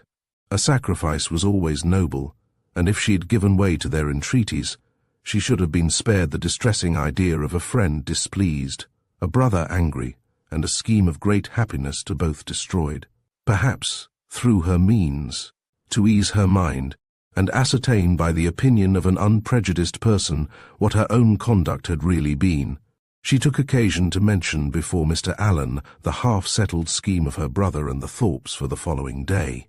Mr. Allen caught at it directly. "Well," said he, "and do you think of going too?" "No, I had just engaged myself to walk with Miss Tilney before they told me of it, and therefore you know I could not go with them, could I?" "No, certainly not, and I am glad you do not think of it. These schemes are not at all the thing. Young men and women driving about the country in open carriages, now and then it is very well, but going to inns and public places together, it is not right, and I wonder Mrs. Thorpe should allow it. I am glad you do not think of going. I am sure Mrs. Morland would not be pleased. Mrs. Allen, are not you of my way of thinking? Do not you think these kind of projects objectionable?" "Yes, very much so indeed. Open carriages are nasty things. A clean gown is not 5 minutes' wear in them. You are splashed getting in and getting out, and the wind takes your hair and your bonnet in every direction. I hate an open carriage myself. I know you do, but that is not the question. Do not you think it has an odd appearance if young ladies are frequently driven about in them by young men, to whom they are not even related?" "Yes, my dear, a very odd appearance indeed. I cannot bear to see it." "Dear madam," cried Catherine, "then why did not you tell me so before? I am sure if I had known it to be improper, I would not have gone with Mr. Thorpe at all, but I always hoped you would tell me if you thought I was doing wrong. And so I should, my dear, you may depend on it, for as I told Mrs. Morland at parting, I would always do the best for you in my power. But one must not be over-particular. Young people will be young people, as your good mother says herself. You know I wanted you, when we first came, not to buy that sprigged muslin, but you would. Young people do not like to be always thwarted. But this was something of real consequence, and I do not think you would have found me hard to persuade. As far as it has gone hitherto, there is no harm done," said Mr. Allen, "and I would only advise you, my dear, not to go out with Mr. Thorpe any more." "That is just what I was going to say. added his wife. Catherine, relieved for herself, felt uneasy for Isabella, and after a moment's thought, asked Mr. Allen whether it would not be both proper and kind in her to write to Miss Thorpe and explain the indecorum of which she must be as insensible as herself, for she considered that Isabella might otherwise perhaps be going to Clifton the next day, in spite of what had passed. Mr. Allen, however, discouraged her from doing any such thing. "You had better leave her alone, my dear. She is old enough to know what she is about, and if not, has a mother to advise her. Mrs. Thorpe is too indulgent beyond a doubt, but however, you had better not interfere. She and your brother choose to go, and you will be only getting ill will." Catherine submitted, and though sorry to think that Isabella should be doing wrong, felt greatly relieved by Mr. Allen's approbation of her own conduct, and truly rejoiced to be preserved by his advice from the danger of falling into such an error herself. Her escape from being one of the party to Clifton was now an escape indeed, for what would the Tilneys have thought of her if she had broken her promise to them in order to do what was wrong in itself? If she had been guilty of one breach of propriety, only to enable her to be guilty of another. Chapter. The next morning was fair, and Catherine almost expected another attack from the assembled party. With Mr. Allen to support her, she felt no dread of the event, but she would gladly be spared a contest, where victory itself was painful, and was heartily rejoiced, therefore, at neither seeing nor hearing anything of them. The Tilneys called for her at the appointed time, and no new difficulty arising, no sudden recollection, no unexpected summons, no impertinent intrusion to disconcert their measures. My heroine was most unnaturally able to fulfill her engagement, though it was made with the hero himself. They determined on walking round Beechen Cliff, that noble hill whose beautiful verdure and hanging coppice render it so striking an object from almost every opening in Bath. "I never look at it," said Catherine, as they walked along the side of the river, "without thinking of the south of France." "You have been abroad, then?" said Henry, a little surprised. "Oh, no, I only mean what I have read about. It always puts me in mind of the country that Emily and her father travelled through, in the mysteries of Udolpho. But you never read novels, I dare say?" "Why not?" "Because they are not clever enough for you. Gentlemen read better books. The person, be it gentleman or lady, who has not pleasure in a good novel, must be intolerably stupid. I have read all Mrs. Radcliffe's works, and most of them with great pleasure. The Mysteries of Udolpho, when I had once begun it, I could not lay down again. I remember finishing it in 2 days, my hair standing on end the whole time." "Yes," added Miss Tilney, "and I remember that you undertook to read it aloud to me, and that when I was called away for only 5 minutes to answer a note, instead of waiting for me, you took the volume into the Hermitage Walk, and I was obliged to stay till you had finished it." "Thank you, Eleanor, a most honourable testimony. You see, Miss Morland, the injustice of your suspicions. Here was I, in my eagerness to get on, refusing to wait only 5 minutes for my sister, breaking the promise I had made of reading it aloud, and keeping her in suspense at a most interesting part, by running away with the volume, which, you are to observe, was her own, particularly her own. I am proud when I reflect on it, and I think it must establish me in your good opinion. I am very glad to hear it indeed, and now I shall never be ashamed of liking Udolpho myself. But I really thought before, young men despise novels amazingly. It is amazingly, it may well suggest amazement if they do, for they read nearly as many as women. I myself have read hundreds and hundreds. Do not imagine that you can cope with me in a knowledge of Julius and Louisa's. If we proceed to particulars and engage in the never-ceasing inquiry of, have you read this, and have you read that, I shall soon leave you as far behind me as, what shall I say, I want an appropriate simile. As far as your friend Emily herself left poor Valancourt when she went with her aunt into Italy. Consider how many years I have had the start of you. I had entered on my studies at Oxford, while you were a good little girl working your sampler at home. Not very good, I am afraid. But now really, do not you think Udolpho the nicest book in the world? The nicest, by which I suppose you mean the neatest. That must depend upon the binding." "Henry," said Miss Tilney, "you are very impertinent. Miss Morland, he is treating you exactly as he does his sister. He is forever finding fault with me for some incorrectness of language, and now he is taking the same liberty with you. The word nicest, as you used it, did not suit him, and you had better change it as soon as you can, or we shall be overpowered with Johnson and Blair all the rest of the way." "I am sure," cried Catherine, "I did not mean to say anything wrong, but it is a nice book, and why should not I call it so?"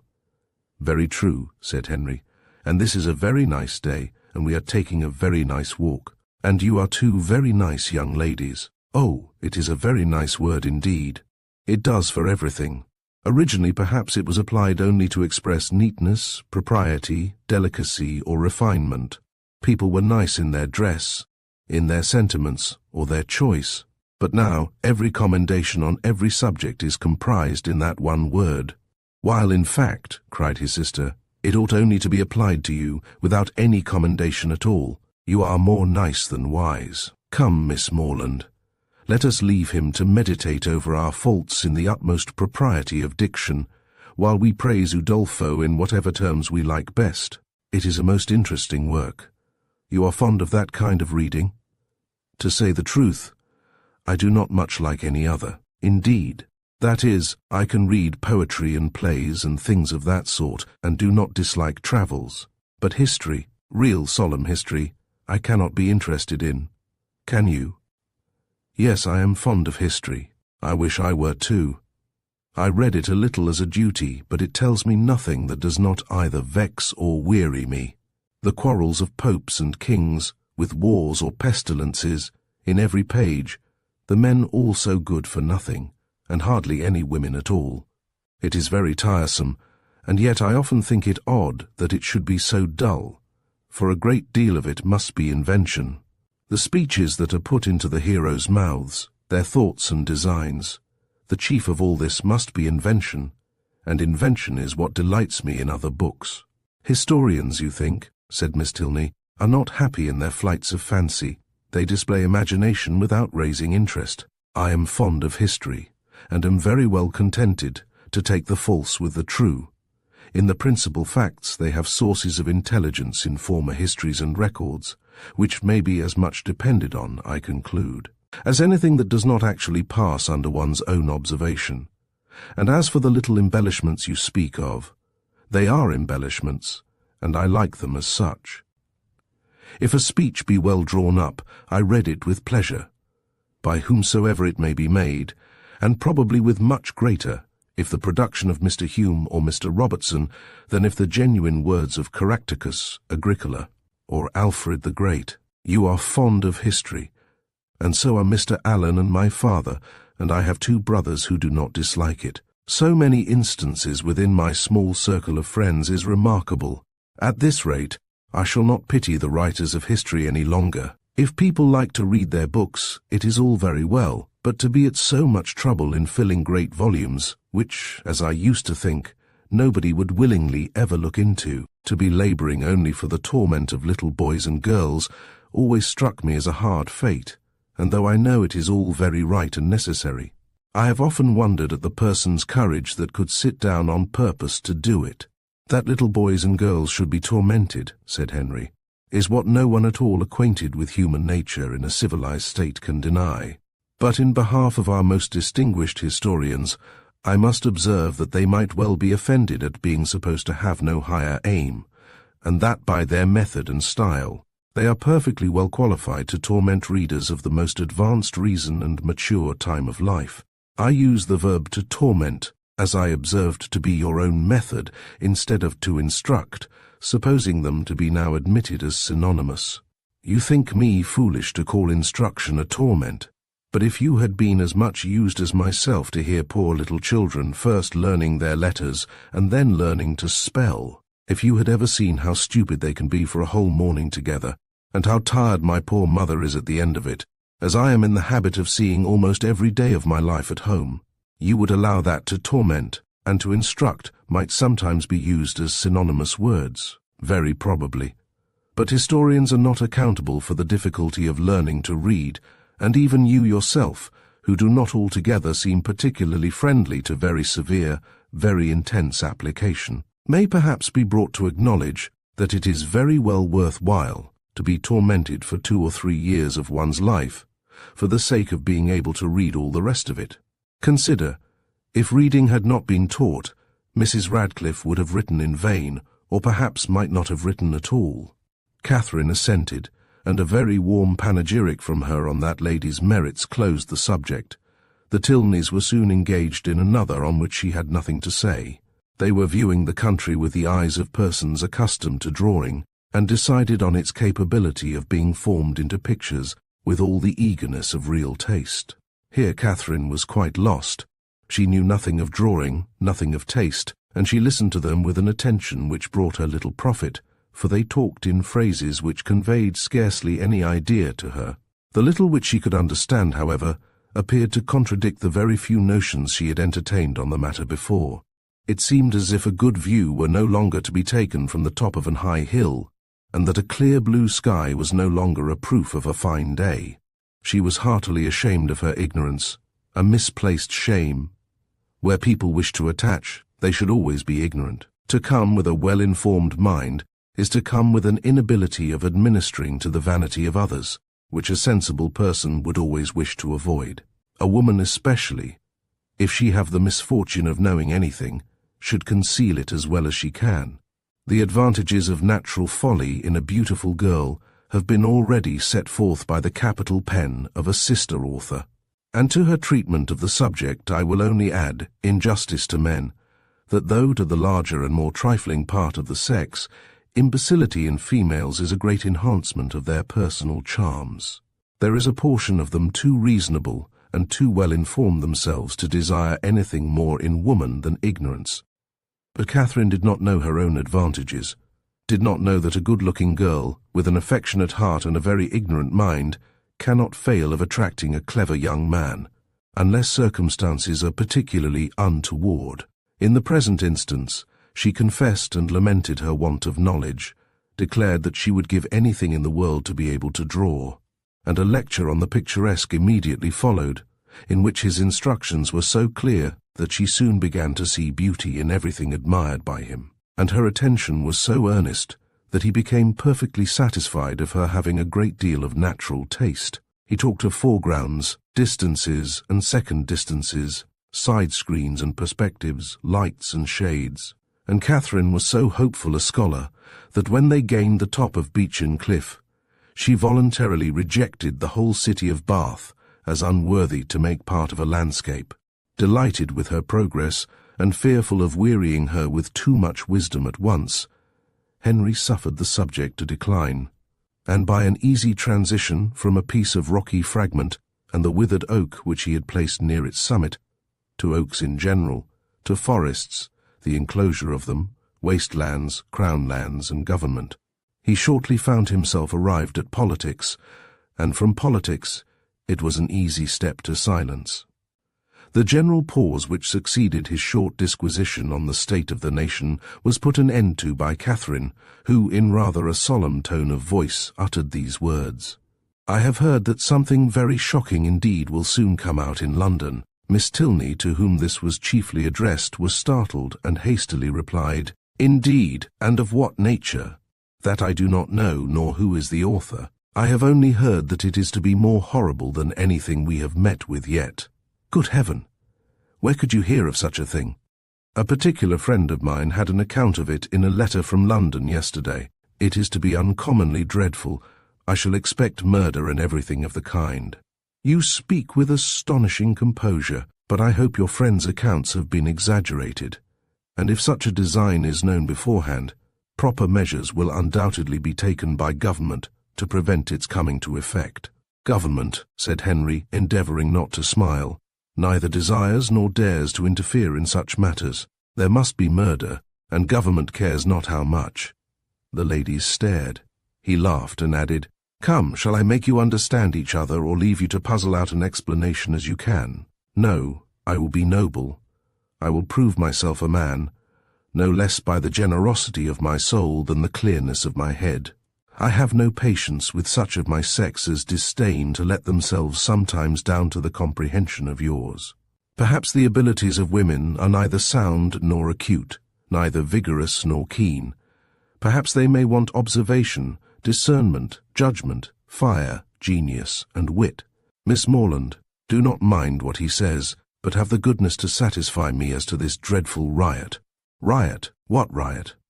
My dear Eleanor, the riot is only in your own brain. The confusion there is scandalous. Miss Morland has been talking of nothing more dreadful than a new publication which is shortly to come out, in 3 duodecimo volumes, 276 pages in each, with a frontispiece to the first.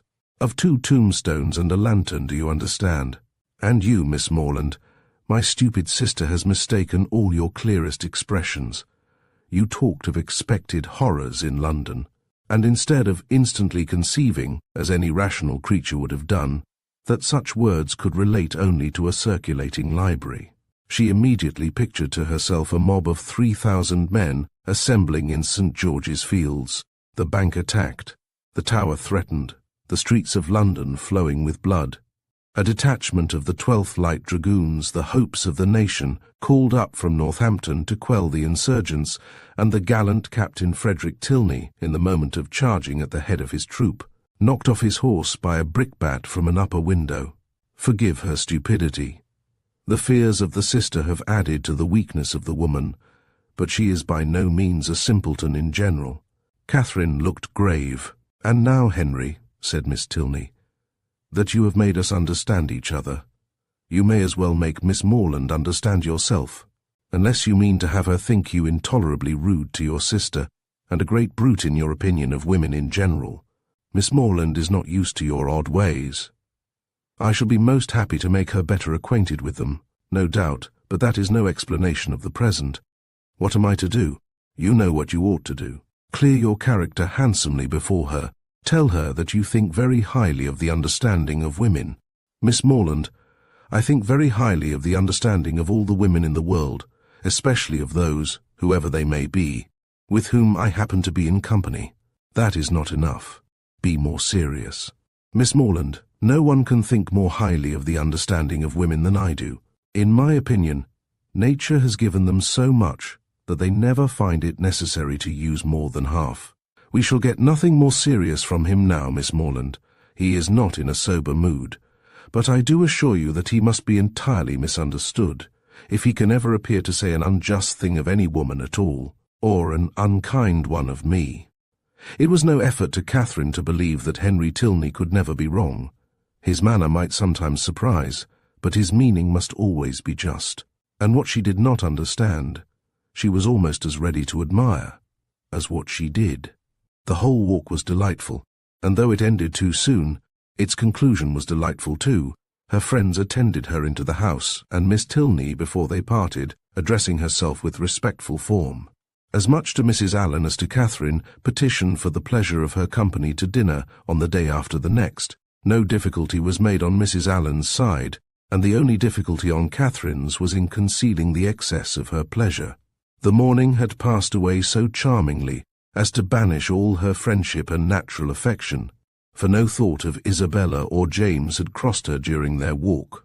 When the Tilneys were gone, she became amiable again, but she was amiable for some time to little effect. Mrs. Allen had no intelligence to give that could relieve her anxiety. She had heard nothing of any of them. Towards the end of the morning, however, Catherine, having occasion for some indispensable yard of ribbon, which must be bought without a moment's delay, walked out into the town, and in Bond Street overtook the second Miss Thorpe, as she was loitering towards Edgar's buildings between 2 of the sweetest girls in the world, who had been her dear friends all the morning. From her she soon learned that the party to Clifton had taken place. "They set off at 8 this morning," said Miss Anne, "and I am sure I do not envy them their drive. I think you and I are very well off to be out of the scrape. It must be the dullest thing in the world, for there is not a soul at Clifton at this time of year. Belle went with your brother, and John drove Maria." Catherine spoke the pleasure she really felt on hearing this part of the arrangement. "Oh, yes," rejoined the other. "Maria is gone. She was quite wild to go. She thought it would be something very fine. I cannot say I admire her taste, and for my part, I was determined from the first not to go, if they pressed me ever so much." Catherine, a little doubtful of this, could not help answering, "I wish you could have gone too. It is a pity you could not all go." "Thank you. but it is quite a matter of indifference to me. Indeed, I would not have gone on any account. I was saying so to Emily and Sophia when you overtook us."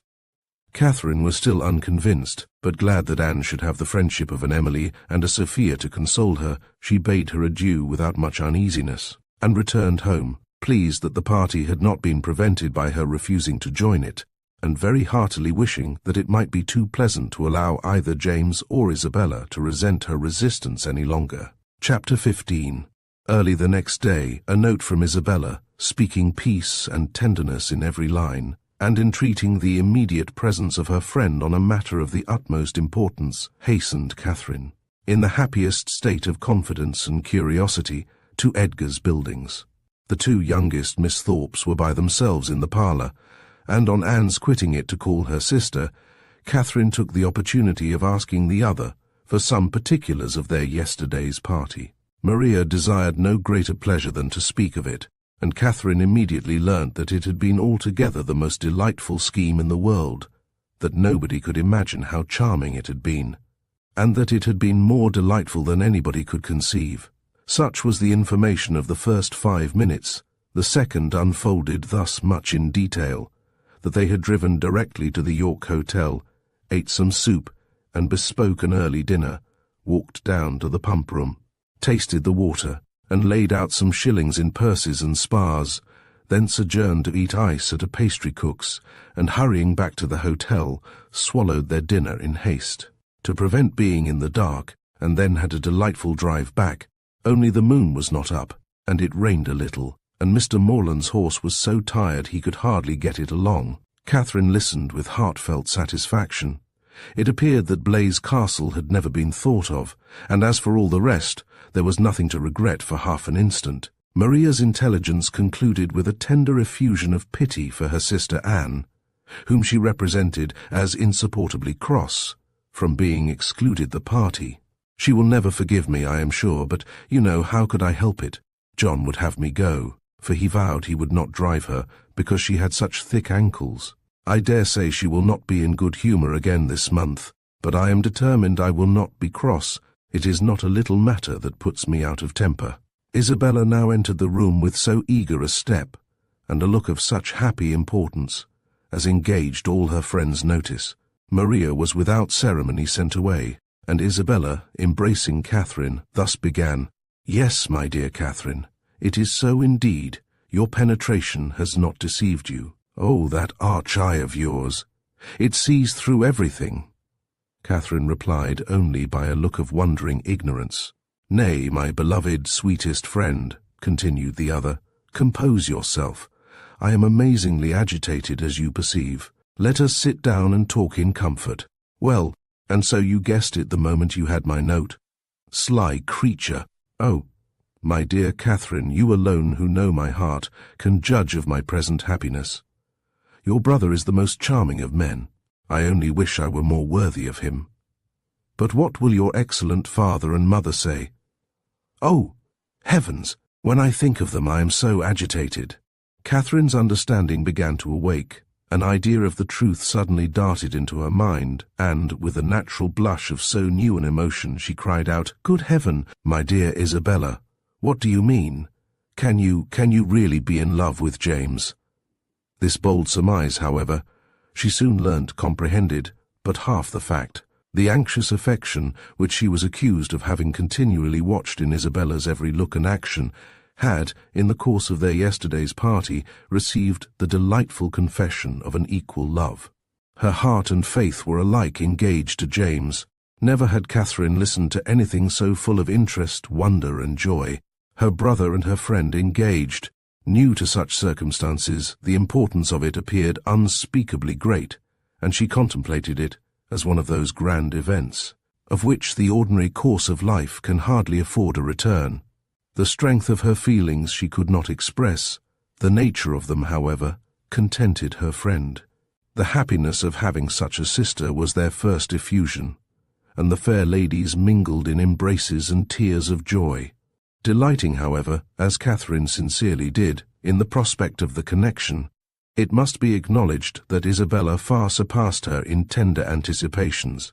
You will be so infinitely dearer to me, my Catherine, than either Anne or Maria. I feel that I shall be so much more attached to my dear Morland's family than to my own." This was a pitch of friendship beyond Catherine. "You are so like your dear brother," continued Isabella, "that I quite doted on you the first moment I saw you. But so it always is with me. The first moment settles everything.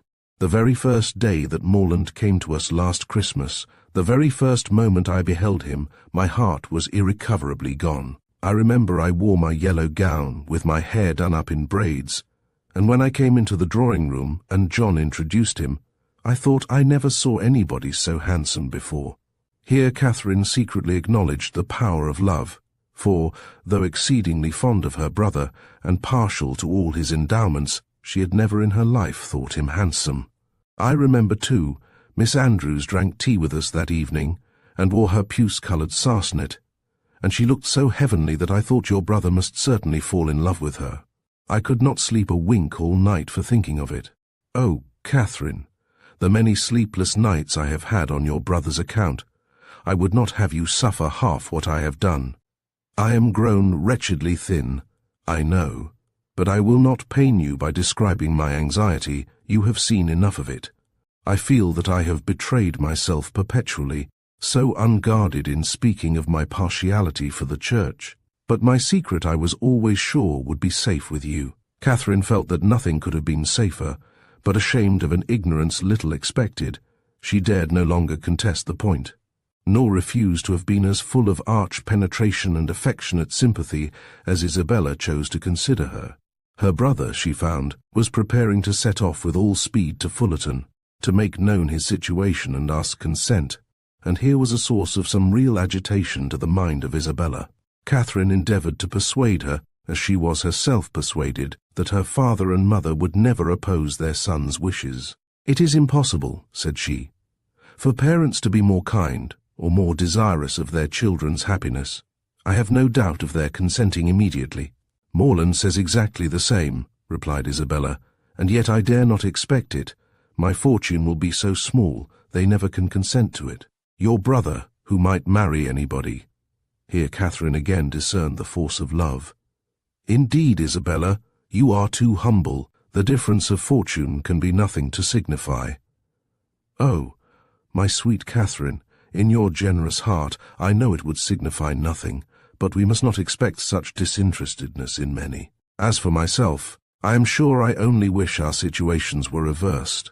Had I the command of millions, were I mistress of the whole world, your brother would be my only choice." This charming sentiment, recommended as much by sense as novelty, gave Catherine a most pleasing remembrance of all the heroines of her acquaintance, and she thought her friend never looked more lovely than in uttering the grand idea. "I am sure they will consent," was her frequent declaration. "I am sure they will be delighted with you." "For my own part," said Isabella, "my wishes are so moderate that the smallest income in nature would be enough for me. Where people are really attached, poverty itself is wealth, grandeur. I detest, I would not settle in London for the universe. A cottage in some retired village would be ecstasy.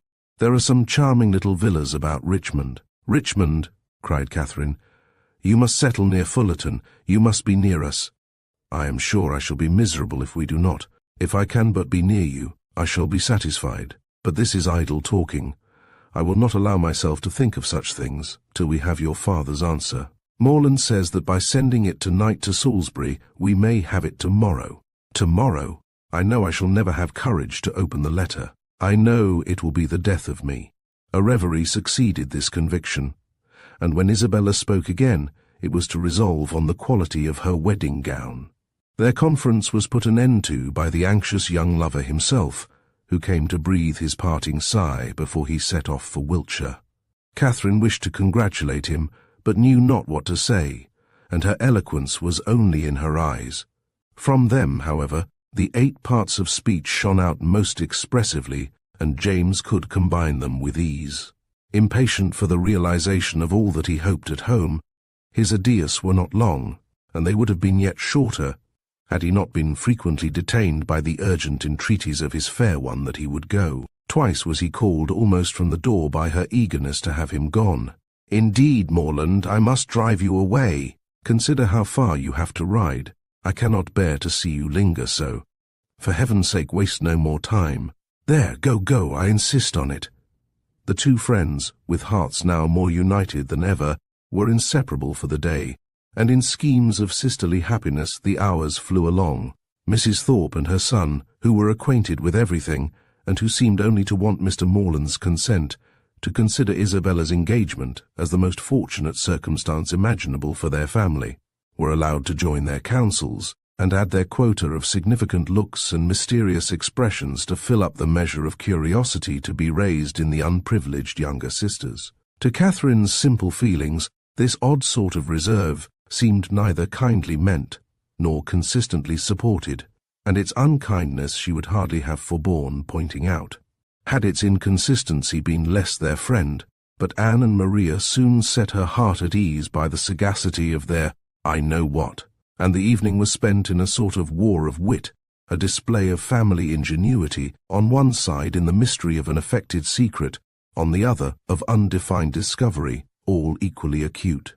Catherine was with her friend again the next day, endeavouring to support her spirits and while away the many tedious hours before the delivery of the letters, a needful exertion, for as the time of reasonable expectation drew near, Isabella became more and more desponding, and before the letter arrived, had worked herself into a state of real distress. But when it did come, where could distress be found? "I have had no difficulty in gaining the consent of my kind parents, and am promised that everything in their power shall be done to forward my happiness," were the first 3 lines, and in one moment all was joyful security. The brightest glow was instantly spread over Isabella's features, all care and anxiety seemed removed, her spirits became almost too high for control, and she called herself without scruple the happiest of mortals. Mrs. Thorpe, with tears of joy, embraced her daughter, her son, her visitor, and could have embraced half the inhabitants of Bath with satisfaction. Her heart was overflowing with tenderness. It was dear John and dear Catherine at every word. Dear Anne and dear Maria must immediately be made sharers in their felicity, and 2 dears at once before the name of Isabella were not more than that beloved child had now well earned. John himself was no skulker in joy. He not only bestowed on Mr. Morland the high commendation of being one of the finest fellows in the world, but swore off many sentences in his praise. The letter, whence sprang all this felicity, was short, containing little more than this assurance of success, and every particular was deferred till James could write again. But for particulars, Isabella could well afford to wait. The needful was comprised in Mr. Morland's promise. His honour was pledged to make everything easy, and by what means their income was to be formed, whether landed property were to be resigned, or funded money made over, was a matter in which her disinterested spirit took no concern. She knew enough to feel secure of an honourable and speedy establishment, and her imagination took a rapid flight over its attendant felicities. She saw herself at the end of a few weeks, the gaze and admiration of every new acquaintance at Fullerton, the envy of every valued old friend in Putney, with a carriage at her command, a new name on her tickets, and a brilliant exhibition of hoop rings on her finger. When the contents of the letter were ascertained, John Thorpe, who had only waited its arrival to begin his journey to London, prepared to set off. "Well, Miss Morland," said he on finding her alone in the parlour, "I am come to bid you good-bye."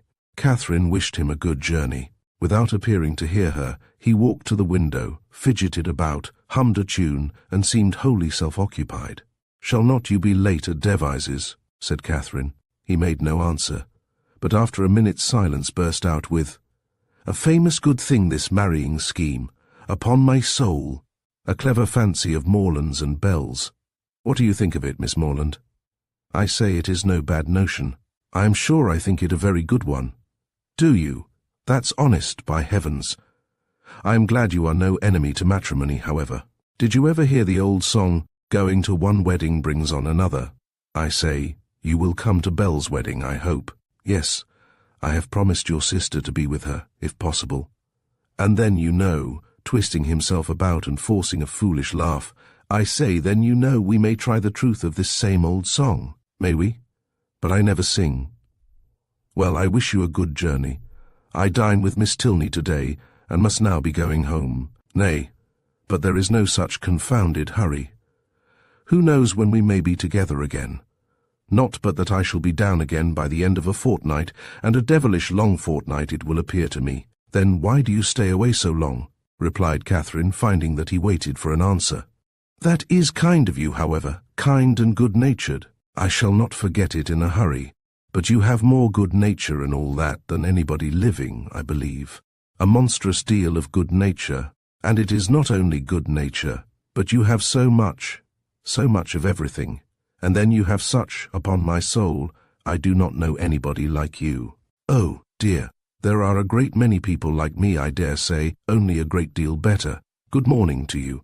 But I say, Miss Morland, I shall come and pay my respects at Fullerton before it is long, if not disagreeable. Pray do. My father and mother will be very glad to see you. And I hope, Miss Morland, you will not be sorry to see me. Oh, dear, not at all. There are very few people I am sorry to see. Company is always cheerful.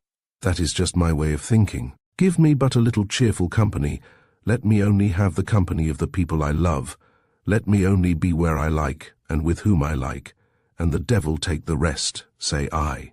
And I am heartily glad to hear you say the same.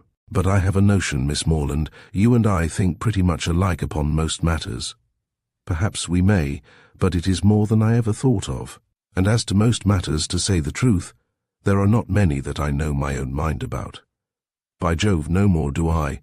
It is not my way to bother my brains with what does not concern me. My notion of things is simple enough. Let me only have the girl I like, say I, with a comfortable house over my head, and what care I for all the rest? Fortune is nothing. I am sure of a good income of my own, and if she had not a penny, why, so much the better. Very true. I think like you there. If there is a good fortune on one side, there can be no occasion for any on the other, no matter which has it, so that there is enough. I hate the idea of one great fortune looking out for another, and to marry for money, I think the wickedest thing in existence. Good day. We shall be very glad to see you at Fullerton, whenever it is convenient. And away she went.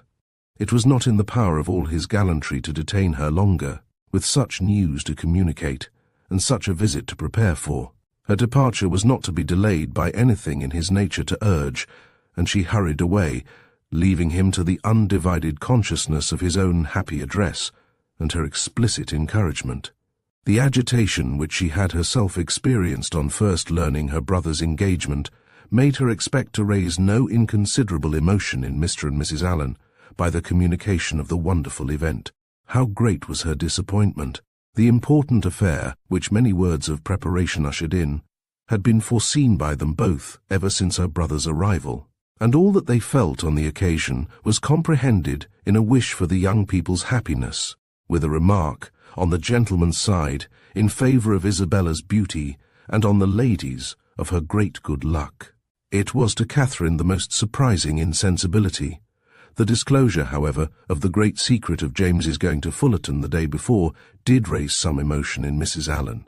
She could not listen to that with perfect calmness, but repeatedly regretted the necessity of its concealment, wished she could have known his intention, wished she could have seen him before he went, as she should certainly have troubled him with her best regards to his father and mother, and her kind compliments to all the Skinners. Chapter 16. Catherine's expectations of pleasure from her visit in Milsom Street were so very high that disappointment was inevitable, and accordingly, though she was most politely received by General Tilney and kindly welcomed by his daughter, though Henry was at home, and no one else of the party she found, on her return, without spending many hours in the examination of her feelings, that she had gone to her appointment preparing for happiness which it had not afforded. Instead of finding herself improved in acquaintance with Miss Tilney from the intercourse of the day, she seemed hardly so intimate with her as before. Instead of seeing Henry Tilney to greater advantage than ever in the ease of a family party, he had never said so little, nor been so little agreeable, and, in spite of their father's great civilities to her, in spite of his thanks, invitations, and compliments, it had been a release to get away from him. It puzzled her to account for all this. It could not be General Tilney's fault. That he was perfectly agreeable and good-natured, and altogether a very charming man, did not admit of a doubt, for he was tall and handsome. And Henry's father, he could not be accountable for his children's want of spirits, or for her want of enjoyment in his company. The former she hoped at last might have been accidental, and the latter she could only attribute to her own stupidity. Isabella, on hearing the particulars of the visit, gave a different explanation. It was all pride, insufferable haughtiness and pride. She had long suspected the family to be very high, and this made it certain. Such insolence of behaviour as Miss Tilneys she had never heard of in her life, not to do the honours of her house with common good breeding, to behave to her guest with such superciliousness, hardly even to speak to her. But it was not so bad as that, Isabella. There was no superciliousness. She was very civil. Oh, don't defend her. And then the brother, he who had appeared so attached to you. Good heavens! Well, some people's feelings are incomprehensible, and so he hardly looked once at you the whole day. I do not say so, but he did not seem in good spirits. How contemptible! Of all things in the world, inconstancy is my aversion. Let me entreat you never to think of him again, my dear Catherine. Indeed, he is unworthy of you. Unworthy! I do not suppose he ever thinks of me. That is exactly what I say. He never thinks of you. Such fickleness! Oh, how different to your brother and to mine! I really believe John has the most constant heart. But as for General Tilney, I assure you it would be impossible for anybody to behave to me with greater civility and attention. It seemed to be his only care to entertain and make me happy. Oh, I know no harm of him. I do not suspect him of pride. I believe he is a very gentlemanlike man. John thinks very well of him, and John's judgment. Well, I shall see how they behave to me this evening. We shall meet them at the rooms. And must I go? Do not you intend it? I thought it was all settled. Nay, since you make such a point of it, I can refuse you nothing. But do not insist upon my being very agreeable, for my heart, you know, will be some 40 miles off. And as for dancing, do not mention it, I beg. That is quite out of the question. Charles Hodges will plague me to death, I dare say, but I shall cut him very short. 10 to 1, but he guesses the reason, and that is exactly what I want to avoid, so I shall insist on his keeping his conjecture to himself. Isabella's opinion of the Tilneys did not influence her friend. She was sure there had been no insolence in the manners either of brother or sister, and she did not credit there being any pride in their hearts. The evening rewarded her confidence. She was met by one with the same kindness, and by the other with the same attention, as heretofore. Miss Tilney took pains to be near her, and Henry asked her to dance. Having heard the day before in Milsom Street that their elder brother, Captain Tilney, was expected almost every hour, she was at no loss for the name of a very fashionable-looking, handsome young man, whom she had never seen before, and who now evidently belonged to their party. She looked at him with great admiration, and even supposed it possible that some people might think him handsomer than his brother, though, in her eyes, his air was more assuming, and his countenance less prepossessing. His taste and manners were beyond a doubt decidedly inferior, for within her hearing he not only protested against every thought of dancing himself, but even laughed openly at Henry for finding it possible. From the latter circumstance it may be presumed that, whatever might be our heroine's opinion of him, his admiration of her was not of a very dangerous kind, not likely to produce animosities between the brothers, nor persecutions to the lady. He cannot be the instigator of the 3 villains in horsemen's greatcoats, by whom she will hereafter be forced into a travelling chaise, and 4, which will drive off with incredible speed. Catherine, meanwhile, undisturbed by presentiments of such an evil, or of any evil at all, except that of having but a short set to dance down, enjoyed her usual happiness with Henry Tilney, listening with sparkling eyes to everything he said, and, in finding him irresistible, becoming so herself. At the end of the first dance, Captain Tilney came towards them again, and much to Catherine's dissatisfaction, pulled his brother away. They retired whispering together, and though her delicate sensibility did not take immediate alarm and lay it down as fact, that Captain Tilney must have heard some malevolent misrepresentation of her, which he now hastened to communicate to his brother, in the hope of separating them forever. She could not have her partner conveyed from her sight without very uneasy sensations. Her suspense was a full 5 minutes' duration, and she was beginning to think it a very long quarter of an hour when they both returned, and an explanation was given by Henry's requesting to know if she thought her friend, Miss Thorpe, would have any objection to dancing, as his brother would be most happy to be introduced to her. Catherine, without hesitation, replied that she was very sure Miss Thorpe did not mean to dance at all. The cruel reply was passed on to the other, and he immediately walked away. "Your brother will not mind it, I know," said she, "because I heard him say before that he hated dancing, but it was very good-natured in him to think of it. I suppose he saw Isabella sitting down and fancied she might wish for a partner, but he is quite mistaken, for she would not dance upon any account in the world." Henry smiled and said, "How very little trouble it can give you to understand the motive of other people's actions." "Why, what do you mean?" "With you it is not. How is such a one likely to be influenced? What is the inducement most likely to act upon such a person's feelings, age, situation, and probable habits of life considered? But how should I be influenced? What would be my inducement in acting so-and-so? I do not understand you. Then we are on very unequal terms, for I understand you perfectly well. Me, yes, I cannot speak well enough to be unintelligible.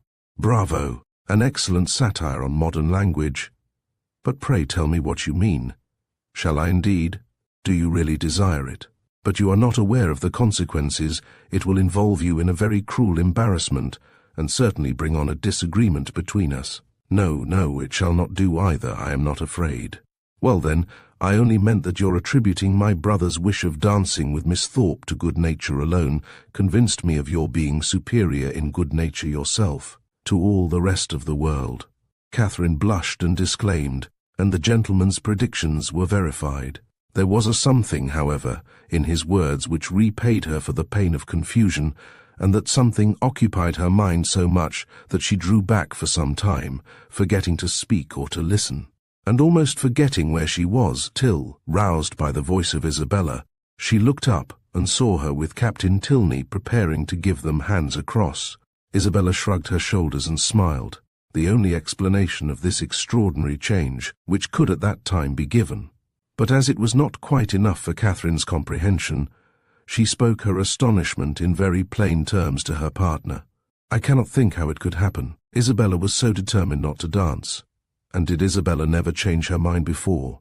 "Oh, but because, and your brother, after what you told him from me, how could he think of going to ask her?" "I cannot take surprise to myself on that head.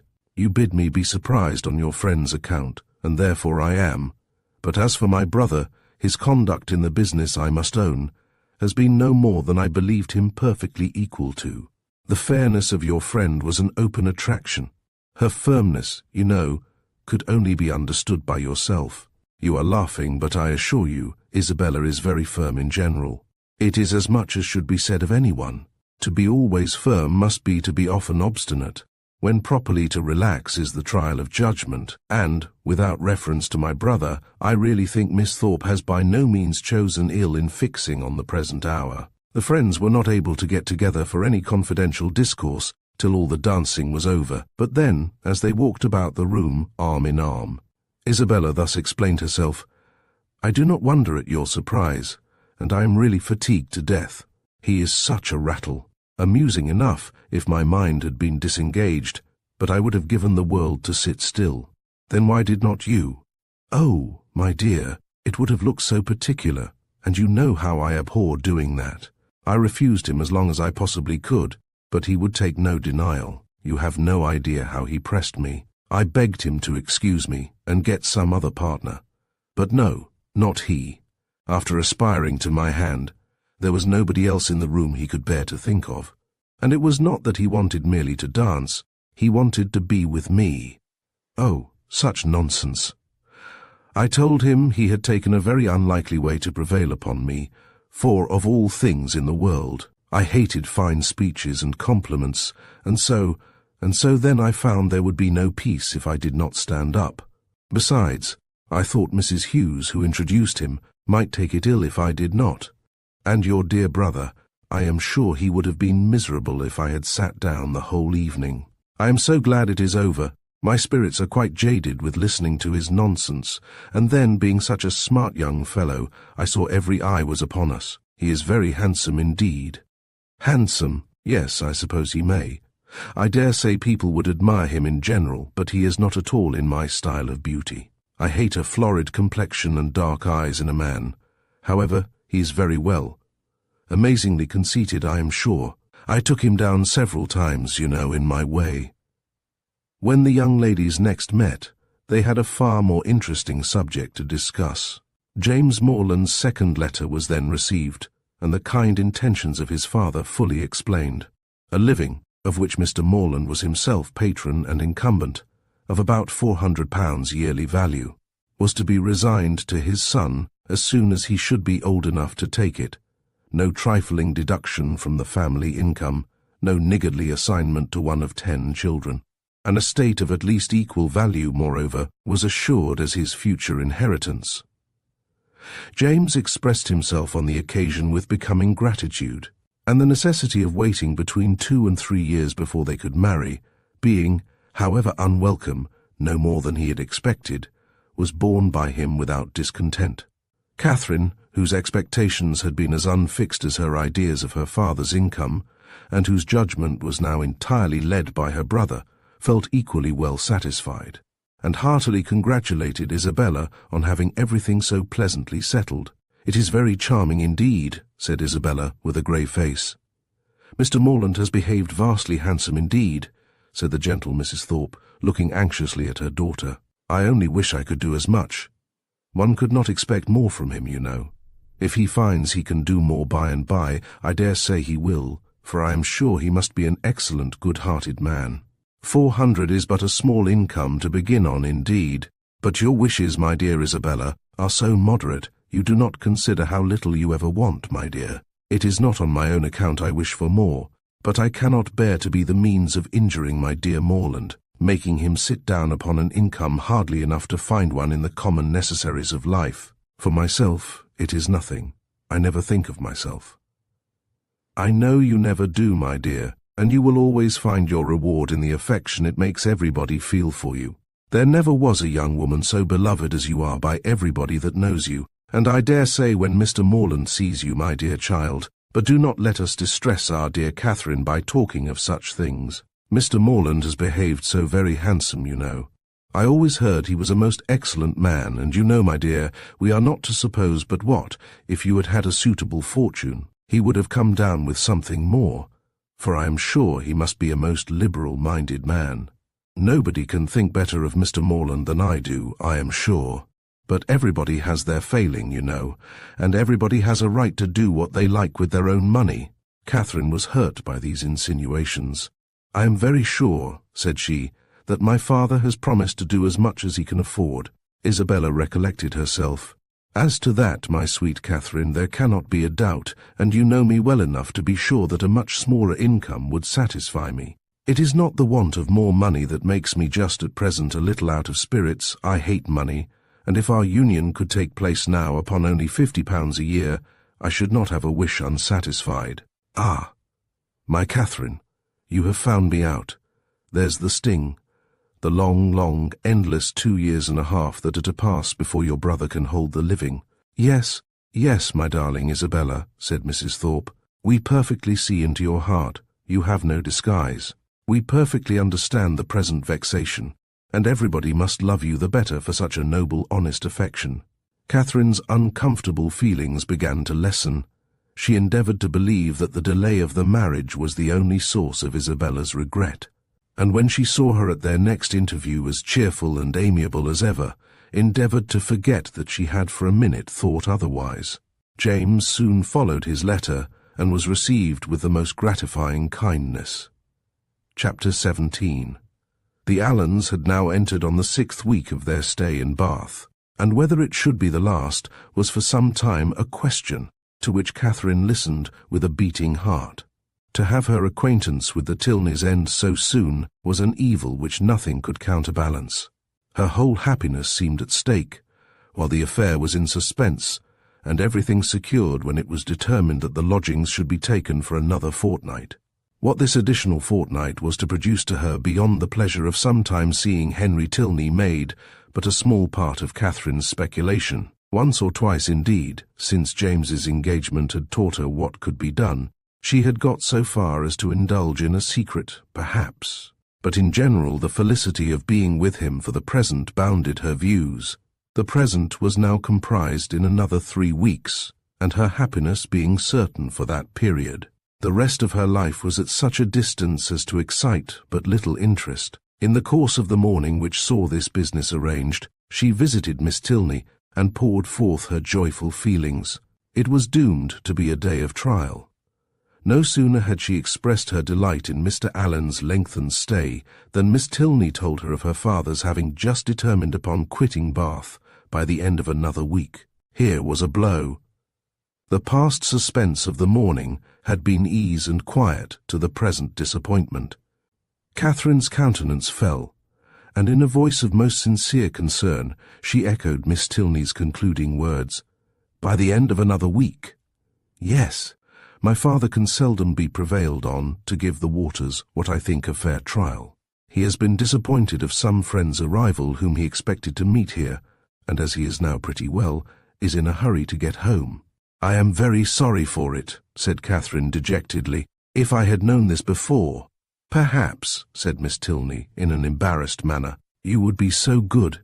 It would make me very happy if—" The entrance of her father put a stop to the civility, which Catherine was beginning to hope might introduce a desire of their corresponding. After addressing her with his usual politeness, he turned to his daughter and said, "Well, Eleanor, may I congratulate you on being successful in your application to your fair friend? I was just beginning to make the request, sir, as you came in." "Well, proceed by all means. I know how much your heart is in it. My daughter, Miss Morland," he continued, without leaving his daughter time to speak, "has been forming a very bold wish. We leave Bath, as she has perhaps told you, on Saturday se'nnight. A letter from my steward tells me that my presence is wanted at home, and being disappointed in my hope of seeing the Marquis of Longtown and General Courtney here, some of my very old friends, there is nothing to detain me longer in Bath. And could we carry our selfish point with you, we should leave it without a single regret. Can you, in short, be prevailed on to quit this scene of public triumph and oblige your friend Eleanor with your company in Gloucestershire? I am almost ashamed to make the request, though its presumption would certainly appear greater to every creature in Bath than yourself. Modesty such as yours, but not for the world would I pain it by open praise. If you can be induced to honour us with a visit, you will make us happy beyond expression. 'Tis true, we can offer you nothing like the gaieties of this lively place. We can tempt you neither by amusement nor splendour, for our mode of living, as you see, is plain and unpretending, yet no endeavours shall be wanting on our side to make Northanger Abbey not wholly disagreeable. Northanger Abbey! These were thrilling words, and wound up Catherine's feelings to the highest point of ecstasy. Her grateful and gratified heart could hardly restrain its expressions within the language of tolerable calmness. To receive so flattering an invitation, to have her company so warmly solicited, everything honourable and soothing, every present enjoyment and every future hope was contained in it, and her acceptance, with only the saving clause of Papa and Mamma's approbation, was eagerly given. "I will write home directly," said she, "and if they do not object, as I dare say they will not."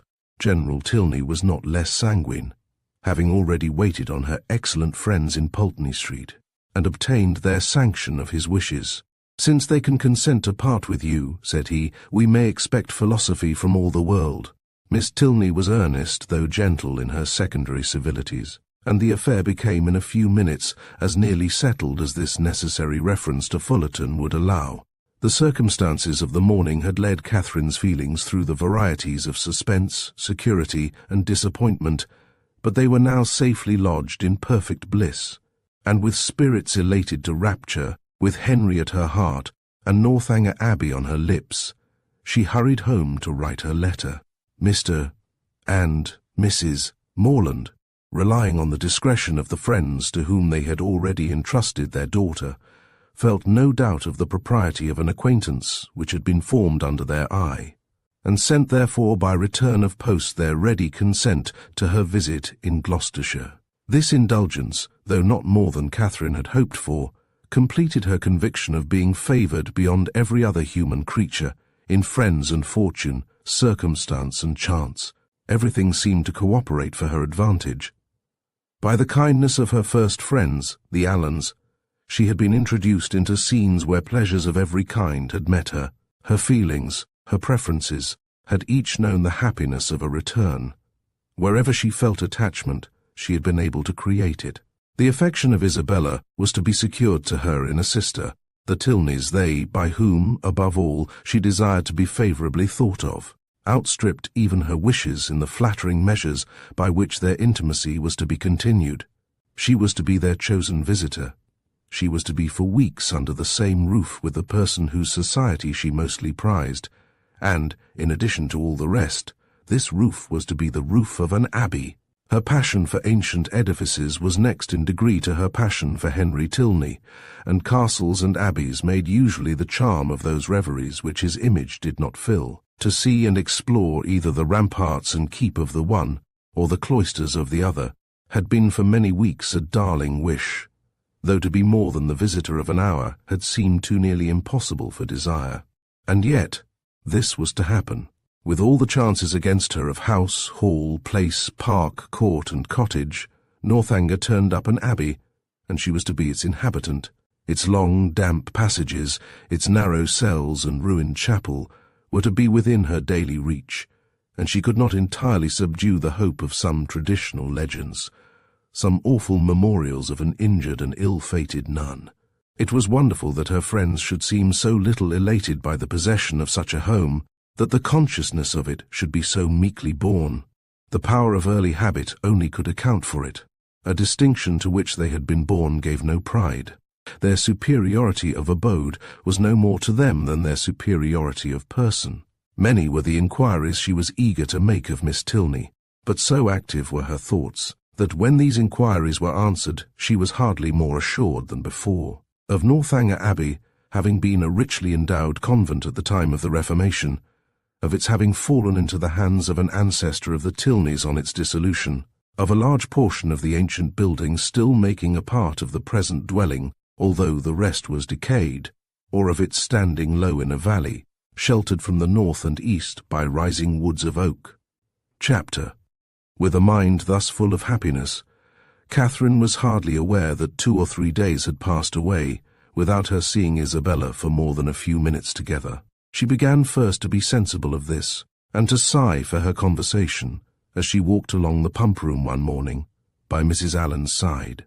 Without anything to say or to hear, and scarcely had she felt a 5 minutes' longing of friendship before the object of it appeared, and inviting her to a secret conference, led the way to a seat. "This is my favourite place," said she, as they sat down on a bench between the doors, which commanded a tolerable view of everybody entering at either. "It is so out of the way." Catherine, observing that Isabella's eyes were continually bent towards one door or the other, as in eager expectation, and remembering how often she had been falsely accused of being arch, thought the present a fine opportunity for being really so, and therefore gaily said, "Do not be uneasy, Isabella, James will soon be here." "Pshaw, my dear creature," she replied, "do not think me such a simpleton as to be always wanting to confine him to my elbow. It would be hideous to be always together. We should be the jest of the place. And so you are going to Northanger. I am amazingly glad of it. It is one of the finest old places in England, you understand. I shall depend upon a most particular description of it. You shall certainly have the best in my power to give. But who are you looking for? Are your sisters coming?" "I am not looking for anybody. One's eyes must be somewhere, and you know what a foolish trick I have of fixing mine, when my thoughts are 100 miles off. I am amazingly absent. I believe I am the most absent creature in the world. Tilney says it is always the case with minds of a certain stamp. But I thought, Isabella, you had something in particular to tell me." "Oh yes, and so I have. But here is a proof of what I was saying. My poor head, I had quite forgot it. Well, the thing is this, I have just had a letter from John. You can guess the contents." "No, indeed I cannot. My sweet love, do not be so abominably affected. What can he write about but yourself? You know he is over head and ears in love with you, with me, dear Isabella. Nay, my sweetest Catherine, this is being quite absurd. Modesty and all that is very well in its way, but really a little common honesty is sometimes quite as becoming. I have no idea of being so overstrained. It is fishing for compliments. His attentions were such as a child must have noticed, and it was but half an hour before he left Bath that you gave him the most positive encouragement. He says so in this letter, says that he as good as made you an offer, and that you received his advances in the kindest way, and now he wants me to urge his suit, and say all manner of pretty things to you. So it is in vain to affect ignorance." Catherine, with all the earnestness of truth, expressed her astonishment at such a charge, protesting her innocence of every thought of Mr. Thorpe's being in love with her, and the consequent impossibility of her having ever intended to encourage him. As to any attentions on his side, I do declare, upon my honour, I never was sensible of them for a moment, except just his asking me to dance the first day of his coming. And as to making me an offer, or anything like it, there must be some unaccountable mistake. I could not have misunderstood a thing of that kind, you know. And, as I ever wish to be believed, I solemnly protest that no syllable of such a nature ever passed between us. The last half hour before he went away, it must be all and completely a mistake, for I did not see him once that whole morning. But that you certainly did, for you spent the whole morning in Edgar's buildings. It was the day your father's consent came, and I am pretty sure that you and John were alone in the parlour some time before you left the house. Are you? Well, if you say it, it was so, I dare say, but for the life of me, I cannot recollect it. I do remember now being with you, and seeing him as well as the rest, but that we were ever alone for 5 minutes. However, it is not worth arguing about, for whatever might pass on his side, you must be convinced, by my having no recollection of it, that I never thought, nor expected, nor wished for anything of the kind from him. I am excessively concerned that he should have any regard for me, but indeed it has been quite unintentional on my side. I never had the smallest idea of it. Pray undeceive him as soon as you can, and tell him I beg his pardon. That is, I do not know what I ought to say, but make him understand what I mean, in the properest way. I would not speak disrespectfully of a brother of yours, Isabella, I am sure, but you know very well that if I could think of one man more than another, he is not the person." Isabella was silent. "My dear friend, you must not be angry with me. I cannot suppose your brother cares so very much about me, and you know we shall still be sisters." Yes, with a blush, there are more ways than one of our being sisters. But where am I wandering to? Well, my dear Catherine, the case seems to be that you are determined against poor John, is not it so? I certainly cannot return his affection, and as certainly never meant to encourage it. Since that is the case, I am sure I shall not tease you any further. John desired me to speak to you on the subject, and therefore I have. But I confess, as soon as I read his letter, I thought it a very foolish, imprudent business, and not likely to promote the good of either. For what were you to live upon, supposing you came together? You have both of you something, to be sure, but it is not a trifle that will support a family nowadays, and after all that romancers may say, there is no doing without money. I only wondered John could think of it. He could not have received my last. You do acquit me, then, of anything wrong. You are convinced that I never meant to deceive your brother, never suspected him of liking me till this moment. Oh, as to that, answered Isabella laughingly, I do not pretend to determine what your thoughts and designs in time past may have been. All that is best known to yourself. A little harmless flirtation or so will occur, and one is often drawn on to give more encouragement than one wishes to stand by. But you may be assured that I am the last person in the world to judge you severely. All those things should be allowed for in youth and high spirits. What one means one day, you know, one may not mean the next. Circumstances change, opinions alter. But my opinion of your brother never did alter. It was always the same. You are describing what never happened.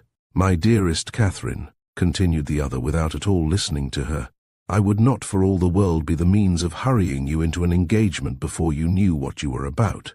I do not think anything would justify me in wishing you to sacrifice all your happiness merely to oblige my brother, because he is my brother, and who perhaps after all, you know, might be just as happy without you. For people seldom know what they would be at, young men especially. They are so amazingly changeable and inconstant. What I say is, why should a brother's happiness be dearer to me than a friend's? You know I carry my notions of friendship pretty high. But above all things, my dear Catherine, do not be in a hurry. Take my word for it, that if you are in too great a hurry, you will certainly live to repent it. Tilney says there is nothing people are so often deceived in as the state of their own affections, and I believe he is very right. Ah, here he comes, never mind. He will not see us, I am sure. Catherine, looking up, perceived Captain Tilney and Isabella, earnestly fixing her eye on him as she spoke, soon caught his notice. He approached immediately, and took the seat to which her movements invited him. His first address made Catherine start. Though spoken low, she could distinguish what, always to be watched, in person or by proxy. Pshaw, nonsense, was Isabella's answer in the same half-whisper. Why do you put such things into my head? If I could believe it, my spirit, you know, is pretty independent. I wish your heart were independent. That would be enough for me. My heart, indeed. What can you have to do with hearts? You men have none of you any hearts. If we have not hearts, we have eyes, and they give us torment enough, do they? I am sorry for it. I am sorry they find anything so disagreeable in me. I will look another way. I hope this pleases you, turning her back on him. I hope your eyes are not tormented now. Never more so, for the edge of a blooming cheek is still in view, at once too much and too little. Catherine heard all this, and quite out of countenance, could listen no longer. Amazed that Isabella could endure it, and jealous for her brother, she rose up, and saying she should join Mrs. Allen, proposed their walking. But for this, Isabella showed no inclination. She was so amazingly tired, and it was so odious to parade about the pump-room, and if she moved from her seat, she should miss her sisters. She was expecting her sisters every moment, so that her dearest Catherine must excuse her, and must sit quietly down again. But Catherine could be stubborn too, and Mrs. Allen just then coming up to propose their returning home, she joined her and walked out of the pump-room, leaving Isabella still sitting with Captain Tilney. With much uneasiness did she thus leave them. It seemed to her that Captain Tilney was falling in love with Isabella, and Isabella unconsciously encouraging him. Unconsciously it must be, for Isabella's attachment to James was as certain and well acknowledged as her engagement. To doubt her truth or good intentions was impossible, and yet, during the whole of their conversation, her manner had been odd. She wished Isabella had talked more like her usual self, and not so much about money, and had not looked so well pleased at the sight of Captain Tilney. How strange that she should not perceive his admiration. Catherine longed to give her a hint of it, to put her on her guard, and prevent all the pain which her too lively behaviour might otherwise create both for him and her brother. The compliment of John Thorpe's affection did not make amends for this thoughtlessness in his sister. She was almost as far from believing as from wishing it to be sincere, for she had not forgotten that he could mistake, and his assertion of the offer and of her encouragement convinced her that his mistakes could sometimes be very egregious. In vanity, therefore, she gained but little. Her chief profit was in wonder. That he should think it worth his while to fancy himself in love with her was a matter of lively astonishment. Isabella talked of his attentions. She had never been sensible of any, but Isabella had said many things which she hoped had been spoken in haste, and would never be said again, and upon this she was glad to rest altogether for present ease and comfort. Chapter 19. A few days passed away, and Catherine, though not allowing herself to suspect her friend, could not help watching her closely. The result of her observations was not agreeable. Isabella seemed an altered creature, when she saw her indeed, surrounded only by their immediate friends in Edgar's Buildings or Pulteney Street.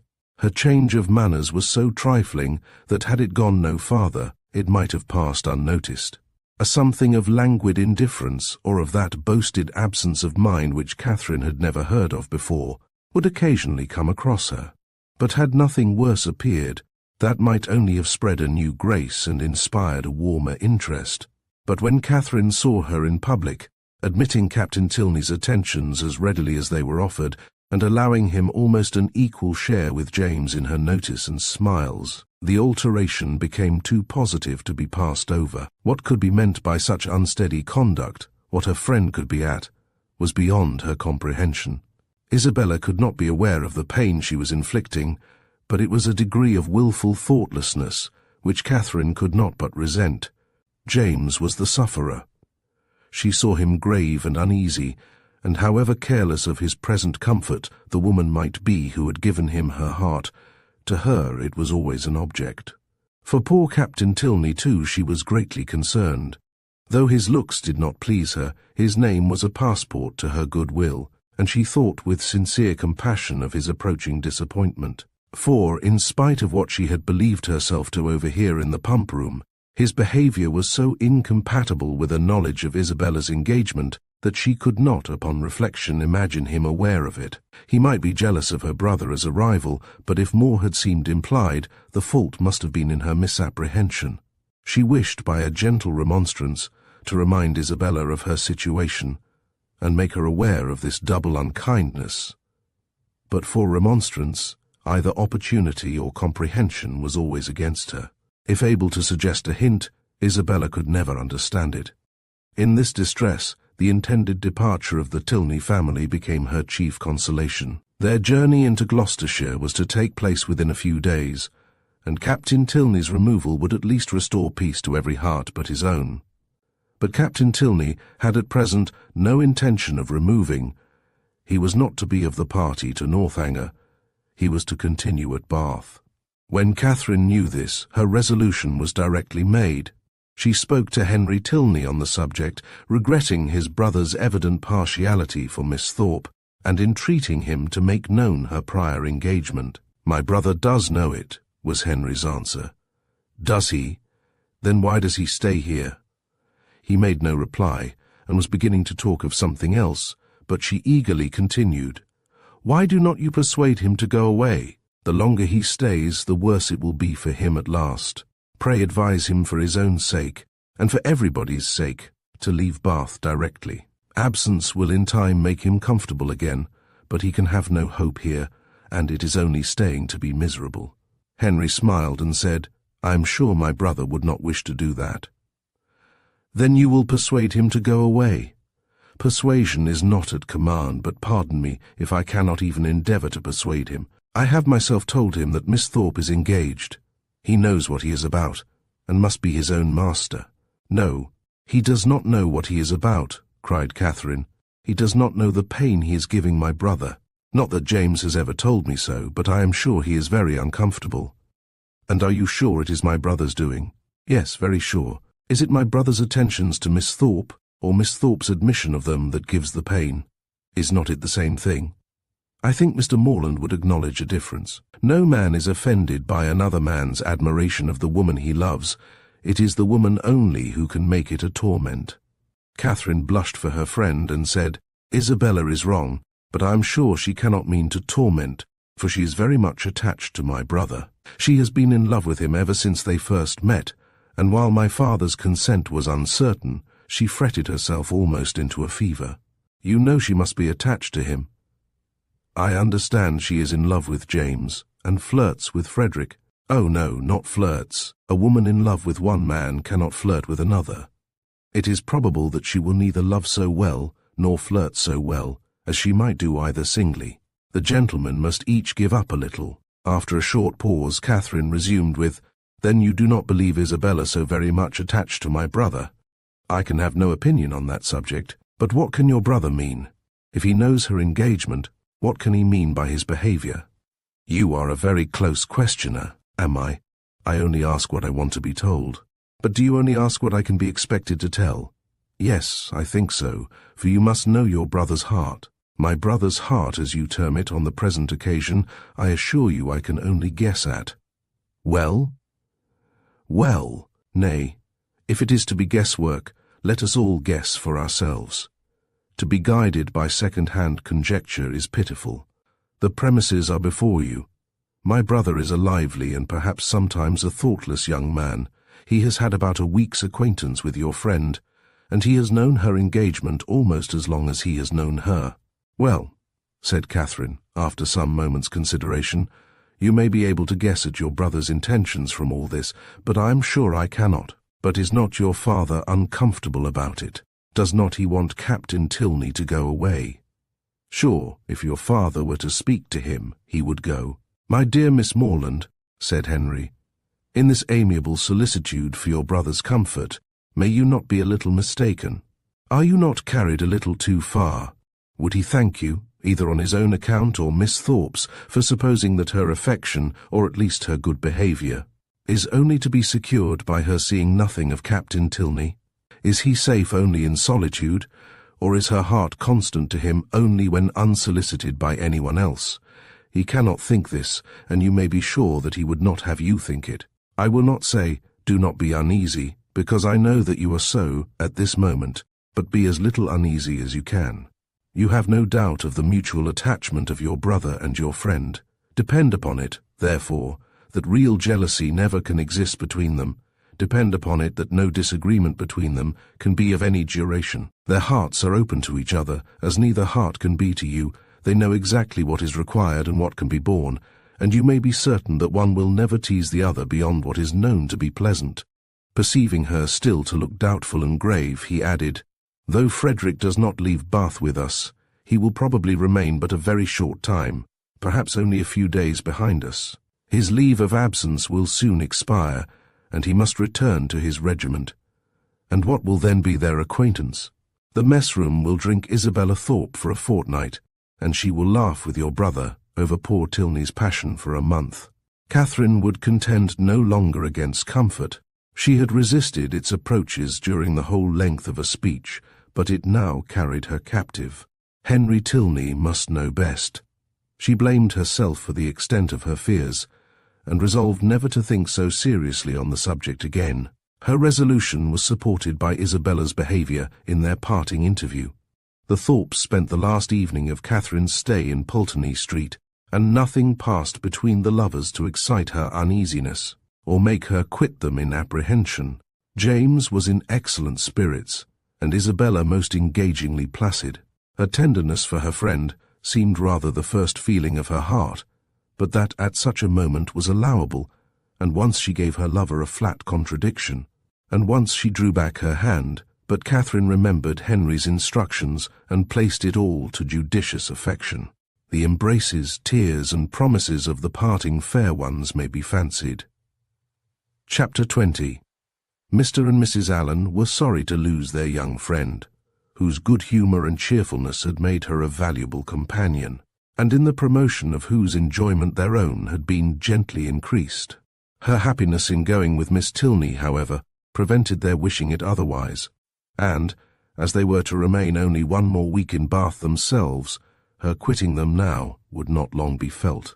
Mr. Allen attended her to Milsom Street, where she was to breakfast, and saw her seated with the kindest welcome among her new friends. But so great was her agitation in finding herself as one of the family, and so fearful was she of not doing exactly what was right, and of not being able to preserve their good opinion that, in the embarrassment of the first 5 minutes, she could almost have wished to return with him to Pulteney Street. Miss Tilney's manners and Henry's smile soon did away some of her unpleasant feelings, but still she was far from being at ease. Nor could the incessant attentions of the General himself entirely reassure her. Nay, perverse as it seemed, she doubted whether she might not have felt less, had she been less attended to. His anxiety for her comfort, his continual solicitations that she would eat, and his often expressed fears of her seeing nothing to her taste. Though never in her life before had she beheld half such variety on a breakfast table, made it impossible for her to forget for a moment that she was a visitor. She felt utterly unworthy of such respect, and knew not how to reply to it. Her tranquillity was not improved by the General's impatience for the appearance of his eldest son, nor by the displeasure he expressed at his laziness when Captain Tilney at last came down. She was quite pained by the severity of his father's reproof, which seemed disproportionate to the offence, And much was her concern increased when she found herself the principal cause of the lecture, and that his tardiness was chiefly resented from being disrespectful to her. This was placing her in a very uncomfortable situation, and she felt great compassion for Captain Tilney, without being able to hope for his goodwill. He listened to his father in silence, and attempted not any defence, which confirmed her in fearing that the inquietude of his mind, on Isabella's account, might, by keeping him long sleepless, have been the real cause of his rising late. It was the first time of her being decidedly in his company, and she had hoped to be now able to form her opinion of him, but she scarcely heard his voice while his father remained in the room. And even afterwards, so much were his spirits affected, she could distinguish nothing but these words in a whisper to Eleanor: "How glad I shall be when you are all off." The bustle of going was not pleasant. The clock struck 10 while the trunks were carrying down, and the General had fixed to be out of Milsom Street by that hour. His greatcoat, instead of being brought for him to put on directly, was spread out in the curricle in which he was to accompany his son. The middle seat of the chaise was not drawn out, though there were 3 people to go in it, and his daughter's maid had so crowded it with parcels that Miss Morland would not have room to sit. And, so much was he influenced by this apprehension when he handed her in, that she had some difficulty in saving her own new writing desk from being thrown out into the street. At last, however, the door was closed upon the 3 females, and they set off at the sober pace in which the handsome, highly fed 4 horses of a gentleman usually perform a journey of 30 miles. Such was the distance of Northanger from Bath, to be now divided into 2 equal stages. Catherine's spirits revived as they drove from the door, for with Miss Tilney she felt no restraint, and with the interest of a road entirely new to her, of an abbey before and a curricle behind. She caught the last view of Bath without any regret, and met with every milestone before she expected it. The tediousness of a 2 hours' wait at Petty France, in which there was nothing to be done but to eat without being hungry, and loiter about without anything to see.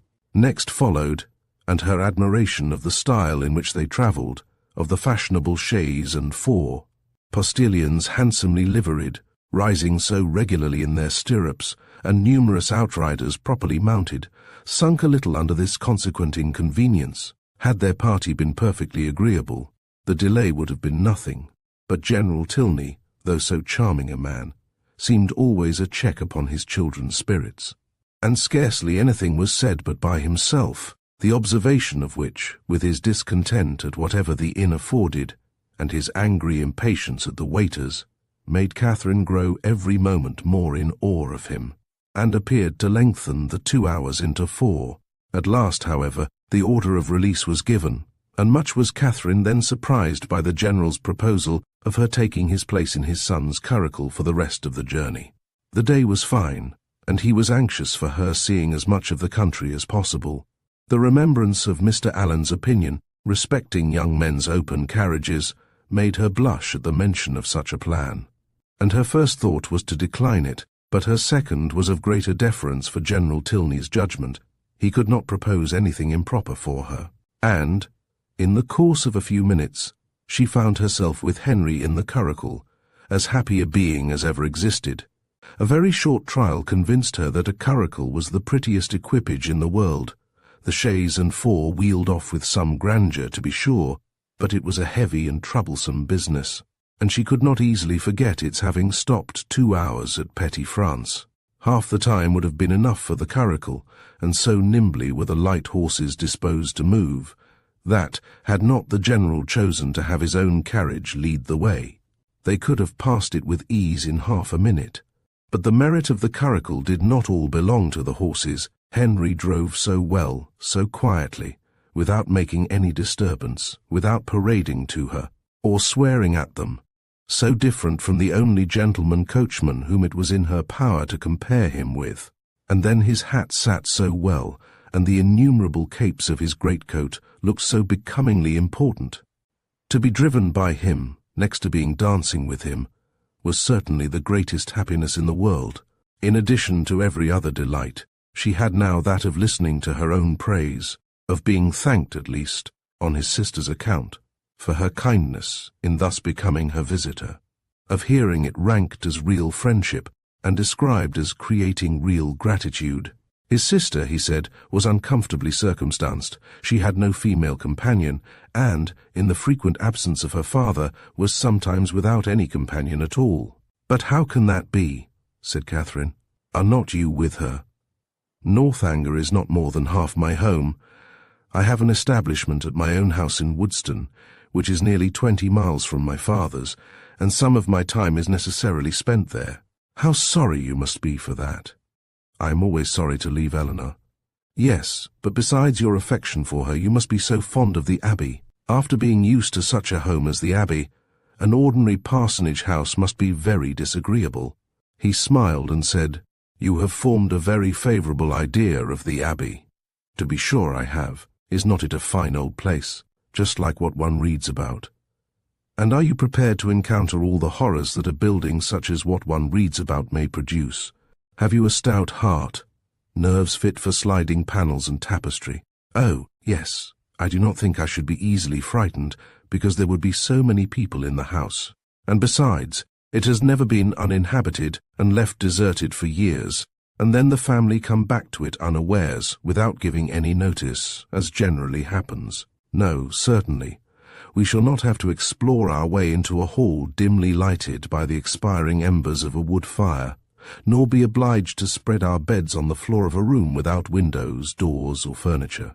But you must be aware that when a young lady is by whatever means introduced into a dwelling of this kind, she is always lodged apart from the rest of the family. While they snugly repair to their own end of the house, she is formally conducted by Dorothy, the ancient housekeeper, up a different staircase, and along many gloomy passages, into an apartment never used since some cousin or kin died in it about 20 years before. Can you stand such a ceremony as this? Will not your mind misgive you when you find yourself in this gloomy chamber, too lofty and extensive for you, with only the feeble rays of a single lamp to take in its size, its walls hung with tapestry exhibiting figures as large as life, and the bed, of dark green stuff or purple velvet, presenting even a funereal appearance? Will not your heart sink within you? Oh, but this will not happen to me, I am sure. How fearfully will you examine the furniture of your apartment, and what will you discern? Not tables, toilettes, wardrobes, or drawers, but on one side perhaps the remains of a broken lute, on the other a ponderous chest which no efforts can open, and over the fireplace the portrait of some handsome warrior, whose features will so incomprehensibly strike you that you will not be able to withdraw your eyes from it. Dorothy, meanwhile, no less struck by your appearance, gazes on you in great agitation, and drops a few unintelligible hints. To raise your spirits, moreover, she gives you reason to suppose that the part of the abbey you inhabit is undoubtedly haunted, and informs you that you will not have a single domestic within call. With this parting cordial she curtsies off. You listen to the sound of her receding footsteps as long as the last echo can reach you. And when, with fainting spirits, you attempt to fasten your door, you discover, with increased alarm, that it has no lock. Oh, Mr. Tilney, how frightful! This is just like a book, but it cannot really happen to me. I am sure your housekeeper is not really Dorothy. Well, what then? Nothing further to alarm perhaps may occur the first night. After surmounting your unconquerable horror of the bed, you will retire to rest and get a few hours' unquiet slumber. But on the second, or at farthest the third night after your arrival, you will probably have a violent storm.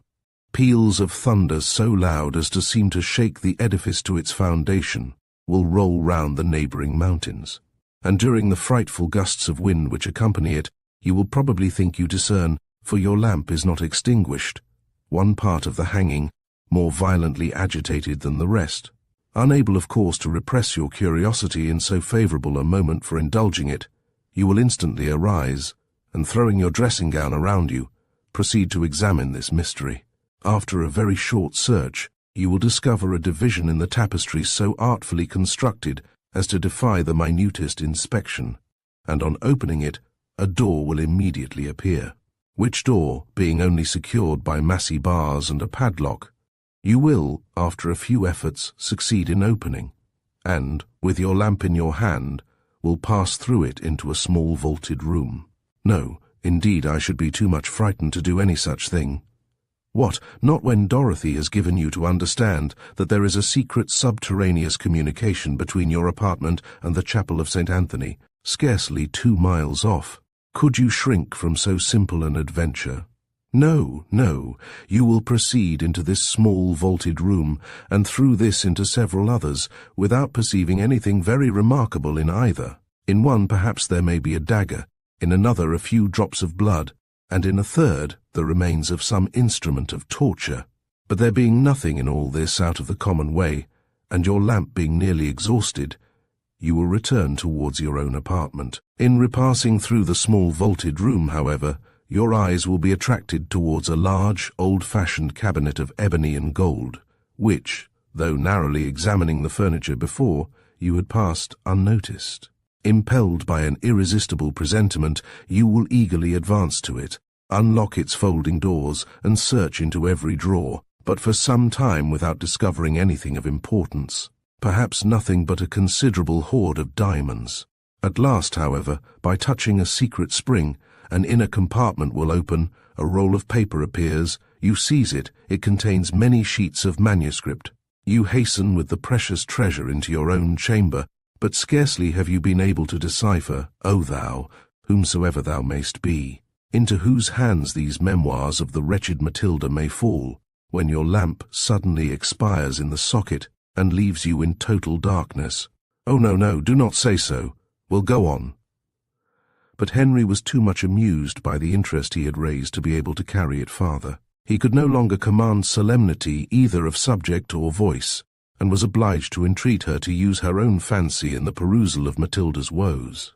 Catherine, recollecting herself, grew ashamed of her eagerness, and began earnestly to assure him that her attention had been fixed without the smallest apprehension of really meeting with what he related.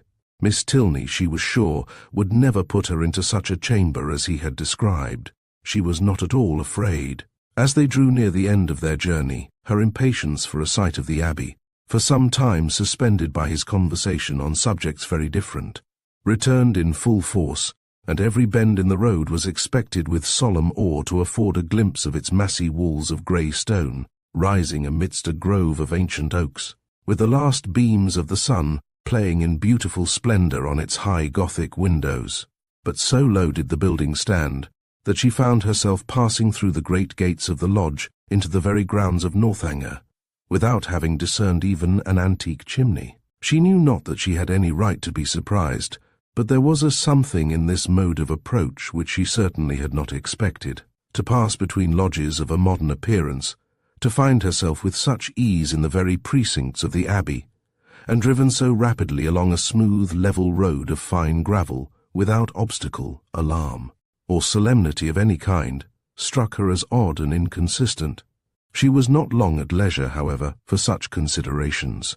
A sudden scud of rain driving full in her face made it impossible for her to observe anything further, and fixed all her thoughts on the welfare of her new straw bonnet, and she was actually under the Abbey walls, was springing, with Henry's assistance from the carriage, was beneath the shelter of the old porch, and had even passed on to the hall, where her friend and the General were waiting to welcome her, without feeling one awful foreboding of future misery to herself, or one moment's suspicion of any past scenes of horror being acted within the solemn edifice.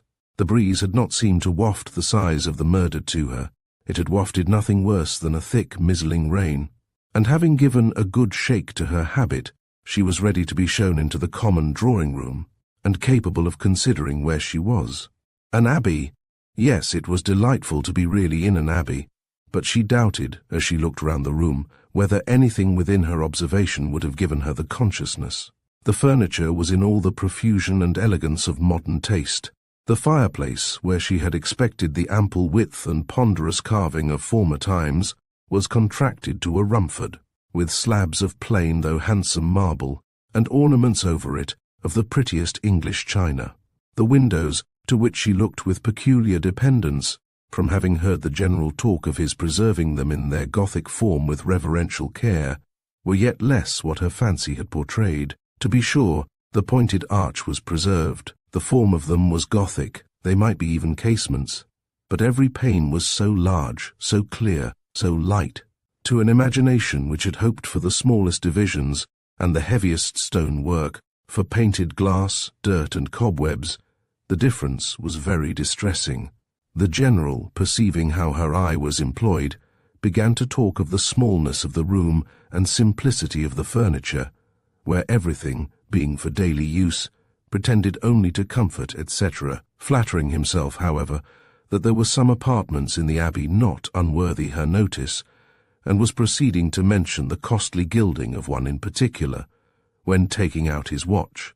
He stopped short to pronounce it with surprise, within 20 minutes of 5. This seemed the word of separation, and Catherine found herself hurried away by Miss Tilney in such a manner as convinced her that the strictest punctuality to the family hours would be expected at Northanger. Returning through the large and lofty hall, they ascended a broad staircase of shining oak, which, after many flights and many landing places, brought them upon a long, wide gallery. On one side it had a range of doors, and it was lighted on the other by windows, which Catherine had only time to discover looked into a quadrangle, before Miss Tilney led the way into a chamber, and scarcely staying to hope she would find it comfortable, left her with an anxious entreaty that she would make as little alteration as possible in her dress. Chapter 21. A moment's glance was enough to satisfy Catherine that her apartment was very unlike the one which Henry had endeavoured to alarm her by the description of. It was by no means unreasonably large, and contained neither tapestry nor velvet. The walls were papered, the floor was carpeted, the windows were neither less perfect nor more dim than those of the drawing-room below. The furniture, though not of the latest fashion, was handsome and comfortable, and the air of the room altogether far from uncheerful. Her heart instantaneously at ease on this point, she resolved to lose no time in particular examination of anything, as she greatly dreaded disobliging the general by any delay. Her habit, therefore, was thrown off with all possible haste, and she was preparing to unpin the linen package, which the chaise seat had conveyed for her immediate accommodation, when her eye suddenly fell on a large high chest, standing back in a deep recess on one side of the fireplace. The sight of it made her start, and forgetting everything else, she stood gazing on it in motionless wonder, while these thoughts crossed her. "This is strange indeed. I did not expect such a sight as this. An immense heavy chest. What can it hold? Why should it be placed here? Pushed back, too, as if meant to be out of sight. I will look into it, cost me what it may. I will look into it, and directly, too, by daylight. If I stay till evening, my candle may go out." She advanced and examined it closely. It was of cedar, curiously inlaid with some darker wood, and raised, about a foot from the ground, on a carved stand of the same. The lock was silver, though tarnished from age. At each end were the imperfect remains of handles also of silver, broken perhaps prematurely by some strange violence, and, on the centre of the lid, was a mysterious cipher in the same metal. Catherine bent over it intently, but without being able to distinguish anything with certainty. She could not, in whatever direction she took it, believe the last letter to be a T, and yet that it should be anything else in that house was a circumstance to raise no common degree of astonishment. If not originally theirs, by what strange events could it have fallen into the Tilney family? Her fearful curiosity was every moment growing greater, and seizing with trembling hands the hasp of the lock, she resolved at all hazards to satisfy herself at least as to its contents. With difficulty, for something seemed to resist her efforts, she raised the lid a few inches, but at that moment a sudden knocking at the door of the room made her, starting, quit her hold, and the lid closed with alarming violence.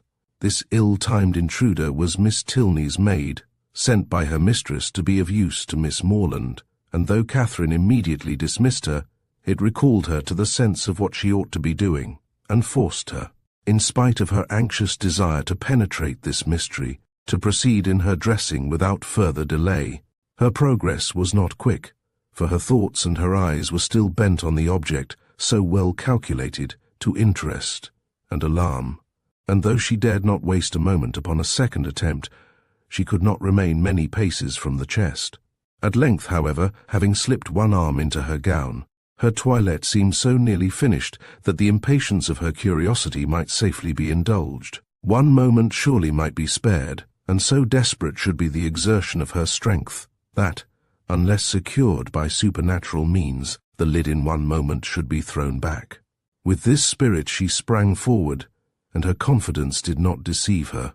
Her resolute effort threw back the lid, and gave to her astonished eyes the view of a white cotton counterpane, properly folded, reposing at one end of the chest in undisputed possession.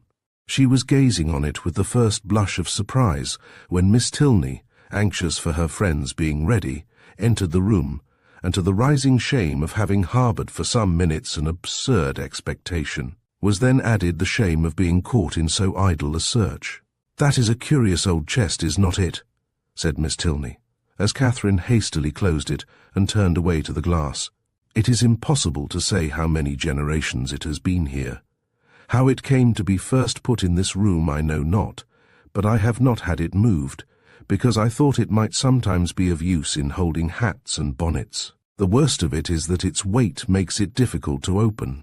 In that corner, however, it is at least out of the way." Catherine had no leisure for speech, being at once blushing, tying her gown, and forming wise resolutions with the most violent dispatch. Miss Tilney gently hinted her fear of being late, and in half a minute they ran downstairs together, in an alarm not wholly unfounded, for General Tilney was pacing the drawing-room, his watch in his hand, and having, on the very instant of their entering, pulled the bell with violence, ordered "dinner to be on table," Catherine trembled at the emphasis with which he spoke, and sat pale and breathless in a most humble mood, concerned for his children, and detesting old chests, and the General, recovering his politeness as he looked at her, spent the rest of his time in scolding his daughter for so foolishly hurrying her fair friend, who was absolutely out of breath from haste, when there was not the least occasion for hurry in the world.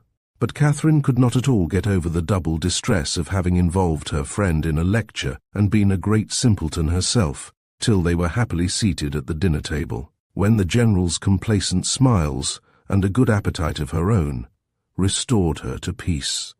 The dining parlour was a noble room, suitable in its dimensions to a much larger drawing-room than the one in common use, and fitted up in a style of luxury and expense which was almost lost on the unpractised eye of Catherine, who saw little more than its spaciousness and the number of their attendants. Of the former she spoke aloud her admiration, and the General, with a very gracious countenance, acknowledged that it was by no means an ill-sized room, and further confessed that, though as careless on such subjects as most people, he did look upon a tolerably large eating-room as one of the necessaries of life. He supposed, however, that she must have been used to much better-sized apartments at Mr. Allen's. "No, indeed," was Catherine's honest assurance. Mr. Allen's dining parlour was not more than half as large, and she had never seen so large a room as this in her life. The General's good humour increased. Why, as he had such rooms, he thought it would be simple not to make use of them, but, upon his honour, he believed there might be more comfort in rooms of only half their size. Mr. Allen's house, he was sure, must be exactly of the true size for rational happiness. The evening passed without any further disturbance, and, in the occasional absence of General Tilney, with much positive cheerfulness. It was only in his presence that Catherine felt the smallest fatigue from her journey, and even then, even in moments of languor or restraint, a sense of general happiness preponderated, and she could think of her friends in Bath without one wish of being with them. The night was stormy. The wind had been rising at intervals the whole afternoon, and by the time the party broke up, it blew and rained violently. Catherine, as she crossed the hall, listened to the tempest with sensations of awe, and, when she heard it rage round a corner of the ancient building and close with sudden fury a distant door, felt for the first time that she was really in an abbey. Yes, these were characteristic sounds. They brought to her recollection a countless variety of dreadful situations and horrid scenes which such buildings had witnessed, and such storms ushered in, and most heartily did she rejoice in the happier circumstances attending her entrance within walls so solemn. She had nothing to dread from midnight assassins, or drunken gallants. Henry had certainly been only in jest in what he had told her that morning. In a house so furnished and so guarded, she could have nothing to explore or to suffer, and might go to her bedroom as securely as if it had been her own chamber at Fullerton. Thus wisely fortifying her mind, as she proceeded upstairs, she was enabled, especially on perceiving that Miss Tilney slept only 2 doors from her, to enter her room with a tolerably stout heart, and her spirits were immediately assisted by the cheerful blaze of a wood fire. "How much better is this," said she, as she walked to the fender, "how much better to find a fire ready lit, than to have to wait shivering in the cold till all the family are in bed, as so many poor girls have been obliged to do, and then to have a faithful old servant frightening one by coming in with a log. How glad I am that Northanger is what it is. If it had been like some other places, I do not know that, in such a night as this, I could have answered for my courage, but now, to be sure, there is nothing to alarm one." She looked round the room. The window curtains seemed in motion. It could be nothing but the violence of the wind penetrating through the divisions of the shutters, and she stepped boldly forward, carelessly humming a tune, to assure herself of its being so, peeped courageously behind each curtain, saw nothing on either low window seat to scare her, and on placing a hand against the shutter, felt the strongest conviction of the wind's force. A glance at the old chest, as she turned away from this examination, was not without its use. She scorned the causeless fears of an idle fancy, and began with a most happy indifference to prepare herself for bed. She should take her time, she should not hurry herself, she did not care if she were the last person up in the house. But she would not make up her fire. That would seem cowardly, as if she wished for the protection of light after she were in bed. The fire therefore died away, and Catherine, having spent the best part of an hour in her arrangements, was beginning to think of stepping into bed, when, on giving a parting glance round the room, she was struck by the appearance of a high, old-fashioned black cabinet, which, though in a situation conspicuous enough, had never caught her notice before. Henry's words, his description of the ebony cabinet, which was to escape her observation at first, immediately rushed across her, and though there could be nothing really in it, there was something whimsical. It was certainly a very remarkable coincidence. She took her candle and looked closely at the cabinet. It was not absolutely ebony and gold, but it was Japan, black and yellow Japan of the handsomest kind, and as she held her candle, the yellow had very much the effect of gold. The key was in the door, and she had a strange fancy to look into it, not, however, with the smallest expectation of finding anything. But it was so very odd, after what Henry had said. In short, she could not sleep till she had examined it. So, placing the candle with great caution on a chair, she seized the key with a very tremulous hand and tried to turn it, but it resisted her utmost strength. Alarmed, but not discouraged, she tried it another way. A bolt flew, and she believed herself successful, but how strangely mysterious. The door was still immovable. She paused a moment in breathless wonder. The wind roared down the chimney, the rain beat in torrents against the windows, and everything seemed to speak the awfulness of her situation. To retire to bed, however, unsatisfied on such a point, would be vain, since sleep must be impossible with the consciousness of a cabinet so mysteriously closed in her immediate vicinity. Again, therefore, she applied herself to the key, and after moving it in every possible way for some instants, with the determined celerity of hope's last effort, the door suddenly yielded to her hand. Her heart leaped with exultation at such a victory, and having thrown open each folding door, the second being secured only by bolts of less wonderful construction than the lock, though in that her eye could not discern anything unusual, a double range of small drawers appeared in view, with some larger drawers above and below them, and in the centre a small door, closed also with a lock and key, secured in all probability a cavity of importance. Catherine's heart beat quick, but her courage did not fail her. With a cheek flushed by hope, and an eye straining with curiosity, her fingers grasped the handle of a drawer and drew it forth. It was entirely empty.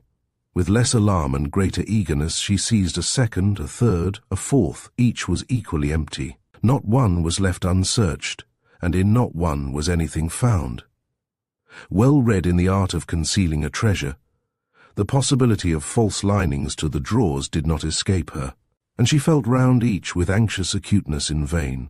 The place in the middle alone remained now unexplored, and though she had never from the first had the smallest idea of finding anything in any part of the cabinet, and was not in the least disappointed at her ill success thus far, it would be foolish not to examine it thoroughly while she was about it.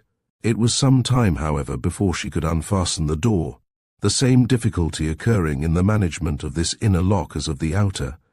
But at length it did open, and not vain, as hitherto was her search. Her quick eyes directly fell on a roll of paper pushed back into the further part of the cavity, apparently for concealment, and her feelings at that moment were indescribable. Her heart fluttered, her knees trembled, and her cheeks grew pale. She seized, with an unsteady hand, the precious manuscript. For half a glance sufficed to ascertain written characters, and while she acknowledged with awful sensations this striking exemplification of what Henry had foretold, resolved instantly to peruse every line before she attempted to rest. The dimness of the light her candle emitted made her turn to it with alarm, but there was no danger of its sudden extinction. It had yet some hours to burn, and that she might not have any greater difficulty in distinguishing the writing than what its ancient date might occasion, she hastily snuffed it. Alas! It was snuffed and extinguished in one. A lamp could not have expired with more awful effect. Catherine, for a few moments, was motionless with horror. It was done completely. Not a remnant of light in the wick could give hope to the rekindling breath. Darkness, impenetrable and immovable, filled the room. A violent gust of wind, rising with sudden fury, added fresh horror to the moment. Catherine trembled from head to foot. In the pause which succeeded, a sound like receding footsteps and the closing of a distant door struck on her affrighted ear. Human nature could support no more.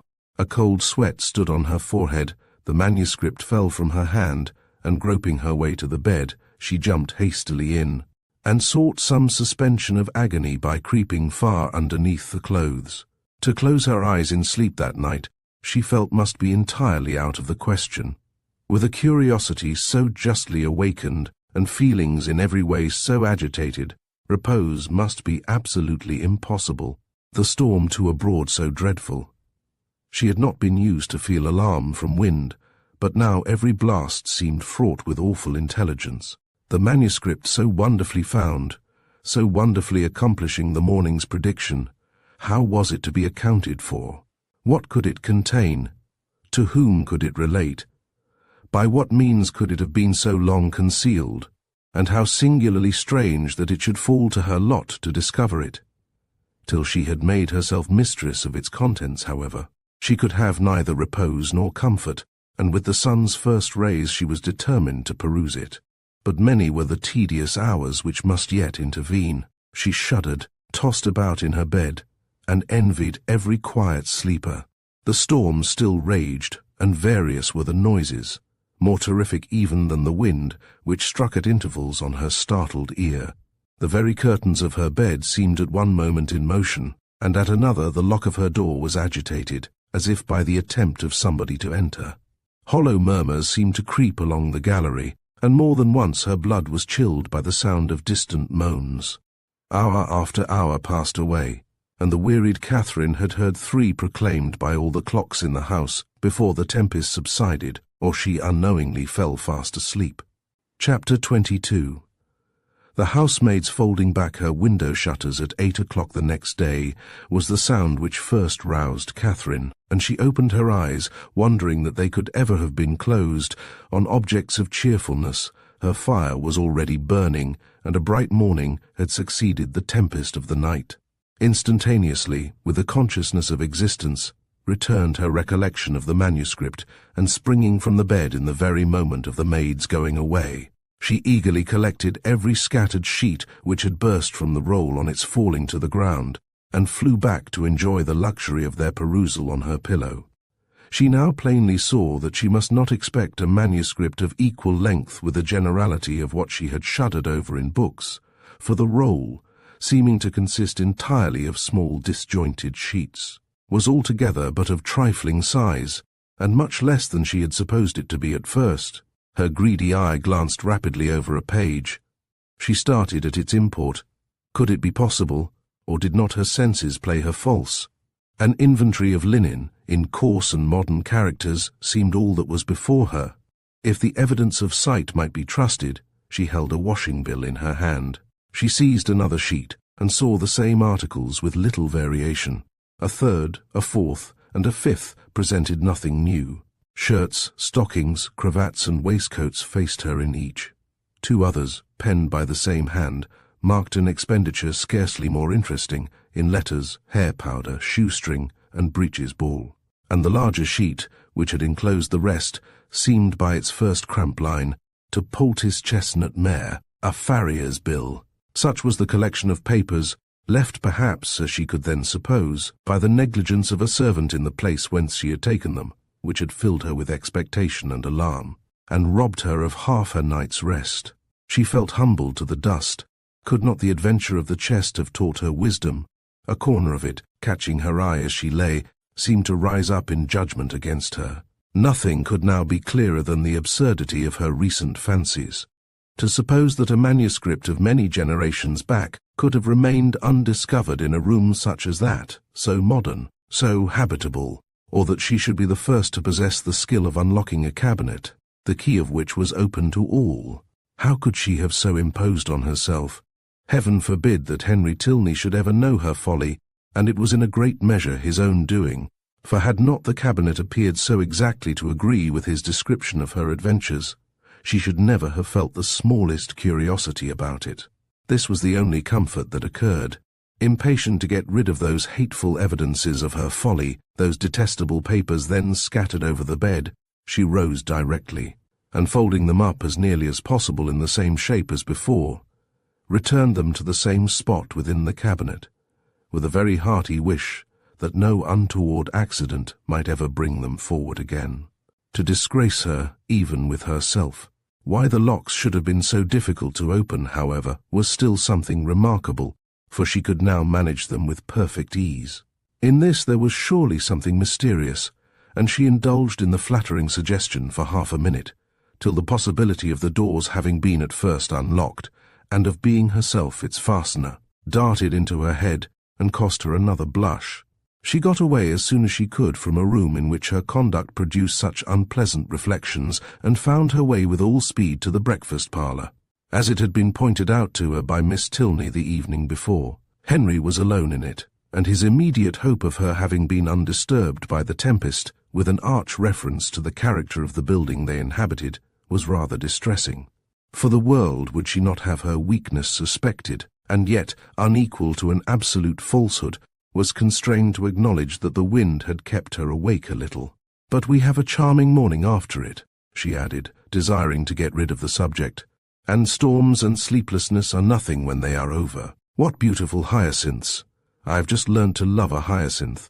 And how might you learn, by accident or argument? Your sister taught me, I cannot tell how. Mrs. Allen used to take pains, year after year, to make me like them, but I never could, till I saw them the other day in Milsom Street. I am naturally indifferent about flowers. But now you love a hyacinth. So much the better. You have gained a new source of enjoyment, and it is well to have as many holds upon happiness as possible. Besides, a taste for flowers is always desirable in your sex, as a means of getting you out of doors, and tempting you to more frequent exercise than you would otherwise take. And though the love of a hyacinth may be rather domestic, who can tell, the sentiment once raised, but you may in time come to love a rose. But I do not want any such pursuit to get me out of doors. The pleasure of walking and breathing fresh air is enough for me, and in fine weather I am out more than half my time. Mamma says I am never within. At any rate, however, I am pleased that you have learnt to love a hyacinth. The mere habit of learning to love is the thing, and a teachableness of disposition in a young lady is a great blessing. Has my sister a pleasant mode of instruction? Catherine was saved the embarrassment of attempting an answer by the entrance of the General, whose smiling compliments announced a happy state of mind, but whose gentle hint of sympathetic early rising did not advance her composure. The elegance of the breakfast set forced itself on Catherine's notice when they were seated at table, and, luckily, it had been the General's choice. He was enchanted by her approbation of his taste, confessed it to be neat and simple, thought it right to encourage the manufacture of his country, and for his part, to his uncritical palate, the tea was as well flavoured from the clay of Staffordshire as from that of Dresden or Sèvres. But this was quite an old set, purchased 2 years ago.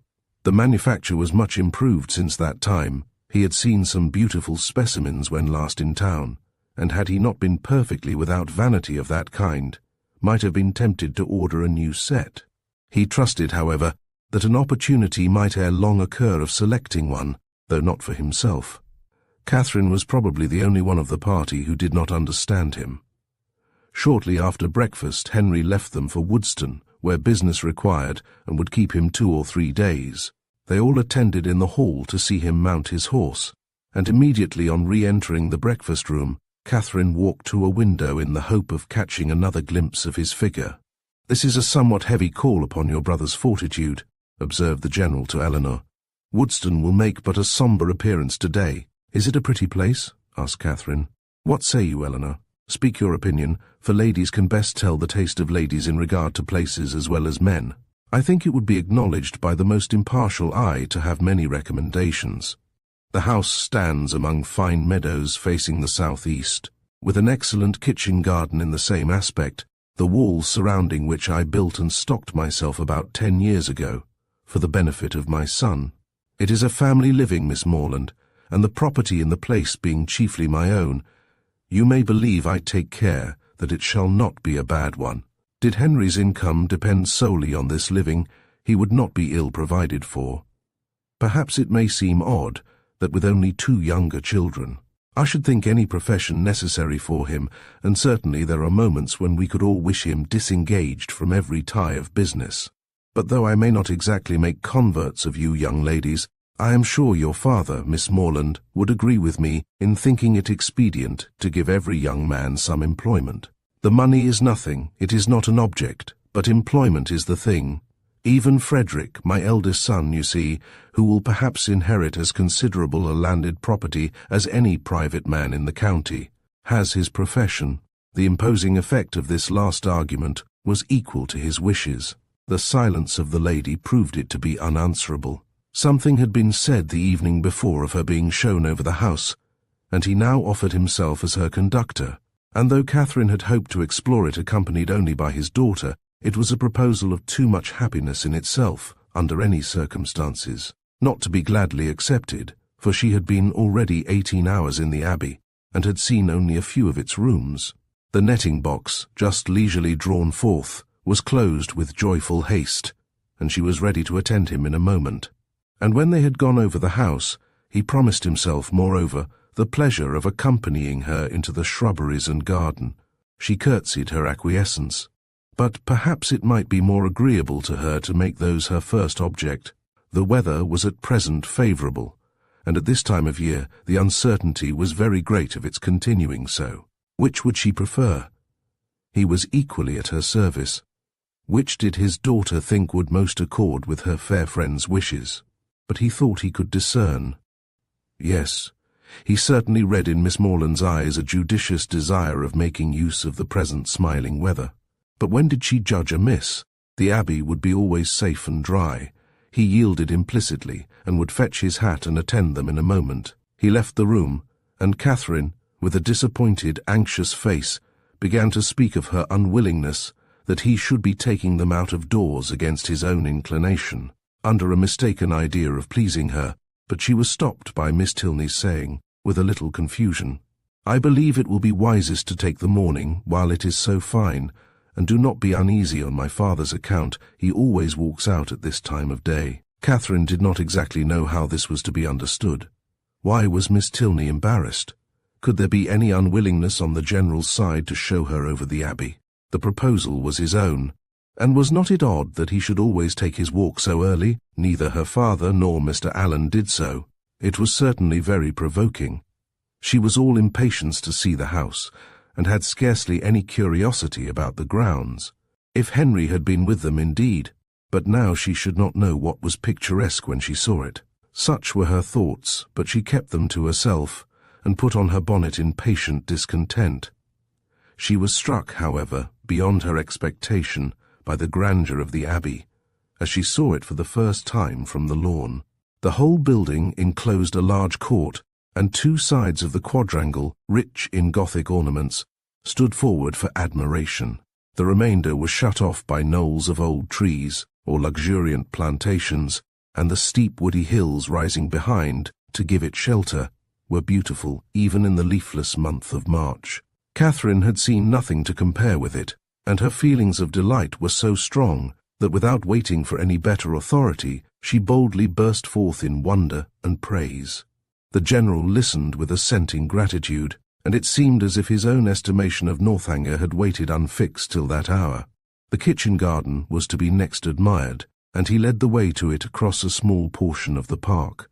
The number of acres contained in this garden was such as Catherine could not listen to without dismay, being more than double the extent of all Mr. Allen's, as well as her father's, including churchyard and orchard.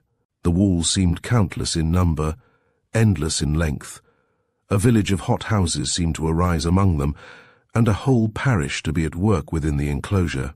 The general was flattered by her looks of surprise, which told him almost as plainly as he soon forced her to tell him in words, that she had never seen any gardens at all equal to them before, and he then modestly owned that, without any ambition of that sort himself, without any solicitude about it, he did believe them to be unrivalled in the kingdom. If he had a hobby horse, it was that. He loved a garden. Though careless enough in most matters of eating, he loved good fruit, or if he did not, his friends and children did. There were great vexations, however, attending such a garden as his. The utmost care could not always secure the most valuable fruits. The pinery had yielded only 100 in the last year. Mr. Allen, he supposed, must feel these inconveniences as well as himself. No, not at all. Mr. Allen did not care about the garden, and never went into it. With a triumphant smile of self-satisfaction, the general wished he could do the same, for he never entered his, without being vexed in some way or other by its falling short of his plan. How were Mr. Allen's succession houses worked, describing the nature of his own as they entered them? Mr. Allen had only one small hothouse, which Mrs. Allen had the use of for her plants in winter, and there was a fire in it now and then. "He is a happy man," said the general, with a look of very happy contempt, having taken her into every division, and led her under every wall, till she was heartily weary of seeing and wondering. He suffered the girls at last to seize the advantage of an outer door, and then expressing his wish to examine the effect of some recent alterations about the tea-house, proposed it as no unpleasant extension of their walk, if Miss Morland were not tired. "But where are you going, Eleanor? Why do you choose that cold, damp path to it? Miss Morland will get wet. Our best way is across the park." "This is so favourite a walk of mine," said Miss Tilney, "that I always think it the best and nearest way, but perhaps it may be damp." It was a narrow, winding path through a thick grove of old Scotch firs, and Catherine, struck by its gloomy aspect and eager to enter it, could not, even by the general's disapprobation, be kept from stepping forward. He perceived her inclination, and having again urged the plea of health in vain, was too polite to make further opposition.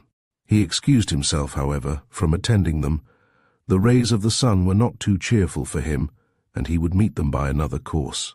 He turned away, and Catherine was shocked to find how much her spirits were relieved by the separation.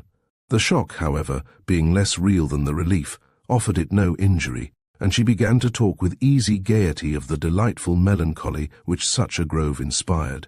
"I am particularly fond of this spot," said her companion, with a sigh. "It was my mother's favourite walk." Catherine had never heard Mrs. Tilney mentioned in the family before, and the interest excited by this tender remembrance showed itself directly in her altered countenance, and in the attentive pause with which she waited for something more. "I used to walk here so often with her," added Eleanor, "though I never loved it then, as I have loved it since. At that time, indeed, I used to wonder at her choice, but her memory endears it now." And ought it not, reflected Catherine, to endear it to her husband? Yet the general would not enter it. Miss Tilney continuing silent, she ventured to say, "Her death must have been a great affliction." "A great and increasing one," replied the other in a low voice. "I was only 13 when it happened, and though I felt my loss perhaps as strongly as one so young could feel it, I could not, then know what a loss it was." She stopped for a moment, and then added, with great firmness, "I have no sister, you know, and though my brothers are very affectionate, and Henry is a great deal here, which I am most thankful for, it is impossible for me not to be often solitary. To be sure you must miss him very much. A mother would have been always present. A mother would have been a constant friend. Her influence would have been beyond all other. Was she a very charming woman? Was she handsome? Was there any picture of her in the Abbey? And why had she been so partial to that grove? Was it from dejection of spirits?" Were questions now eagerly poured forth. The first three received a ready affirmative. The two others were passed by, and Catherine's interest in the deceased Mrs. Tilney augmented with every question, whether answered or not. Of her unhappiness in marriage she felt persuaded. The General certainly had been an unkind husband. He did not love her walk. Could he therefore have loved her? And besides, handsome as he was, there was a something in the turn of his features which spoke his not having behaved well to her. Her picture, I suppose, blushing at the consummate art of her own question, hangs in your father's room. No, it was intended for the drawing-room, but my father was dissatisfied with the painting, and for some time it had no place. Soon after her death, I obtained it for my own, and hung it in my bedchamber, where I shall be happy to show it you. It is very like." Here was another proof. A portrait, very like, of a departed wife, not valued by the husband. He must have been dreadfully cruel to her. Catherine attempted no longer to hide from herself the nature of the feelings which, in spite of all his attentions, he had previously excited, and what had been terror and dislike before was now absolute aversion. Yes, aversion. His cruelty to such a charming woman made him odious to her. She had often read of such characters which Mr. Allen had been used to call unnatural and overdrawn, but here was proof positive of the contrary. She had just settled this point when the end of the path brought them directly upon the General, and in spite of all her virtuous indignation, she found herself again obliged to walk with him, listen to him, and even to smile when he smiled. Being no longer able, however, to receive pleasure from the surrounding objects, she soon began to walk with lassitude. The General perceived it, and with a concern for her health, which seemed to reproach her for her opinion of him, was most urgent for returning with his daughter to the house. He would follow them in a quarter of an hour. Again they parted, but Eleanor was called back in half a minute to receive a strict charge against taking her friend round the Abbey till his return. This second instance of his anxiety to delay what she so much wished for struck Catherine as very remarkable. Chapter 23. An hour passed away before the General came in, spent, on the part of his young guest, in no very favourable consideration of his character. This lengthened absence, these solitary rambles, did not speak a mind at ease or a conscience void of reproach. At length he appeared, and, whatever might have been the gloom of his meditations, he could still smile with them. Miss Tilney, understanding in part her friend's curiosity to see the house, soon revived the subject, and her father being, contrary to Catherine's expectations, unprovided with any pretence for further delay, beyond that of stopping 5 minutes to order refreshments to be in the room by their return, was at last ready to escort them.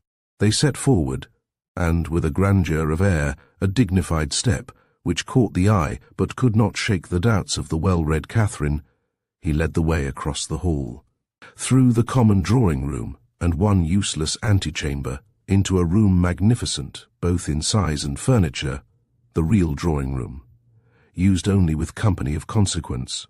It was very noble, very grand, very charming, was all that Catherine had to say, for her indiscriminating eye scarcely discerned the colour of the satin, and all minuteness of praise, all praise that had much meaning, was supplied by the General. The costliness or elegance of any room's fitting up could be nothing to her. She cared for no furniture of a more modern date than the 15th century. When the General had satisfied his own curiosity, in a close examination of every well-known ornament, they proceeded into the library, an apartment, in its way, of equal magnificence, exhibiting a collection of books. on which an humble man might have looked with pride, Catherine heard, admired, and wondered with more genuine feeling than before, gathered all that she could from this storehouse of knowledge, by running over the titles of half a shelf, and was ready to proceed. But suites of apartments did not spring up with her wishes. Large as was the building, she had already visited the greatest part, though, on being told that, with the addition of the kitchen, the 6 or 7 rooms she had now seen surrounded 3 sides of the court, she could scarcely believe it, or overcome the suspicion of there being many chambers secreted. It was some relief, however, that they were to return to the rooms in common use, by passing through a few of less importance, looking into the court, which, with occasional passages, not wholly unintricate, connected the different sides, and she was further soothed in her progress by being told that she was treading what had once been a cloister, having traces of cells pointed out, and observing several doors that were neither opened nor explained to her, by finding herself successively in a billiard-room and in the general's private apartment, without comprehending their connection, or being able to turn aright when she left them, and lastly, by passing through a dark little room, owning Henry's authority, and strewed with his litter of books, guns, and greatcoats, from the dining-room, of which, though already seen, and always to be seen at 5 o'clock, the general could not forego the pleasure of pacing out the length for the more certain information of Miss Morland. As to what she neither doubted nor cared for, they proceeded by quick communication to the kitchen, the ancient kitchen of the convent, rich in the massy walls and smoke of former days, and in the stoves and hot closets of the present. The general's improving hand had not loitered here. Every modern invention to facilitate the labour of the cooks had been adopted within this, their spacious theatre, and, when the genius of others had failed, his own had often produced the perfection wanted. His endowments of this spot alone might at any time have placed him high among the benefactors of the convent. With the walls of the kitchen ended all the antiquity of the abbey, the 4th side of the quadrangle having, on account of its decaying state, been removed by the general's father, and the present erected in its place. All that was venerable ceased here. The new building was not only new, but declared itself to be so, intended only for offices, and enclosed behind by stable yards. No uniformity of architecture had been thought necessary. Catherine could have raved at the hand, which had swept away what must have been beyond the value of all the rest, for the purposes of mere domestic economy, and would willingly have been spared the mortification of a walk through scenes so fallen, had the general allowed it. But if he had a vanity, it was in the arrangement of his offices, and as he was convinced that, to a mind like Miss Morland's, a view of the accommodations and comforts by which the labours of her inferiors were softened must always be gratifying, he should make no apology for leading her on. They took a slight survey of all, and Catherine was impressed, beyond her expectation, by their multiplicity and their convenience. The purposes for which a few shapeless pantries and a comfortless scullery were deemed sufficient at Fullerton were here carried on in appropriate divisions, commodious and roomy. The number of servants continually appearing did not strike her less than the number of their offices. Wherever they went, some patterned girl stopped to curtsy, or some footman in dishabille sneaked off. Yet this was an abbey. How inexpressibly different in these domestic arrangements from such as she had read about, from abbeys and castles in which, though certainly larger than Northanger, all the dirty work of the house was to be done by 2 pair of female hands at the utmost. How they could get through it all had often amazed Mrs. Allen, and when Catherine saw what was necessary here, she began to be amazed herself. They returned to the hall, that the chief staircase might be ascended, and the beauty of its wood, and ornaments of rich carving might be pointed out. Having gained the top, they turned in an opposite direction from the gallery in which her room lay, and shortly entered one on the same plan, but superior in length and breadth. She was here shown successively into 3 large bedchambers, with their dressing-rooms, most completely and handsomely fitted up. Everything that money and taste could do, to give comfort and elegance to apartments, had been bestowed on these, and, being furnished within the last 5 years, they were perfect in all that would be generally pleasing, and wanting in all that could give pleasure to Catherine.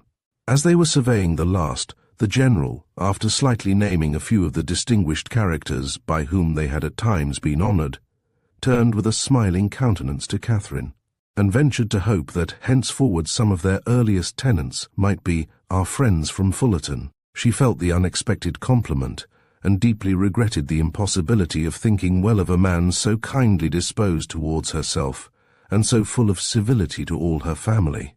The gallery was terminated by folding doors, which Miss Tilney, advancing, had thrown open and passed through, and seemed on the point of doing the same by the first door to the left, in another long reach of gallery, when the general, coming forwards, called her hastily, and, as Catherine thought, rather angrily back, demanding whither she were going. And what was there more to be seen? Had not Miss Morland already seen all that could be worth her notice? And did she not suppose her friend might be glad of some refreshment after so much exercise? Miss Tilney drew back directly, and the heavy doors were closed upon the mortified Catherine, who, having seen, in a momentary glance beyond them, a narrower passage, more numerous openings, and symptoms of a winding staircase, believed herself at last within the reach of something worth her notice, and felt, as she unwillingly paced back the gallery, that she would rather be allowed to examine that end of the house than see all the finery of all the rest. The general's evident desire of preventing such an examination was an additional stimulant. Something was certainly to be concealed, her fancy, though it had trespassed lately once or twice, could not mislead her here, and what that something was, a short sentence of Miss Tilney's, as they followed the general at some distance downstairs, seemed to point out, "I was going to take you into what was my mother's room, the room in which she died," were all her words. But few as they were, they conveyed pages of intelligence to Catherine. It was no wonder that the general should shrink from the sight of such objects as that room must contain. A room in all probability never entered by him since the dreadful scene had passed, which released his suffering wife and left him to the stings of conscience. She ventured, when next alone with Eleanor, to express her wish of being permitted to see it, as well as all the rest of that side of the house, and Eleanor promised to attend her there, whenever they should have a convenient hour. Catherine understood her. The general must be watched from home before that room could be entered. "It remains as it was, I suppose," said she in a tone of feeling. "Yes, entirely. And how long ago may it be that your mother died? She has been dead these 9 years, and 9 years, Catherine knew, was a trifle of time, compared with what generally elapsed after the death of an injured wife, before her room was put to rights. You were with her, I suppose, to the last?" "No," said Miss Tilney, sighing. "I was unfortunately from home. Her illness was sudden and short, and before I arrived it was all over." Catherine's blood ran cold with the horrid suggestions which naturally sprang from these words. Could it be possible? Could Henry's father? And yet how many were the examples to justify even the blackest suspicions?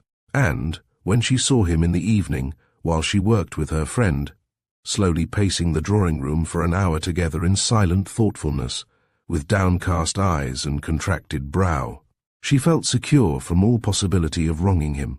It was the air and attitude of a Montoni. What could more plainly speak the gloomy workings of a mind not wholly dead to every sense of humanity in its fearful review of past scenes of guilt? Unhappy man! And the anxiousness of her spirits directed her eyes towards his figure so repeatedly as to catch Miss Tilney's notice. "My father," she whispered, "often walks about the room in this way. It is nothing unusual."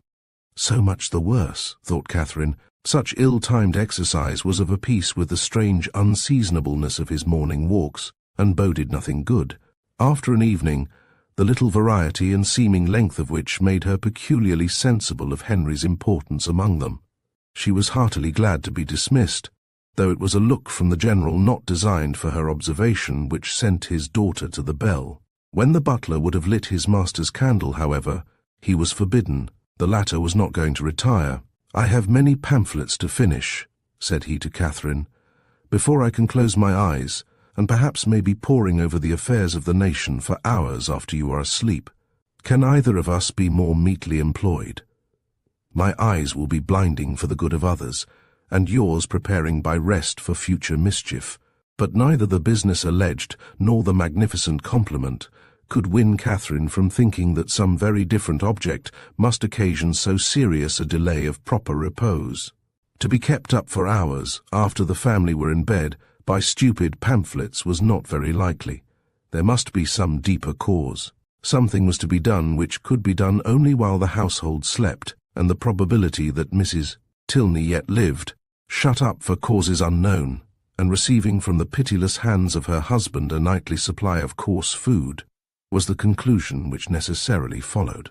Shocking as was the idea, it was at least better than a death unfairly hastened, as, in the natural course of things, she must ere long be released.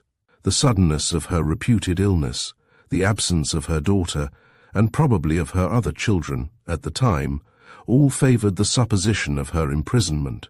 Its origin, jealousy perhaps, or wanton cruelty, was yet to be unravelled.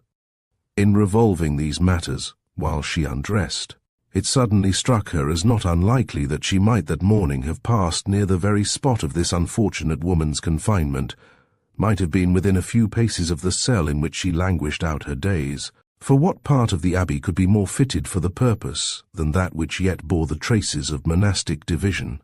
In the high arched passage, paved with stone, which already she had trodden with peculiar awe, she well remembered the doors of which the general had given no account. To what might not those doors lead?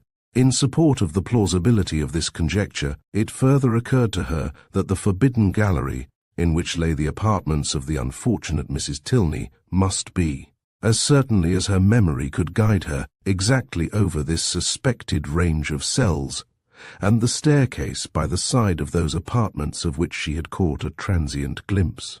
Communicating by some secret means with those cells, might well have favoured the barbarous proceedings of her husband. Down that staircase she had perhaps been conveyed in a state of well-prepared insensibility. Catherine sometimes started at the boldness of her own surmises, and sometimes hoped or feared that she had gone too far, but they were supported by such appearances as made their dismissal impossible. The side of the quadrangle, in which she supposed the guilty seemed to be acting, being, according to her belief, just opposite her own, it struck her that, if judiciously watched, some rays of light from the general's lamp might glimmer through the lower windows as he passed to the prison of his wife, and, twice before she stepped into bed, she stole gently from her room to the corresponding window in the gallery to see if it appeared, but all abroad was dark, and it must yet be too early. The various ascending noises convinced her that the servants must still be up.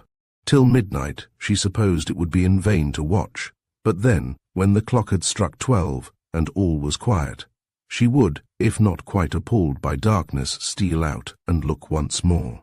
The clock struck 12, and Catherine had been half an hour asleep. Chapter 24. The next day afforded no opportunity for the proposed examination of the mysterious apartments. It was Sunday, and the whole time between morning and afternoon service was required by the general in exercise abroad or eating cold meat at home. And great as was Catherine's curiosity, her courage was not equal to a wish of exploring them after dinner, either by the fading light of the sky between 6 and 7 o'clock, or by the yet more partial though stronger illumination of a treacherous lamp. The day was unmarked, therefore, by anything to interest her imagination beyond the sight of a very elegant monument to the memory of Mrs. Tilney, which immediately fronted the family pew. By that her eye was instantly caught and long retained, and the perusal of the highly strained epitaph, in which every virtue was ascribed to her by the inconsolable husband, who must have been in some way or other her destroyer, affected her even to tears. That the general, having erected such a monument, should be able to face it, was not perhaps very strange, and yet that he could sit so boldly collected within its view, maintain so elevated an air, look so fearlessly around, nay, that he should even enter the church, seemed wonderful to Catherine. Not, however, that many instances of beings equally hardened in guilt might not be produced. She could remember dozens who had persevered in every possible vice, going on from crime to crime, murdering whomsoever they chose, without any feeling of humanity or remorse, till a violent death or a religious retirement closed their black career. The erection of the monument itself could not in the smallest degree affect her doubts of Mrs. Tilney's actual decease. Were she even to descend into the family vault where her ashes were supposed to slumber, were she to behold the coffin in which they were said to be enclosed, what could it avail in such a case? Catherine had read too much not to be perfectly aware of the ease with which a waxen figure might be introduced, and a supposititious funeral carried on. The succeeding morning promised something better. The General's early walk, ill-timed as it was in every other view, was favourable here, and when she knew him to be out of the house, she directly proposed to Miss Tilney the accomplishment of her promise. Eleanor was ready to oblige her, and Catherine reminding her as they went of another promise. Their first visit in consequence was to the portrait in her bedchamber. It represented a very lovely woman with a mild and pensive countenance, justifying, so far, the expectations of its new observer. But they were not in every respect answered, for Catherine had depended upon meeting with features, hair, complexion, that should be the very counterpart, the very image, if not of Henry's. Of Eleanor's, the only portraits of which she had been in the habit of thinking, bearing always an equal resemblance of mother and child. A face once taken was taken for generations. But here she was obliged to look and consider and study for a likeness. She contemplated it, however, in spite of this drawback, with much emotion, and, but for a yet stronger interest, would have left it unwillingly. Her agitation as they entered the great gallery was too much for any endeavour at discourse. She could only look at her companion. Eleanor's countenance was dejected, yet sedate, and its composure spoke her inured to all the gloomy objects to which they were advancing. Again she passed through the folding doors. Again her hand was upon the important lock, and Catherine, hardly able to breathe, was turning to close the former with fearful caution, when the dreaded figure of the General himself at the further end of the gallery, stood before her. The name of Eleanor at the same moment, in his loudest tone, resounded through the building, giving to his daughter the first intimation of his presence, and to Catherine terror upon terror. An attempt at concealment had been her first instinctive movement on perceiving him, yet she could scarcely hope to have escaped his eye. And when her friend, who with an apologizing look darted hastily by her, had joined and disappeared with him, she ran for safety to her own room, and locking herself in, believed that she should never have courage to go down again. She remained there at least an hour, in the greatest agitation, deeply commiserating the state of her poor friend, and expecting a summons herself from the angry General to attend him in his own apartment.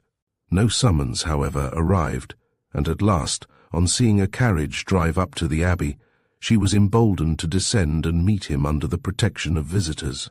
The breakfast-room was gay with company, and she was named to them by the General as the friend of his daughter, in a complimentary style, which so well concealed his resentful ire, as to make her feel secure at least of life for the present, and Eleanor, with a command of countenance which did honour to her concern for his character, taking an early occasion of saying to her, "My father only wanted me to answer a note." She began to hope that she had either been unseen by the General, or that from some consideration of policy she should be allowed to suppose herself so. Upon this trust she dared still to remain in his presence, after the company left them, and nothing occurred to disturb it. In the course of this morning's reflections, she came to a resolution of making her next attempt on the forbidden door alone. It would be much better in every respect that Eleanor should know nothing of the matter. To involve her in the danger of a second detection, to court her into an apartment which must wring her heart, could not be the office of a friend. The General's utmost anger could not be to herself what it might be to a daughter, and besides, she thought the examination itself would be more satisfactory if made without any companion. It would be impossible to explain to Eleanor the suspicions, from which the other had, in all likelihood, been hitherto happily exempt, nor could she therefore, in her presence, search for those proofs of the General's cruelty, which, however they might yet have escaped discovery, she felt confident of somewhere drawing forth, in the shape of some fragmented journal, continued to the last gasp. Of the way to the apartment she was now perfectly mistress, and as she wished to get it over before Henry's return, who was expected on the morrow, There was no time to be lost. The day was bright, her courage high. At 4 o'clock, the sun was now 2 hours above the horizon, and it would be only her retiring to dress half an hour earlier than usual. It was done, and Catherine found herself alone in the gallery before the clocks had ceased to strike. It was no time for thought. She hurried on, slipped with the least possible noise through the folding doors, and without stopping to look or breathe, rushed forward to the one in question. The lock yielded to her hand, and, luckily, with no sullen sound that could alarm a human being. On tiptoe she entered. The room was before her, but it was some minutes before she could advance another step. She beheld what fixed her to the spot and agitated every feature. She saw a large, well-proportioned apartment, an handsome dimity bed, arranged as unoccupied with an housemaid's care, a bright bath stove, mahogany wardrobes and neatly painted chairs, on which the warm beams of a western sun gaily poured through 2 sash windows. Catherine had expected to have her feelings worked, and worked they were. Astonishment and doubt first seized them, and a shortly succeeding ray of common sense added some bitter emotions of shame. She could not be mistaken as to the room, but how grossly mistaken in everything else, in Miss Tilney's meaning, in her own calculation. This apartment, to which she had given a date so ancient, a position so awful, proved to be one end of what the General's father had built. There were 2 other doors in the chamber, leading probably into dressing closets, but she had no inclination to open either. Would the veil in which Mrs. Tilney had last walked, or the volume in which she had last read, remain to tell what nothing else was allowed to whisper? No, whatever might have been the General's crimes, he had certainly too much wit to let them sue for detection. She was sick of exploring, and desired but to be safe in her own room, with her own heart only privy to its folly, and she was on the point of retreating as softly as she had entered, when the sound of footsteps, she could hardly tell where, made her pause and tremble. To be found there, even by a servant, would be unpleasant, but by the General, and he seemed always at hand when least wanted, much worse. She listened. The sound had ceased, and resolving not to lose a moment, she passed through and closed the door. At that instant a door underneath was hastily opened. Someone seemed with swift steps to ascend the stairs, by the head of which she had yet to pass before she could gain the gallery. She had no power to move. With a feeling of terror not very definable, she fixed her eyes on the staircase, and in a few moments it gave Henry to her view. "Mr. Tilney!" she exclaimed in a voice of more than common astonishment. He looked astonished too. "Good God!" she continued, not attending to his address. "How came you here? How came you up that staircase?" "How came I up that staircase?" he replied, greatly surprised. "Because it is my nearest way from the stable yard to my own chamber, and why should I not come up it?" Catherine recollected herself, blushed deeply, and could say no more. He seemed to be looking in her countenance for that explanation which her lips did not afford. She moved on towards the gallery. "And may I not, in my turn," said he, as he pushed back the folding doors, "ask how you came here?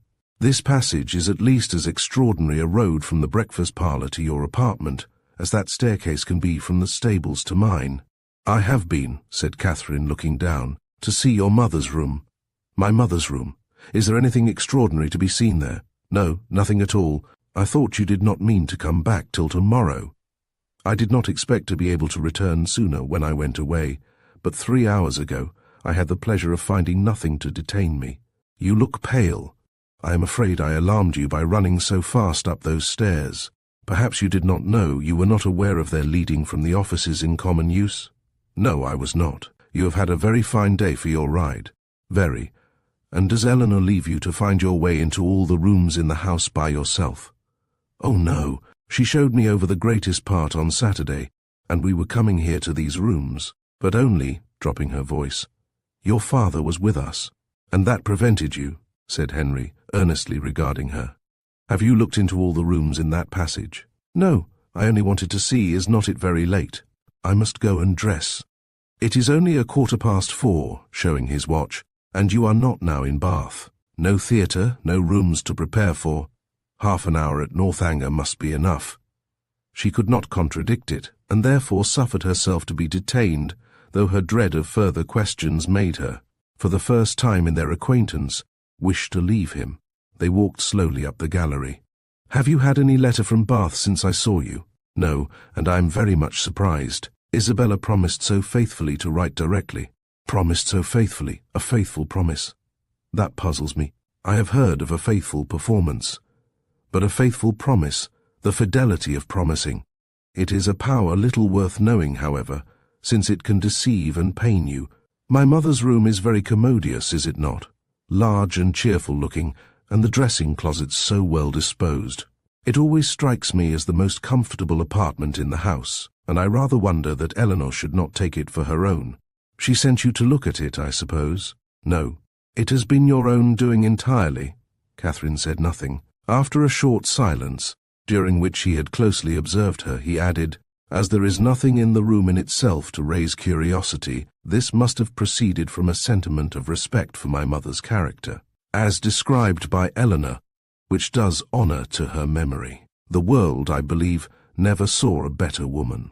But it is not often that virtue can boast an interest such as this. The domestic, unpretending merits of a person never known do not often create that kind of fervent, venerating tenderness which would prompt a visit like yours. Eleanor, I suppose, has talked of her a great deal." "Yes, a great deal. That is, no, not much, but what she did say was very interesting. Her dying so suddenly, slowly, and with hesitation it was spoken.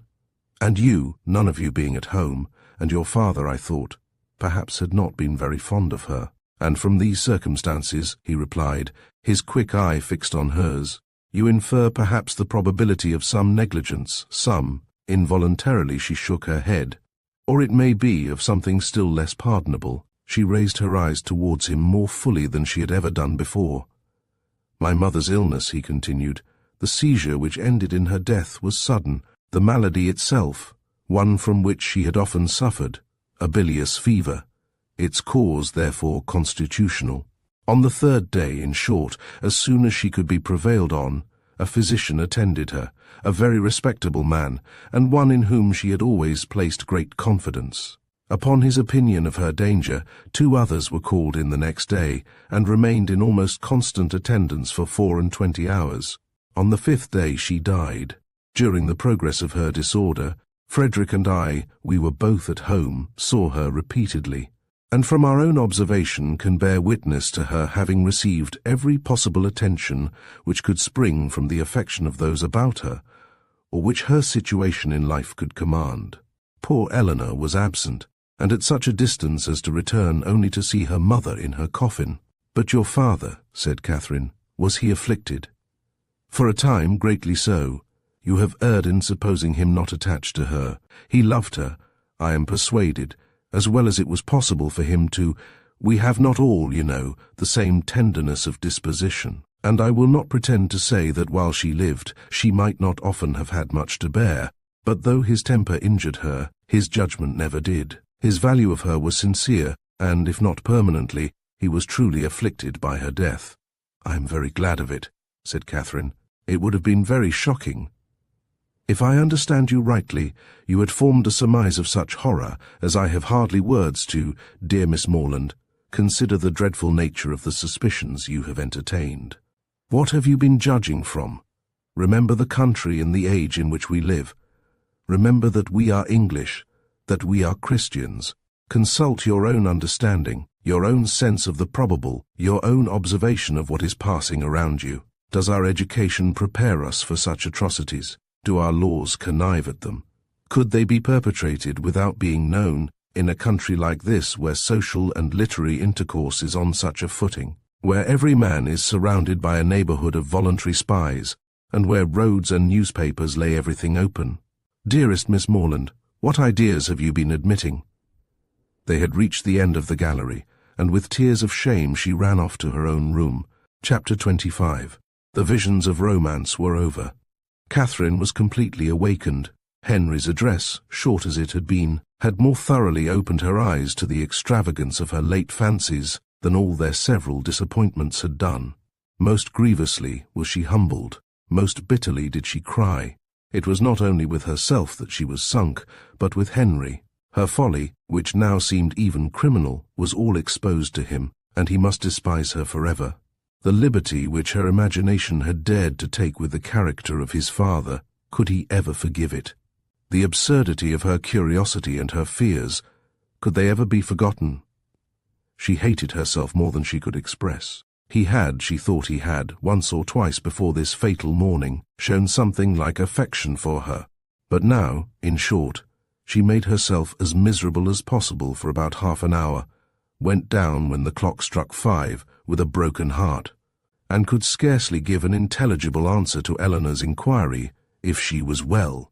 The formidable Henry soon followed her into the room, and the only difference in his behaviour to her was that he paid her rather more attention than usual. Catherine had never wanted comfort more, and he looked as if he was aware of it. The evening wore away with no abatement of this soothing politeness, and her spirits were gradually raised to a modest tranquillity. She did not learn either to forget or defend the past, but she learned to hope that it would never transpire farther, and that it might not cost her Henry's entire regard. Her thoughts being still chiefly fixed on what she had with such causeless terror felt and done, nothing could shortly be clearer than that it had been all a voluntary, self-created delusion, each trifling circumstance receiving importance from an imagination resolved on alarm, and everything forced to bend to one purpose by a mind which, before she entered the Abbey, had been craving to be frightened. She remembered with what feelings she had prepared for a knowledge of Northanger. She saw that the infatuation had been created, the mischief settled, long before her quitting Bath, and it seemed as if the whole might be traced to the influence of that sort of reading which she had there indulged. Charming as were all Mrs. Radcliffe's works, and charming even as were the works of all her imitators, it was not in them perhaps that human nature, at least in the Midland counties of England, was to be looked for. Of the Alps and Pyrenees, with their pine forests and their vices, they might give a faithful delineation, and Italy, Switzerland, and the south of France might be as fruitful in horrors as they were there represented. Catherine dared not doubt beyond her own country, and even of that, if hard pressed, would have yielded the northern and western extremities. But in the central part of England there was surely some security for the existence even of a wife not beloved in the laws of the land and the manners of the age. Murder was not tolerated, servants were not slaves, and neither poison nor sleeping potions to be procured, like rhubarb, from every druggist. Among the Alps and Pyrenees, perhaps, there were no mixed characters. There, such as were not as spotless as an angel might have the dispositions of a fiend. But in England it was not so. Among the English, she believed, in their hearts and habits, there was a general though unequal mixture of good and bad. Upon this conviction, she would not be surprised if, even in Henry and Eleanor Tilney, some slight imperfection might hereafter appear. And upon this conviction, she need not fear to acknowledge some actual specks in the character of their father, who, though cleared from the grossly injurious suspicions which she must ever blush to have entertained, she did believe, upon serious consideration, to be not perfectly amiable. Her mind made up on these several points, and her resolution formed, of always judging and acting in future with the greatest good sense. She had nothing to do but to forgive herself and be happier than ever, and the lenient hand of time did much for her by insensible gradations in the course of another day.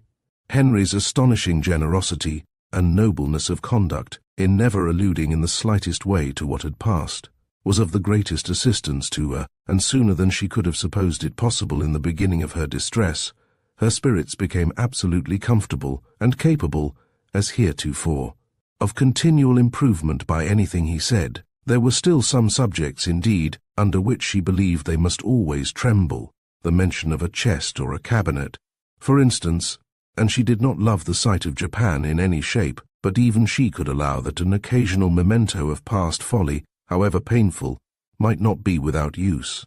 The anxieties of common life began soon to succeed to the alarms of romance. Her desire of hearing from Isabella grew every day greater. She was quite impatient to know how the Bath world went on, and how the rooms were attended, and especially was she anxious to be assured of Isabella's having matched some fine netting cotton, on which she had left her intent, and of her continuing on the best terms with James. Her only dependence for information of any kind was on Isabella. James had protested against writing to her till his return to Oxford, and Mrs. Allen had given her no hopes of a letter till she had got back to Fullerton. But Isabella had promised and promised again, and when she promised a thing, she was so scrupulous in performing it. This made it so particularly strange. For 9 successive mornings, Catherine wondered over the repetition of a disappointment, which each morning became more severe. But, on the 10th, when she entered the breakfast-room, her first object was a letter, held out by Henry's willing hand. She thanked him as heartily as if he had written it himself. "'Tis only from James, however." As she looked at the direction, she opened it. It was from Oxford, and to this purpose, "Dear Catherine, though God knows, with little inclination for writing, I think it my duty to tell you that everything is at an end between Miss Thorpe and me. I left her in Bath yesterday, never to see either again. I shall not enter into particulars, they would only pain you more. You will soon hear enough from another quarter to know where lies the blame, and I hope will acquit your brother of everything but the folly of too easily thinking his affection returned. Thank God, I am undeceived in time, but it is a heavy blow.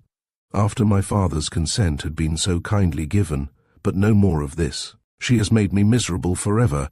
Let me soon hear from you, dear Catherine. You are my only friend. Your love I do build upon.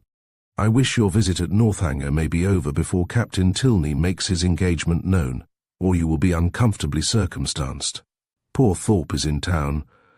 I dread the sight of him. His honest heart would feel so much.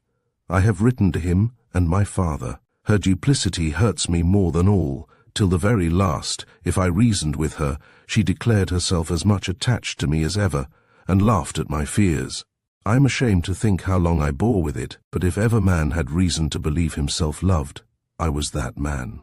I cannot understand even now what she would be at, for there could be no need of my being played off to make her secure of Tilney. We parted at last by mutual consent. Happy for me had we never met.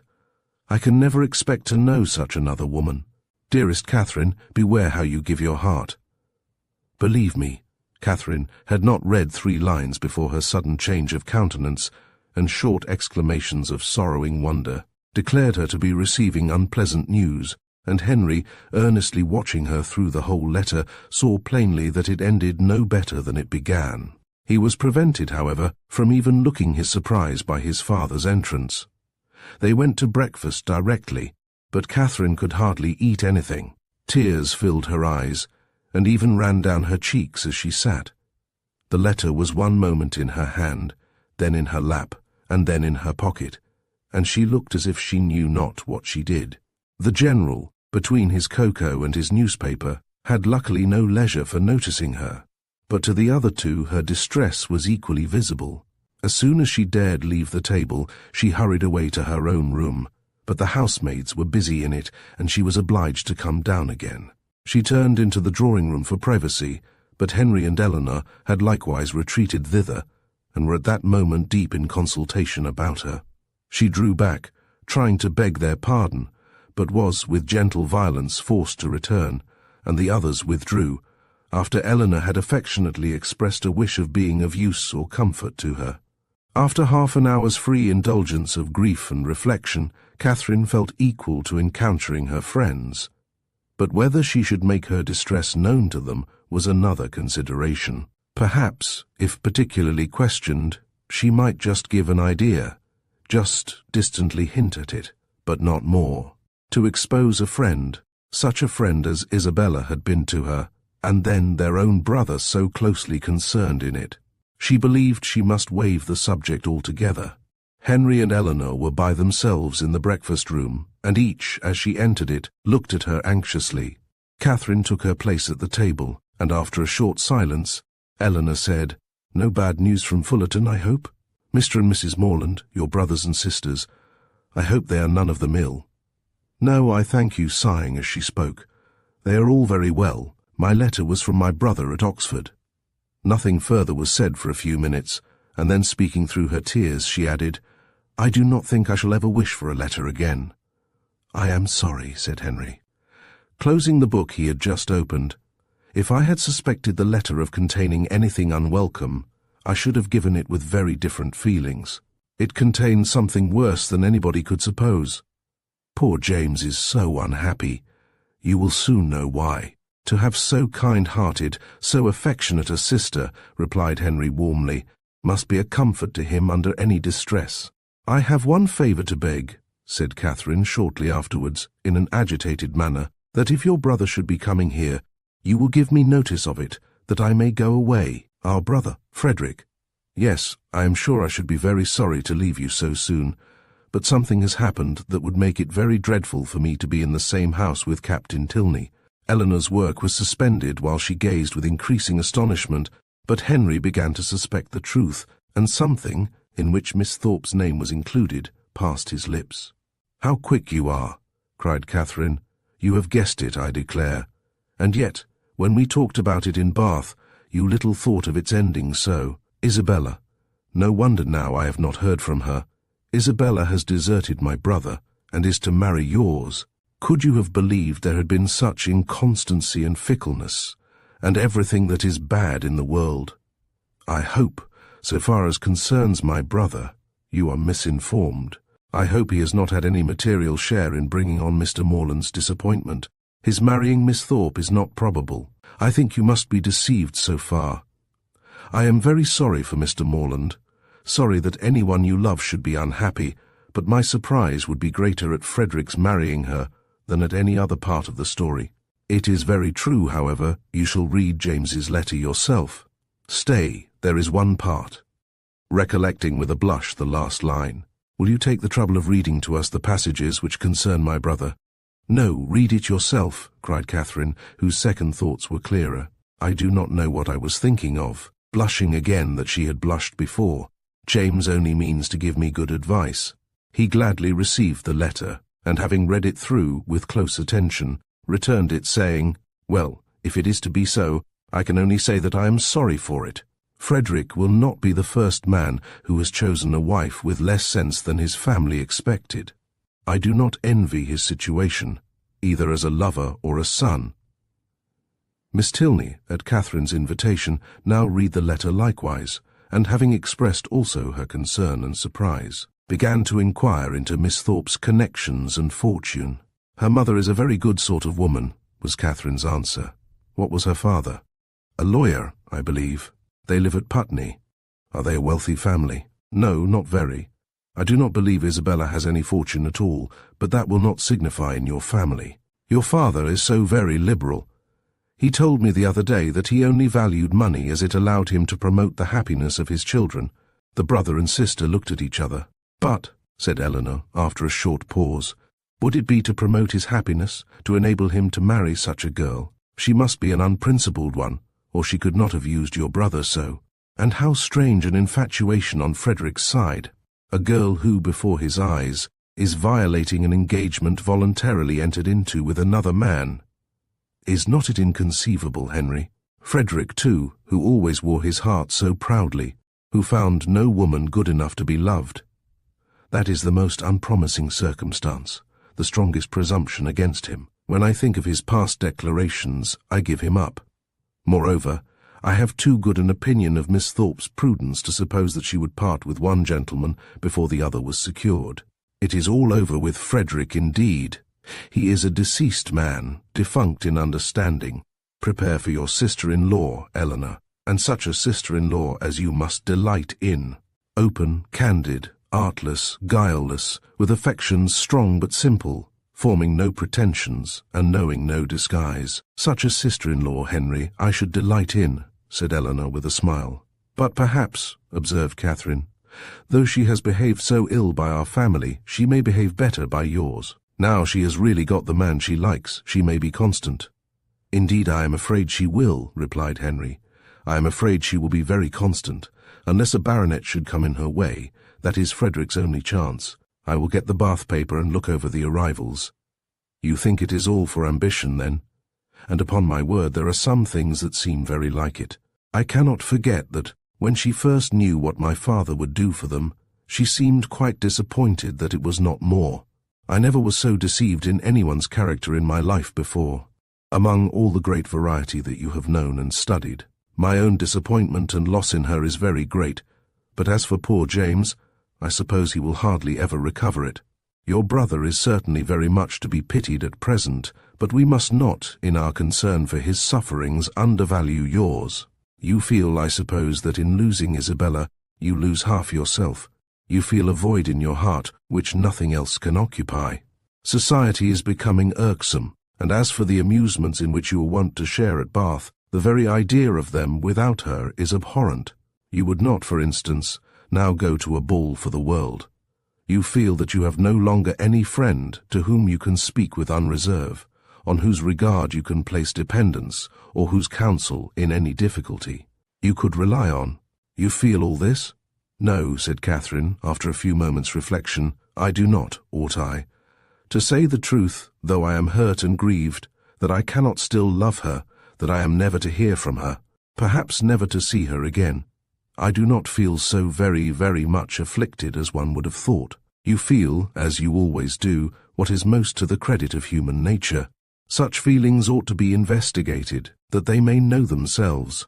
Catherine, by some chance or other, found her spirit so very much relieved by this conversation that she could not regret her being led on, though so unaccountably, to mention the circumstance which had produced it.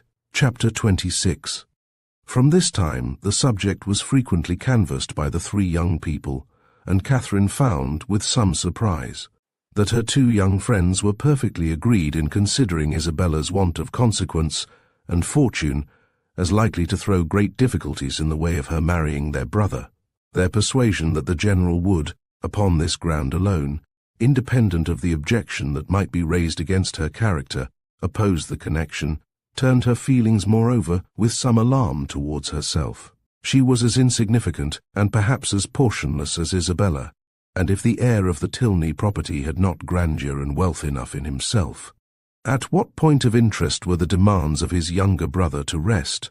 The very painful reflections to which this thought led could only be dispersed by a dependence on the effect of that particular partiality, which, as she was given to understand by his words as well as his actions, she had from the first been so fortunate as to excite in the General, and by a recollection of some most generous and disinterested sentiments on the subject of money, which she had more than once heard him utter, and which tempted her to think his disposition in such matters misunderstood by his children. They were so fully convinced, however, that their brother would not have the courage to apply in person for his father's consent, and so repeatedly assured her that he had never in his life been less likely to come to Northanger than at the present time, that she suffered her mind to be at ease as to the necessity of any sudden removal of her own. But as it was not to be supposed that Captain Tilney, whenever he made his application, would give his father any just idea of Isabella's conduct, it occurred to her as highly expedient that Henry should lay the whole business before him as it really was, enabling the General by that means to form a cool and impartial opinion, and prepare his objections on a fairer ground than inequality of situations. She proposed it to him accordingly, but he did not catch at the measure so eagerly as she had expected. No, said he, my father's hands need not be strengthened, and Frederick's confession of folly need not be forestalled. He must tell his own story, but he will tell only half of it. A quarter would be enough. A day or two passed away, and brought no tidings of Captain Tilney. His brother and sister knew not what to think. Sometimes it appeared to them as if his silence would be the natural result of the suspected engagement, and at others that it was wholly incompatible with it. The General, meanwhile, though offended every morning by Frederick's remissness in writing, was free from any real anxiety about him, and had no more pressing solicitude than that of making Miss Morland's time at Northanger pass pleasantly. He often expressed his uneasiness on this head, feared the sameness of every day's society and employments would disgust her with the place, wished the Lady Frasers had been in the country, talked every now and then of having a large party to dinner, and once or twice began even to calculate the number of young dancing people in the neighbourhood. But then it was such a dead time of year, no wild fowl, no game, and the Lady Frasers were not in the country. And it all ended, at last, in his telling Henry one morning that when he next went to Woodston they would take him by surprise there some day or other, and eat their mutton with him. Henry was greatly honoured and very happy, and Catherine was quite delighted with the scheme. "And when do you think, sir," I may look forward to this pleasure. I must be at Woodston on Monday to attend the parish meeting, and shall probably be obliged to stay 2 or 3 days. Well, well, we will take our chance some one of those days. There is no need to fix. You are not to put yourself at all out of your way. Whatever you may happen to have in the house will be enough. I think I can answer for the young ladies making allowance for a bachelor's table. Let me see. Monday will be a busy day with you. We will not come on Monday, and Tuesday will be a busy one with me. I expect my surveyor from Brockham with his report in the morning, and afterwards I cannot in decency fail attending the club. I really could not face my acquaintance if I stayed away now, for, as I am known to be in the country, it would be taken exceedingly amiss. And it is a rule with me, Miss Morland, never to give offence to any of my neighbours, if a small sacrifice of time and attention can prevent it. They are a set of very worthy men. They have half a buck from Northanger twice a year, and I dine with them whenever I can. Tuesday, therefore, we may say is out of the question. But on Wednesday, I think, Henry, you may expect us, and we shall be with you early, that we may have time to look about us. 2 hours and 3/4 will carry us to Woodston, I suppose.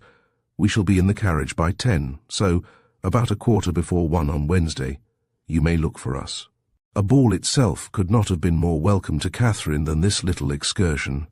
So strong was her desire to be acquainted with Woodston, and her heart was still bounding with joy when Henry, about an hour afterwards, came booted and greatcoated into the room where she and Eleanor were sitting, and said, "I am come, young ladies, in a very moralizing strain, to observe that our pleasures in this world are always to be paid for, and that we often purchase them at a great disadvantage, giving ready-moneyed actual happiness for a draught on the future. That may not be honoured. Witness myself, at this present hour. Because I am to hope for the satisfaction of seeing you at Woodston on Wednesday, which bad weather, or 20 other causes, may prevent, I must go away directly, 2 days before I intended it." "Go away," said Catherine, with a very long face. "And why?" "Why? How can you ask the question? Because no time is to be lost in frightening my old housekeeper out of her wits, because I must go and prepare a dinner for you, to be sure." "Oh, not seriously?" "Aye, and sadly too, for I had much rather stay." "But how can you think of such a thing, after what the General said, when he so particularly desired you not to give yourself any trouble, because anything would do?" Henry only smiled. "I am sure it is quite unnecessary upon your sister's account and mine. You must know it to be so. And the General made such a point of your providing nothing extraordinary. Besides, if he had not said half so much as he did, he has always such an excellent dinner at home, that sitting down to a middling one for 1 day could not signify. I wish I could reason like you, for his sake and my own. Goodbye. As tomorrow is Sunday, Eleanor, I shall not return." He went, and, it being at any time a much simpler operation to Catherine to doubt her own judgment than Henry's, she was very soon obliged to give him credit for being right, however disagreeable to her his going. But the inexplicability of the General's conduct dwelt much on her thoughts. That he was very particular in his eating, she had, by her own unassisted observation, already discovered, but why he should say one thing so positively and mean another all the while was most unaccountable. How were people at that rate to be understood? Who but Henry could have been aware of what his father was at? From Saturday to Wednesday, however, they were now to be without Henry. This was the sad finale of every reflection, and Captain Tilney's letter would certainly come in his absence, and Wednesday she was very sure would be wet. The past, present, and future were all equally in gloom. Her brother so unhappy, and her loss in Isabella so great, and Eleanor's spirits always affected by Henry's absence. What was there to interest or amuse her? She was tired of the woods and the shrubberies, always so smooth and so dry, and the Abbey in itself was no more to her now than any other house. The painful remembrance of the folly it had helped to nourish and perfect was the only emotion which could spring from a consideration of the building. What a revolution in her ideas, she who had so longed to be in an abbey! Now there was nothing so charming to her imagination as the unpretending comfort of a well-connected parsonage, something like Fullerton. But better, Fullerton had its faults, but Woodstone probably had none. If Wednesday should ever come, it did come, and exactly when it might be reasonably looked for. It came, it was fine, and Catherine trod on air. By 10 o'clock the chaise and four conveyed the trio from the Abbey, and, after an agreeable drive of almost 20 miles, they entered Woodstone, a large and populous village, in a situation not unpleasant. Catherine was ashamed to say how pretty she thought it, as the General seemed to think an apology necessary for the flatness of the country, and the size of the village, but in her heart she preferred it to any place she had ever been at, and looked with great admiration at every neat house above the rank of a cottage, and at all the little chandlers' shops which they passed. At the further end of the village, and tolerably disengaged from the rest of it, stood the parsonage, a new-built substantial stone house, with its semicircular sweep and green gates. And, as they drove up to the door, Henry, with the friends of his solitude, a large Newfoundland puppy and 2 or 3 terriers, was ready to receive and make much of them. Catherine's mind was too full, as she entered the house, for her either to observe or to say a great deal. And, till called on by the General for her opinion of it, she had very little idea of the room in which she was sitting. Upon looking round it then, she perceived in a moment that it was the most comfortable room in the world, but she was too guarded to say so, and the coldness of her praise disappointed him. "We are not calling it a good house," said he. "We are not comparing it with Fullerton and Northanger. We are considering it as a mere parsonage, small and confined, we allow, but decent, perhaps, and habitable, and altogether not inferior to the generality. Or, in other words, I believe there are few country parsonages in England half so good.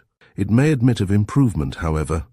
Far be it from me to say otherwise, and anything in reason, a bow thrown out perhaps. Though, between ourselves, if there is one thing more than another my aversion, it is a patched-on bow." Catherine did not hear enough of this speech to understand or be pained by it, and other subjects being studiously brought forward and supported by Henry, at the same time that a tray full of refreshments was introduced by his servant, the General was shortly restored to his complacency, and Catherine to all her usual ease of spirits. The room in question was of a commodious, well-proportioned size, and handsomely fitted up as a dining parlour, and on their quitting it to walk round the grounds, she was shown, first into a smaller apartment, belonging peculiarly to the master of the house, and made unusually tidy on the occasion, and afterwards into what was to be the drawing-room, with the appearance of which, though unfurnished, Catherine was delighted enough even to satisfy the General. It was a prettily shaped room, the windows reaching to the ground, and the view from them pleasant, though only over green meadows, and she expressed her admiration at the moment, with all the honest simplicity with which she felt it. "Oh, why do not you fit up this room, Mr. Tilney? What a pity not to have it fitted up. It is the prettiest room I ever saw. It is the prettiest room in the world." "I trust," said the General, with a most satisfied smile, "that it will very speedily be furnished. It waits only for a lady's taste. Well, if it was my house, I should never sit anywhere else. Oh, what a sweet little cottage there is among the trees, apple trees too. It is the prettiest cottage. You like it. You approve it as an object, it is enough. Henry, remember that Robinson is spoken to about it. The cottage remains." Such a compliment recalled all Catherine's consciousness, and silenced her directly. And, though pointedly applied to by the General for her choice of the prevailing colour of the paper and hangings, nothing like an opinion on the subject could be drawn from her. The influence of fresh objects and fresh air, however, was of great use in dissipating these embarrassing associations, and, having reached the ornamental part of the premises, consisting of a walk round 2 sides of a meadow, on which Henry's genius had begun to act about half a year ago, she was sufficiently recovered to think it prettier than any pleasure ground she had ever been in before, though there was not a shrub in it higher than the green bench in the corner. A saunter into other meadows, and through part of the village, with a visit to the stables to examine some improvements, and a charming game of play with a litter of puppies just able to roll about, brought them to 4 o'clock, when Catherine scarcely thought it could be 3. At 4 they were to dine, and at 6 to set off on their return. Never had any day passed so quickly. She could not but observe that the abundance of the dinner did not seem to create the smallest astonishment in the general, nay, that he was even looking at the side table for cold meat which was not there. His son and daughter's observations were of a different kind. They had seldom seen him eat so heartily at any table but his own, and never before known him so little disconcerted by the melted butters being oiled.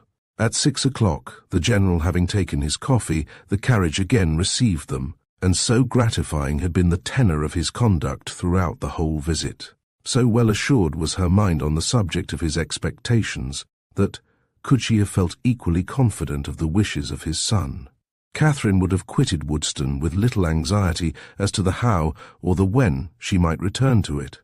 Chapter. The next morning brought the following very unexpected letter from Isabella, Bath, April. My dearest Catherine, I received your 2 kind letters with the greatest delight, and have 1,000 apologies to make for not answering them sooner. I really am quite ashamed of my idleness, but in this horrid place one can find time for nothing.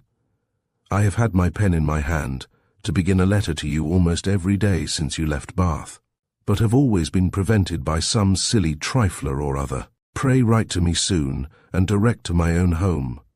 Thank God we leave this vile place tomorrow. Since you went away, I have had no pleasure in it. The dust is beyond anything, and everybody one cares for is gone.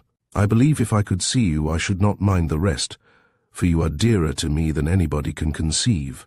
I am quite uneasy about your dear brother, not having heard from him since he went to Oxford, and am fearful of some misunderstanding. Your kind offices will set all right. He is the only man I ever did or could love, and I trust you will convince him of it. The spring fashions are partly down, and the hats the most frightful you can imagine. I hope you spend your time pleasantly, but I'm afraid you never think of me. I will not say all that I could of the family you are with, because I would not be ungenerous, or set you against those you esteem. But it is very difficult to know whom to trust, and young men never know their minds 2 days together. I rejoice to say that the young man whom, of all others, I particularly abhor, has left Bath. You will know, from this description, I must mean Captain Tilney, who, as you may remember, was amazingly disposed to follow and tease me before you went away. Afterwards he got worse, and became quite my shadow. Many girls might have been taken in, for never were such attentions, but I knew the fickle sex too well. He went away to his regiment 2 days ago, and I trust I shall never be plagued with him again. He is the greatest coxcomb I ever saw, and amazingly disagreeable. The last 2 days he was always by the side of Charlotte Davis. I pitied his taste, but took no notice of him. The last time we met was in Bath Street, and I turned directly into a shop that he might not speak to me. I would not even look at him. He went into the pump-room afterwards, but I would not have followed him for all the world. Such a contrast between him and your brother. Pray send me some news of the latter. I am quite unhappy about him. He seemed so uncomfortable when he went away, with a cold or something that affected his spirits. I would write to him myself, but have mislaid his direction, and, as I hinted above, am afraid he took something in my conduct amiss. Pray explain everything to his satisfaction, or, if he still harbours any doubt, a line from himself to me, or a call at Putney when next in town, might set all to rights. I have not been to the rooms this age, nor to the play, except going in last night with the Hodges for a frolic. At half price, they teased me into it, and I was determined they should not say I shut myself up because Tilney was gone. We happened to sit by the Mitchells, and they pretended to be quite surprised to see me out. I knew their spite. At one time they could not be civil to me, but now they are all friendship. But I am not such a fool as to be taken in by them. You know I have a pretty good spirit of my own. Anne Mitchell had tried to put on a turban like mine, as I wore it the week before at the concert, but made wretched work of it. It happened to become my odd face, I believe. At least Tilney told me so at the time, and said every eye was upon me, but he is the last man whose word I would take. I wear nothing but purple now. I know I look hideous in it, but no matter, it is your dear brother's favourite colour. Lose no time, my dearest, sweetest Catherine, In writing to him and to me, whoever am, etc., such a strain of shallow artifice could not impose even upon Catherine. Its inconsistencies, contradictions, and falsehood struck her from the very first. She was ashamed of Isabella, and ashamed of having ever loved her. Her professions of attachment were now as disgusting as her excuses were empty, and her demands impudent. Write to James on her behalf. No, James should never hear Isabella's name mentioned by her again. On Henry's arrival from Woodstone, she made known to him and Eleanor their brother's safety, congratulating them with sincerity on it, and reading aloud the most material passages of her letter with strong indignation. When she had finished it, "So much for Isabella," she cried, "and for all our intimacy. She must think me an idiot." Or she could not have written so, but perhaps this has served to make her character better known to me than mine is to her. I see what she has been about. She is a vain coquette, and her tricks have not answered. I do not believe she had ever any regard either for James or for me, and I wish I had never known her. "It will soon be as if you never had," said Henry. "There is but one thing that I cannot understand. I see that she has had designs on Captain Tilney, which have not succeeded, but I do not understand what Captain Tilney has been about all this time. Why should he pay her such attentions as to make her quarrel with my brother, and then fly off himself? I have very little to say for Frederick's motives, such as I believe them to have been. He has his vanities as well as Miss Thorpe, and the chief difference is that, having a stronger head, they have not yet injured himself. If the effect of his behavior does not justify him with you, we had better not seek after the cause. Then you do not suppose he ever really cared about her? I am persuaded that he never did, and only made believe to do so for mischief's sake." Henry bowed his assent. "Well then, I must say that I do not like him at all. Though it has turned out so well for us, I do not like him at all. As it happens, there is no great harm done, because I do not think Isabella has any heart to lose. But suppose he had made her very much in love with him. But we must first suppose Isabella to have had a heart to lose, consequently to have been a very different creature. And in that case, she would have met with very different treatment. It is very right that you should stand by your brother. And if you would stand by yours, you would not be much distressed by the disappointment of Miss Thorpe. But your mind is warped by an innate principle of general integrity, and therefore not accessible to the cool reasonings of family partiality or a desire of revenge." Catherine was complimented out of further bitterness. Frederick could not be unpardonably guilty. While Henry made himself so agreeable, she resolved on not answering Isabella's letter, and tried to think no more of it. Chapter 28. Soon after this, the General found himself obliged to go to London for a week, and he left Northanger earnestly regretting that any necessity should rob him even for an hour of Miss Morland's company, and anxiously recommending the study of her comfort and amusement to his children as their chief object in his absence. His departure gave Catherine the first experimental conviction that a loss may be sometimes a gain. The happiness with which their time now passed, every employment voluntary, every laugh indulged, every meal a scene of ease and good humour, walking where they liked and when they liked, their hours, pleasures, and fatigues at their own command, made her thoroughly sensible of the restraint which the General's presence had imposed, and most thankfully feel their present release from it. Such ease and such delights made her love the place and the people more and more every day, and had it not been for a dread of its soon becoming expedient to leave the one, and an apprehension of not being equally beloved by the other, she would at each moment of each day have been perfectly happy. But she was now in the 4th week of her visit. Before the General came home, the 4th week would be turned, and perhaps it might seem an intrusion if she stayed much longer. This was a painful consideration whenever it occurred, and eager to get rid of such a weight on her mind, she very soon resolved to speak to Eleanor about it at once, propose going away, and be guided in her conduct by the manner in which her proposal might be taken. Aware that if she gave herself much time she might feel it difficult to bring forward so unpleasant a subject, she took the first opportunity of being suddenly alone with Eleanor, and of Eleanor's being in the middle of a speech about something very different, to start forth her obligation of going away very soon. Eleanor looked and declared herself much concerned. She had hoped for the pleasure of her company for a much longer time, had been misled perhaps by her wishes to suppose that a much longer visit had been promised, and could not but think that if Mr. and Mrs. Morland were aware of the pleasure it was to her to have her there, they would be too generous to hasten her return. Catherine explained, "Oh, as to that, Papa and Mamma were in no hurry at all.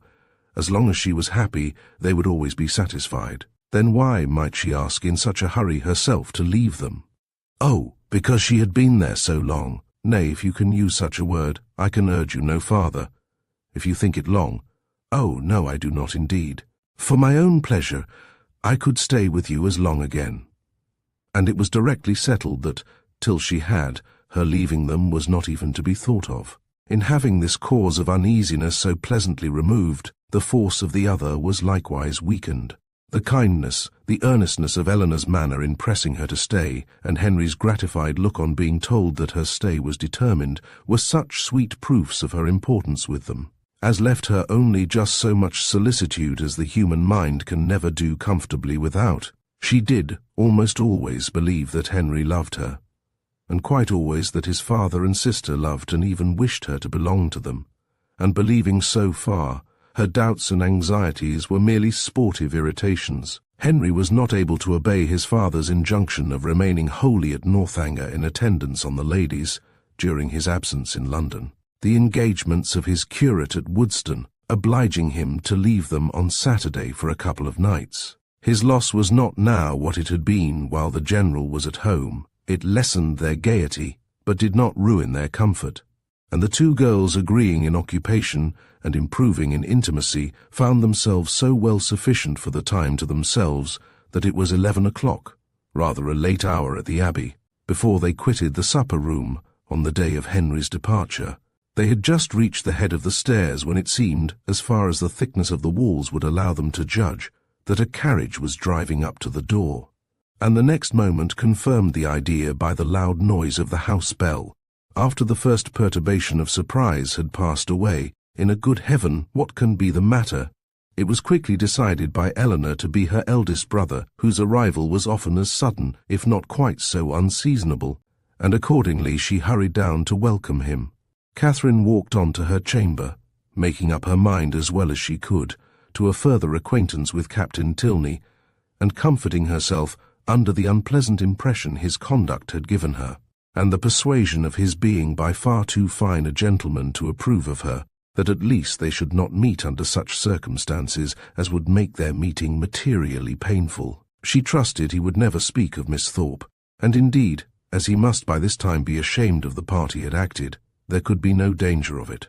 And as long as all mention of bath scenes were avoided, she thought she could behave to him very civilly. In such considerations time passed away, and it was certainly in his favour that Eleanor should be so glad to see him, and have so much to say, for half an hour was almost gone since his arrival, and Eleanor did not come up. At that moment Catherine thought she heard her step in the gallery, and listened for its continuance, but all was silent. Scarcely, however, had she convicted her fancy of error, when the noise of something moving close to her door made her start. It seemed as if someone was touching the very doorway, and in another moment a slight motion of the lock proved that some hand must be on it. She trembled a little at the idea of anyone's approaching so cautiously, but resolving not to be again overcome by trivial appearances of alarm, or misled by a raised imagination, she stepped quietly forward, and opened the door. Eleanor, and only Eleanor, stood there. Catherine's spirits, however, were tranquilized but for an instant, for Eleanor's cheeks were pale and her manner greatly agitated. Though evidently intending to come in, it seemed an effort to enter the room, and a still greater to speak when there. Catherine, supposing some uneasiness on Captain Tilney's account, could only express her concern by silent attention, obliged her to be seated, rubbed her temples with lavender water, and hung over her with affectionate solicitude. "My dear Catherine, you must not indeed," were Eleanor's first connected words. "I am quite well. This kindness distracts me. I cannot bear it. I come to you on such an errand. Errand to me. How shall I tell you? Oh, how shall I tell you?" A new idea now darted into Catherine's mind, and turning as pale as her friend, she exclaimed, "'Tis a messenger from Woodston." "You are mistaken indeed," returned Eleanor, looking at her most compassionately. "It is no one from Woodston. It is my father himself." Her voice faltered, and her eyes were turned to the ground as she mentioned his name. His unlooked-for return was enough in itself to make Catherine's heart sink, and for a few moments she hardly supposed there were anything worse to be told. She said nothing, and Eleanor, endeavouring to collect herself and speak with firmness, but with eyes still cast down, soon went on. "You are too good, I am sure, to think the worse of me for the part I am obliged to perform. I am indeed a most unwilling messenger. After what has so lately passed, so lately been settled between us, how joyfully, how thankfully on my side.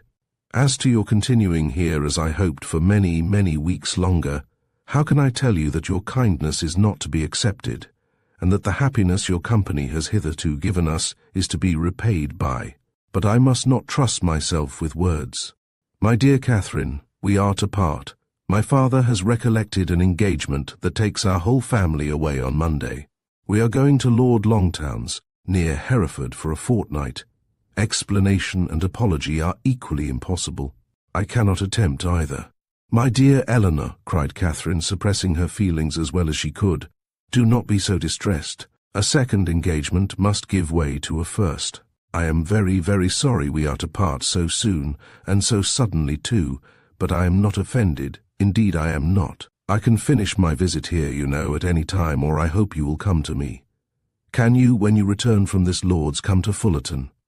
"It will not be in my power, Catherine. Come when you can, then." Eleanor made no answer, and Catherine's thoughts recurring to something more directly interesting, she added, thinking aloud, "Monday, so soon as Monday, and you all go. Well, I am certain of... I shall be able to take leave, however. I need not go till just before you do, you know. Do not be distressed, Eleanor. I can go on Monday very well. My father and mother's having no notice of it is of very little consequence. The General will send a servant with me, I dare say, half the way, and then I shall soon be at Salisbury, and then I am only 9 miles from home." "Ah, Catherine! Were it settled so, it would be somewhat less intolerable, though in such common attentions you would have received but half what you ought. But, how can I tell you? Tomorrow morning is fixed for your leaving us, and not even the hour is left to your choice. The very carriage is ordered, and will be here at 7 o'clock, and no servant will be offered you." Catherine sat down, breathless and speechless. I could hardly believe my senses when I heard it, and no displeasure, no resentment that you can feel at this moment, however justly great, can be more than I myself. But I must not talk of what I felt. Oh, that I could suggest anything in extenuation. Good God, what will your father and mother say, after courting you from the protection of real friends to this, almost double distance from your home, to have you driven out of the house, without the considerations even of decent civility? Dear, dear Catherine, in being the bearer of such a message, I seem guilty myself of all its insult, yet I trust you will acquit me. For you must have been long enough in this house to see that I am but a nominal mistress of it, that my real power is nothing. Have I offended the General? Said Catherine in a faltering voice. Alas, for my feelings as a daughter, all that I know, all that I answer for, is that you can have given him no just cause of offence. He certainly is greatly, very greatly discomposed. I have seldom seen him more so. His temper is not happy, and something has now occurred to ruffle it in an uncommon degree, some disappointment, some vexation, which just at this moment seems important, but which I can hardly suppose you to have any concern in, for how is it possible? It was with pain that Catherine could speak at all, and it was only for Eleanor's sake that she attempted it. "I am sure," said she, "I am very sorry if I have offended him. It was the last thing I would willingly have done. But do not be unhappy, Eleanor. An engagement, you know, must be kept.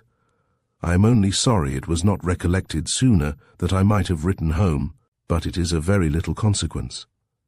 I earnestly hope, that to your real safety it will be of none, but to everything else it is of the greatest consequence, to comfort, appearance, propriety, to your family, to the world. Were your friends, the Allens, still in Bath, You might go to them with comparative ease. A few hours would take you there. But a journey of 70 miles to be taken post by you at your age, alone, unattended.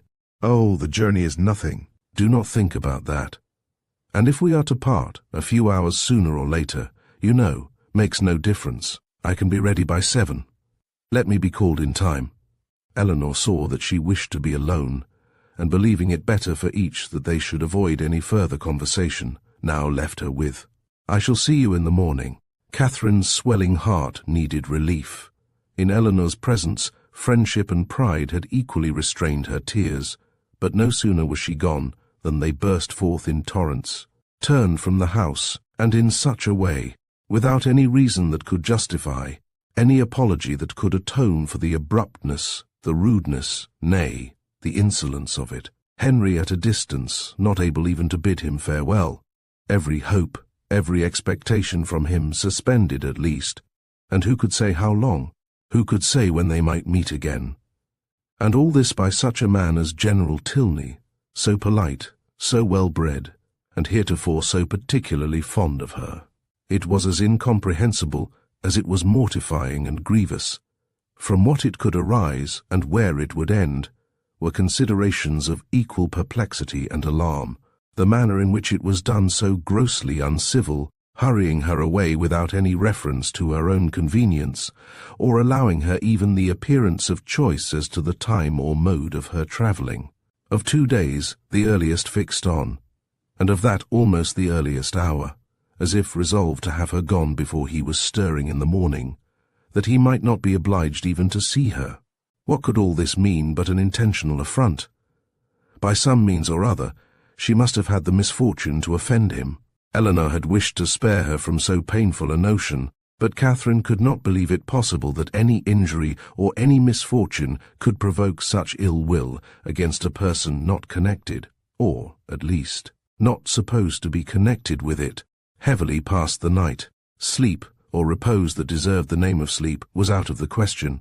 That room, in which her disturbed imagination had tormented her on her first arrival, was again the scene of agitated spirits and unquiet slumbers. Yet how different now the source of her inquietude from what it had been then, how mournfully superior in reality and substance.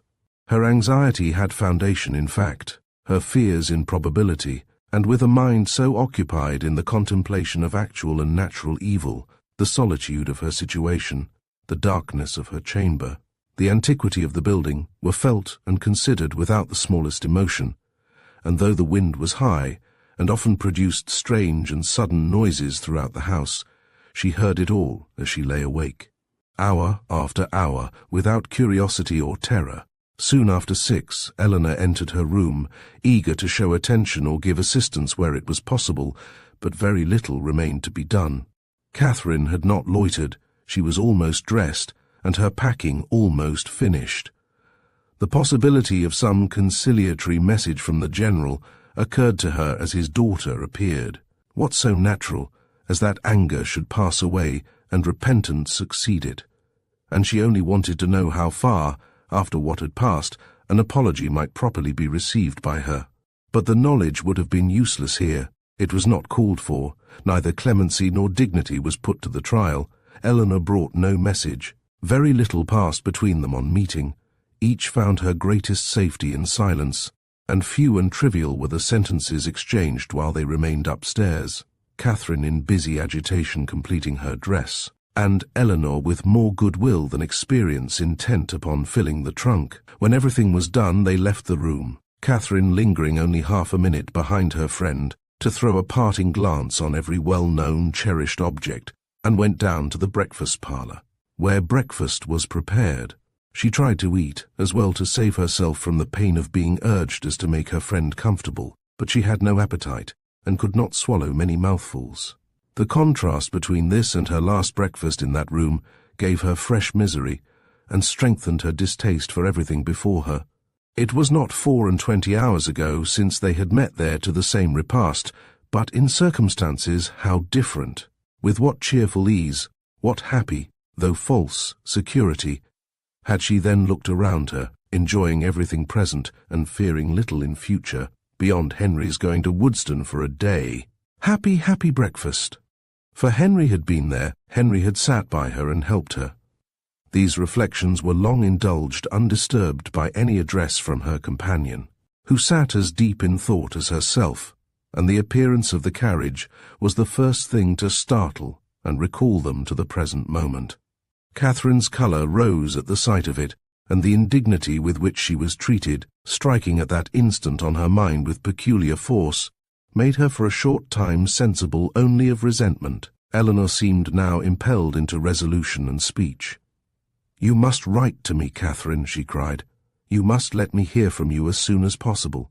Till I know you to be safe at home, I shall not have an hour's comfort. For one letter, at all risks, all hazards, I must entreat.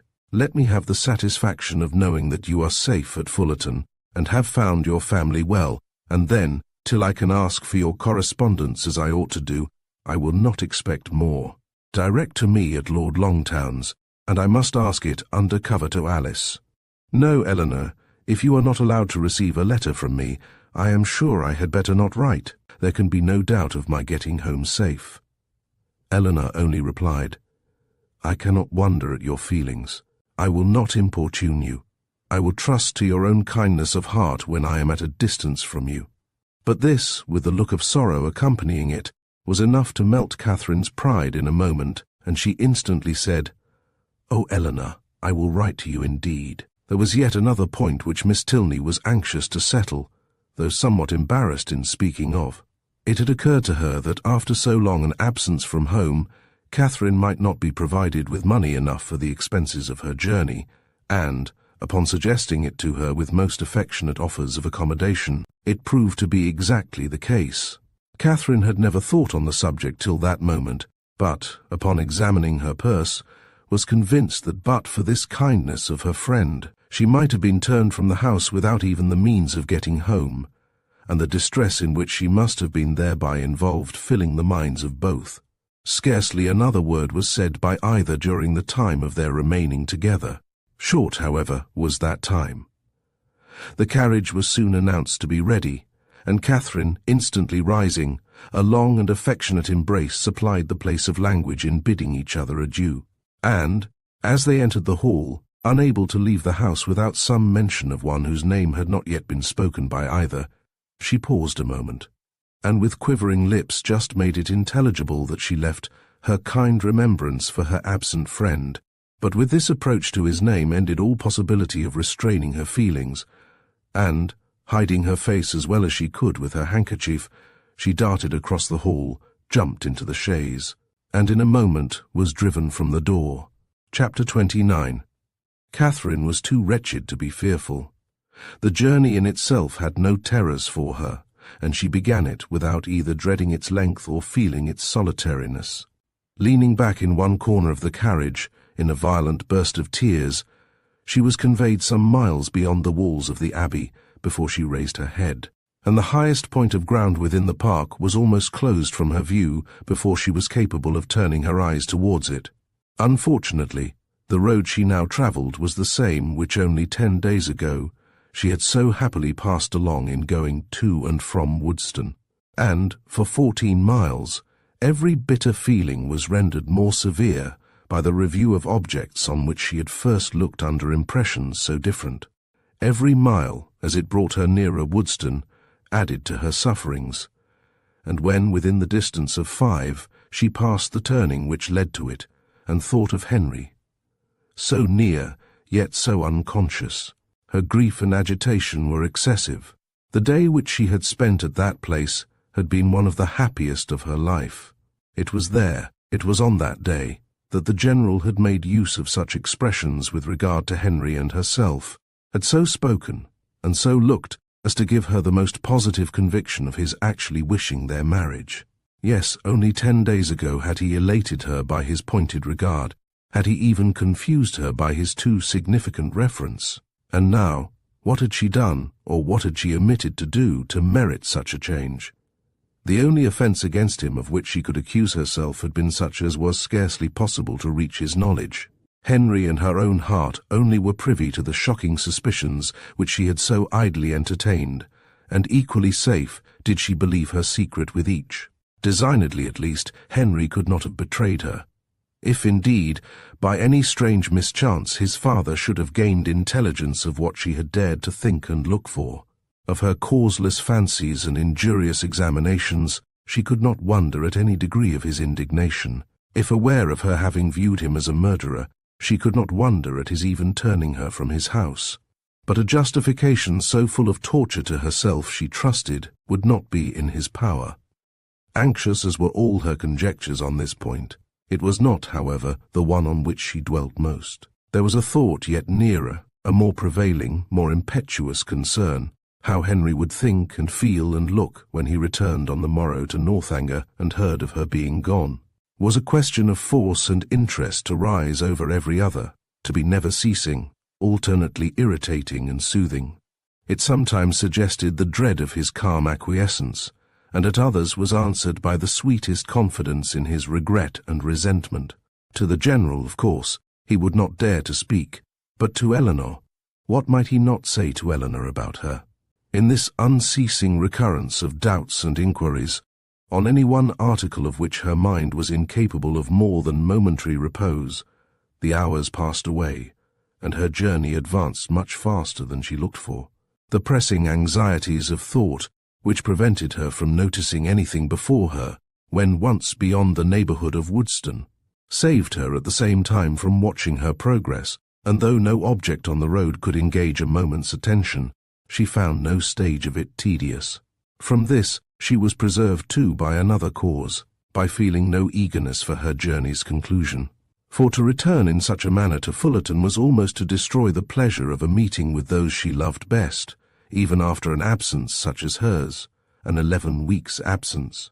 What had she to say that would not humble herself and pain her family, that would not increase her own grief by the confession of it, extend an useless resentment, and perhaps involve the innocent with the guilty in undistinguishing ill will? She could never do justice to Henry and Eleanor's merit. She felt it too strongly for expression, and should a dislike be taken against them, should they be thought of unfavourably on their father's account, it would cut her to the heart. With these feelings, she rather dreaded than sought for the first view of that well-known spire which would announce her within 20 miles of home.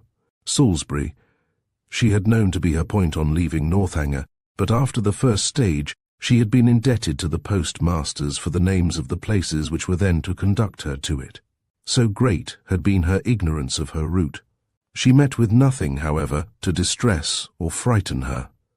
Her youth, civil manners, and liberal pay procured her all the attention that a traveller like herself could require, and stopping only to change horses, she travelled on for about 11 hours without accident or alarm, and between 6 and 7 o'clock in the evening found herself entering Fullerton, a heroine returning, at the close of her career, to her native village, in all the triumph of recovered reputation, and all the dignity of a countess, with a long train of noble relations in their several phaetons, and 3 waiting maids in a travelling chaise, and 4 behind her, is an event on which the pen of the contriver may well delight to dwell. It gives credit to every conclusion, and the author must share in the glory she so liberally bestows. But my affair is widely different. I bring back my heroine to her home in solitude and disgrace, and no sweet elation of spirits can lead me into minuteness. A heroine in a hack-post chaise is such a blow upon sentiment as no attempt at grandeur or pathos can withstand. Swiftly, therefore, shall her postboy drive through the village amid the gaze of Sunday groups, and speedy shall be her descent from it.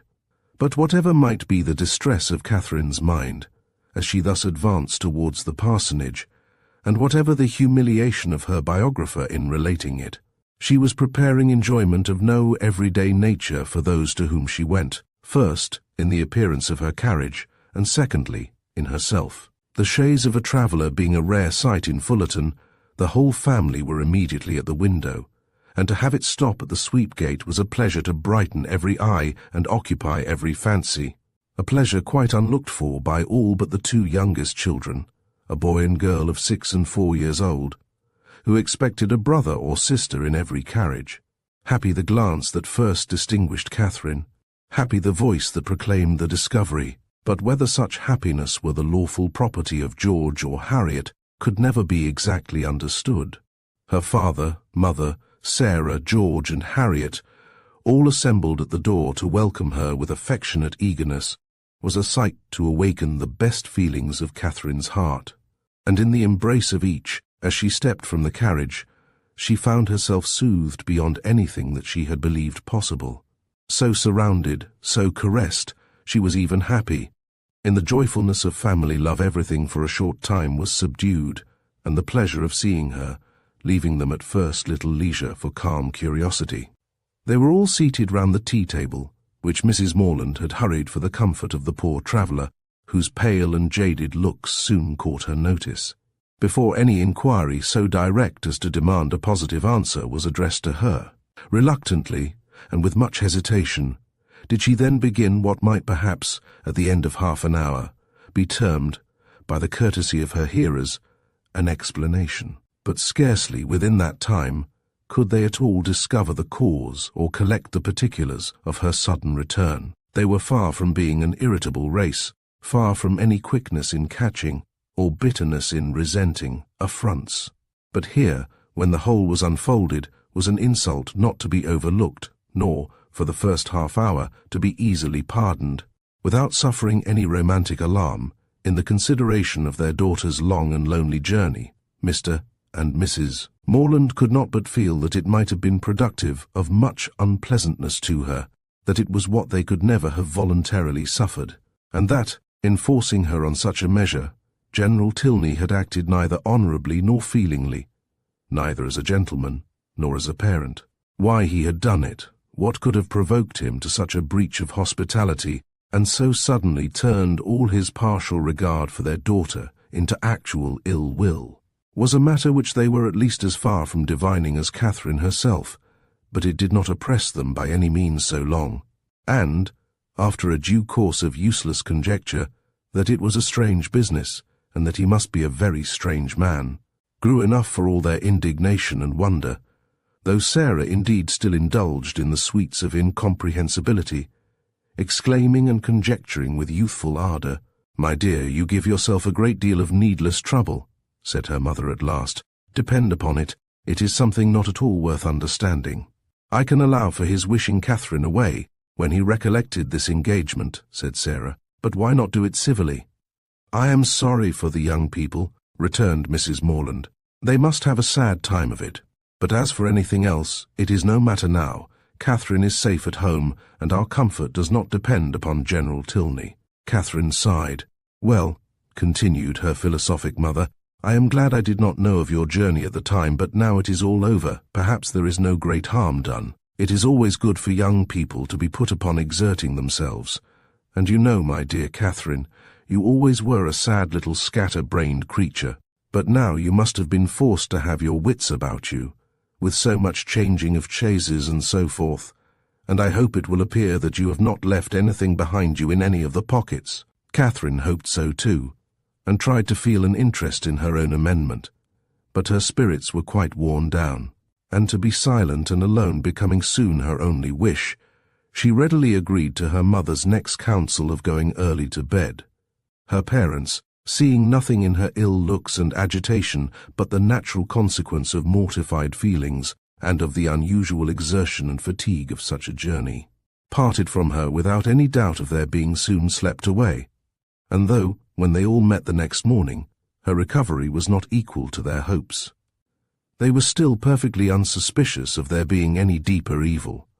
They never once thought of her heart, which, for the parents of a young lady of 17, just returned from her first excursion from home, was odd enough. As soon as breakfast was over, she sat down to fulfil her promise to Miss Tilney, whose trust in the effect of time and distance on her friend's disposition was already justified. For already did Catherine reproach herself with having parted from Eleanor coldly, with having never enough valued her merits or kindness, and never enough commiserated her for what she had been yesterday left to endure. The strength of these feelings, however, was far from assisting her pen, and never had it been harder for her to write than in addressing Eleanor Tilney. To compose a letter which might at once do justice to her sentiments and her situation, convey gratitude without servile regret, be guarded without coldness, and honest without resentment, a letter which Eleanor might not be pained by the perusal of, and above all, which she might not blush herself, if Henry should chance to see, was an undertaking to frighten away all her powers of performance, and, after long thought and much perplexity, to be very brief, was all that she could determine on with any confidence of safety. The money, therefore, which Eleanor had advanced was enclosed with little more than grateful thanks, and the 1,000 good wishes of a most affectionate heart. "This has been a strange acquaintance," observed Mrs. Morland, as the letter was finished. "Soon made and soon ended. I am sorry it happens so, for Mrs. Allen thought them very pretty kind of young people, and you were sadly out of luck too in your Isabella. Ah, poor James! Well, we must live and learn, and the next new friends you make I hope will be better worth keeping." Catherine coloured as she warmly answered, "No friend can be better worth keeping than Eleanor. If so, my dear, I dare say you will meet again some time or other. Do not be uneasy. It is 10 to 1, but you are thrown together again in the course of a few years, and then what a pleasure it will be." Mrs. Morland was not happy in her attempt at consolation. The hope of meeting again in the course of a few years could only put into Catherine's head what might happen within that time, to make a meeting dreadful to her. She could never forget Henry Tilney, or think of him with less tenderness than she did at that moment, but he might forget her, and in that case, to meet. Her eyes filled with tears as she pictured her acquaintance so renewed, and her mother, perceiving her comfortable suggestions to have had no good effect, proposed, as another expedient for restoring her spirits, that they should call on Mrs. Allen. The two houses were only 1/4 of a mile apart, and, as they walked, Mrs. Morland quickly dispatched all that she felt on the score of James's disappointment. "We are sorry for him," said she, "but otherwise there is no harm done in the match going off, for it could not be a desirable thing to have him engaged to a girl whom we had not the smallest acquaintance with, and who was so entirely without fortune, and now, after such behaviour, we cannot think at all well of her. Just at present it comes hard to poor James, but that will not last forever, and I dare say he will be a discreeter man all his life for the foolishness of his first choice." This was just such a summary view of the affair as Catherine could listen to. Another sentence might have endangered her complaisance, and made her reply less rational, for soon were all her thinking powers swallowed up in the reflection of her own change of feelings and spirits since last she had trodden that well-known road. It was not 3 months ago since, wild with joyful expectation, she had there run backwards and forwards some 10 times a day, with an heart light, gay, and independent, looking forward to pleasures untasted and unalloyed, and free from the apprehension of evil as from the knowledge of it. 3 months ago had seen her all this, and now, how altered a being did she return. She was received by the Allens with all the kindness which her unlooked-for appearance, acting on a steady affection, would naturally call forth, and great was their surprise, and warm their displeasure, on hearing how she had been treated. Though Mrs. Morland's account of it was no inflated representation, no studied appeal to their passions. "Catherine took us quite by surprise yesterday evening," said she.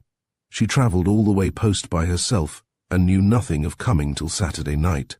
For General Tilney, from some odd fancy or other, all of a sudden grew tired of having her there, and almost turned her out of the house. Very unfriendly, certainly, and he must be a very odd man, but we are so glad to have her amongst us again. And it is a great comfort to find that she is not a poor helpless creature, but can shift very well for herself." Mr. Allen expressed himself on the occasion with the reasonable resentment of a sensible friend, and Mrs. Allen thought his expressions quite good enough to be immediately made use of again by herself. His wonder, his conjectures, and his explanations became in succession hers, with the addition of this single remark, "I really have not patience with the General," to fill up every accidental pause, and "I really have not patience with the General," was uttered twice after Mr. Allen left the room, without any relaxation of anger, or any material digression of thought. A more considerable degree of wandering attended the third repetition, and after completing the fourth, she immediately added, "Only think, my dear, of my having got that frightful great rent in my best Mechlin so charmingly mended, before I left Bath, that one can hardly see where it was. I must show it you some day or other. Bath is a nice place, Catherine, after all. I assure you I did not above half like coming away. Mrs. Thorpe's being there was such a comfort to us, was not it? You know, you and I were quite forlorn at first. Yes, but that did not last long, said Catherine, her eyes brightening at the recollection of what had first given spirit to her existence there. Very true, we soon met with Mrs. Thorpe, and then we wanted for nothing. My dear, do not you think these silk gloves wear very well? I put them on new the first time of our going to the lower rooms, you know, and I have worn them a great deal since. Do you remember that evening? Do I? Oh, perfectly. It was very agreeable, was not it? Mr. Tilney drank tea with us, and I always thought him a great addition, he is so very agreeable. I have a notion you danced with him, but am not quite sure. I remember I had my favourite gown on. Catherine could not answer, and after a short trial of other subjects, Mrs. Allen again returned to, I really have not patience with the General. Such an agreeable, worthy man as he seemed to be. I do not suppose, Mrs. Morland, you ever saw a better bred man in your life. His lodgings were taken the very day after he left them, Catherine. But no wonder, Milsom Street, you know. As they walked home again, Mrs. Morland endeavoured to impress on her daughter's mind the happiness of having such steady well-wishers as Mr. and Mrs. Allen, and the very little consideration which the neglect or unkindness of slight acquaintance like the Tilneys ought to have with her, while she could preserve the good opinion and affection of her earliest friends. There was a great deal of good sense in all this, but there are some situations of the human mind in which good sense has very little power, and Catherine's feelings contradicted almost every position her mother advanced.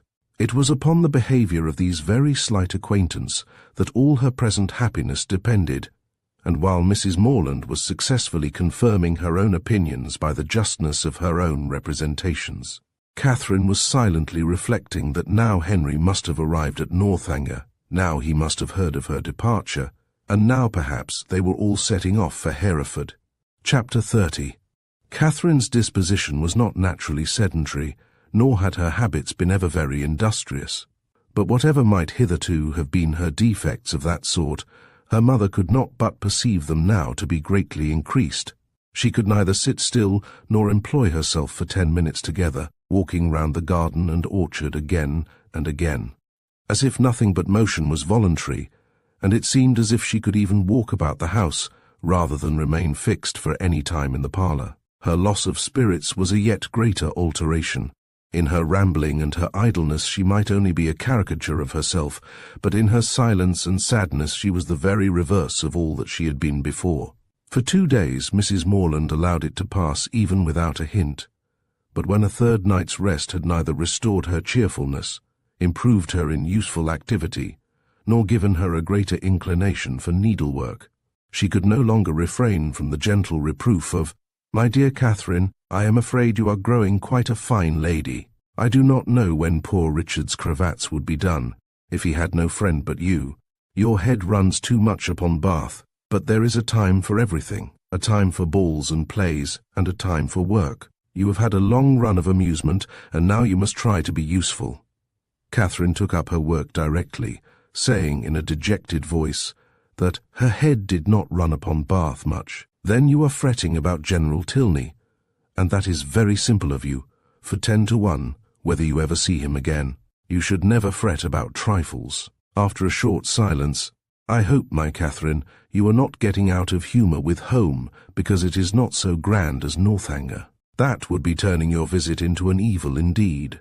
Wherever you are, you should always be contented, but especially at home, because there you must spend the most of your time. I did not quite like at breakfast to hear you talk so much about the French bread at Northanger. I am sure I do not care about the bread. It is all the same to me what I eat. There is a very clever essay in one of the books upstairs upon much such a subject, about young girls that have been spoilt for home by great acquaintance. The Mirror, I think. I will look it out for you some day or other, because I am sure it will do you good. Catherine said no more, and with an endeavour to do right, applied to her work, but, after a few minutes, sunk again, without knowing it herself, into languor and listlessness, moving herself in her chair, from the irritation of weariness, much oftener than she moved her needle. Mrs. Morland watched the progress of this relapse, and seeing in her daughter's absent and dissatisfied look the full proof of that repining spirit to which she had now begun to attribute her want of cheerfulness, hastily left the room to fetch the book in question, anxious to lose no time in attacking so dreadful a malady. It was some time before she could find what she looked for, and other family matters occurring to detain her, a quarter of an hour had elapsed ere she returned downstairs with the volume from which so much was hoped. Her avocations above having shut out all noise but what she created herself, she knew not that a visitor had arrived within the last few minutes, till, on entering the room, the first object she beheld was a young man whom she had never seen before. With a look of much respect, he immediately rose, and being introduced to her by her conscious daughter as Mr. Henry Tilney, with the embarrassment of real sensibility began to apologize for his appearance there, acknowledging that after what had passed he had little right to expect a welcome at Fullerton, and stating his impatience to be assured of Miss Morland's having reached her home in safety as the cause of his intrusion. He did not address himself to an uncandid judge or a resentful heart. Far from comprehending him or his sister in their father's misconduct, Mrs. Morland had been always kindly disposed towards each, and instantly, pleased by his appearance, received him with the simple professions of unaffected benevolence, thanking him for such an attention to her daughter, assuring him that the friends of her children were always welcome there, and entreating him to say not another word of the past. He was not ill-inclined to obey this request, for, though his heart was greatly relieved by such unlooked-for mildness, it was not just at that moment in his power to say anything to the purpose. Returning in silence to his seat, therefore, he remained for some minutes most civilly answering all Mrs. Morland's common remarks about the weather and roads. Catherine, meanwhile, the anxious, agitated, happy, feverish Catherine, said not a word, but her glowing cheek and brightened eye made her mother trust that this good-natured visit would at least set her heart at ease for a time, and gladly therefore did she lay aside the first volume of the Mirror for a future hour, desirous of Mr. Morland's assistance, as well in giving encouragement as in finding conversation for her guest, whose embarrassment on his father's account she earnestly pitied. Mrs. Morland had very early dispatched one of the children to summon him, but Mr. Morland was from home, and being thus without any support, at the end of a quarter of an hour she had nothing to say. After a couple of minutes' unbroken silence, Henry, turning to Catherine for the first time since her mother's entrance, asked her, with sudden alacrity, if Mr. and Mrs. Allen were now at Fullerton, and on developing, from amidst all her perplexity of words in reply, the meaning which one short syllable would have given, immediately expressed his intention of paying his respects to them, and, with a rising colour, asked her if she would have the goodness to show him the way. "You may see the house from this window, sir," was information on Sarah's side, which produced only a bow of acknowledgment from the gentleman and a silencing nod from her mother.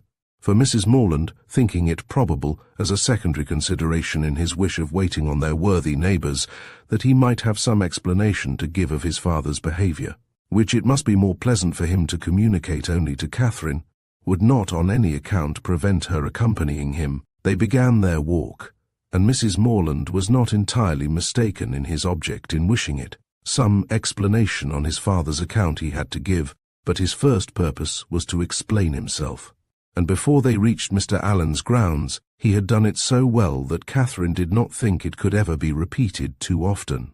She was assured of his affection, and that heart in return was solicited, which perhaps they pretty equally knew was already entirely his own. For, though Henry was now sincerely attached to her, though he felt and delighted in all the excellencies of her character and truly loved her society, I must confess that his affection originated in nothing better than gratitude, or, in other words, that a persuasion of her partiality for him had been the only cause of giving her a serious thought. It is a new circumstance in romance, I acknowledge, and dreadfully derogatory of an heroine's dignity, but if it be as new in common life, the credit of a wild imagination will at least be all my own.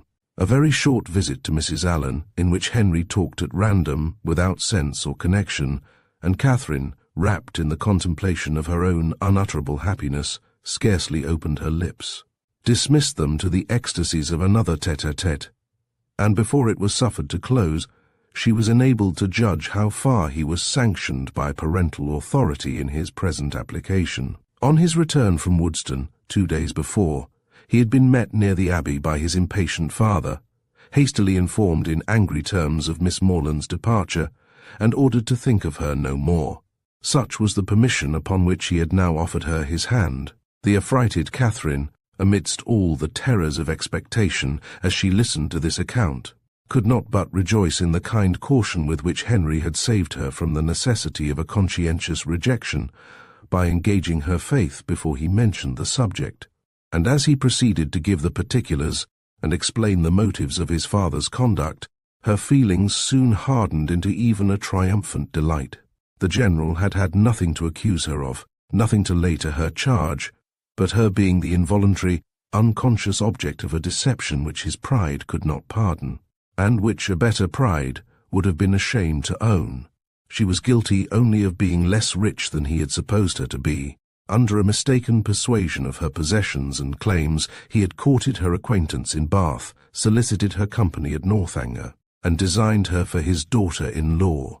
On discovering his error, to turn her from the house seemed the best, though to his feelings an inadequate proof of his resentment towards herself, and his contempt of her family. John Thorpe had first misled him. The General, perceiving his son one night at the theatre to be paying considerable attention to Miss Morland, had accidentally inquired of Thorpe if he knew more of her than her name.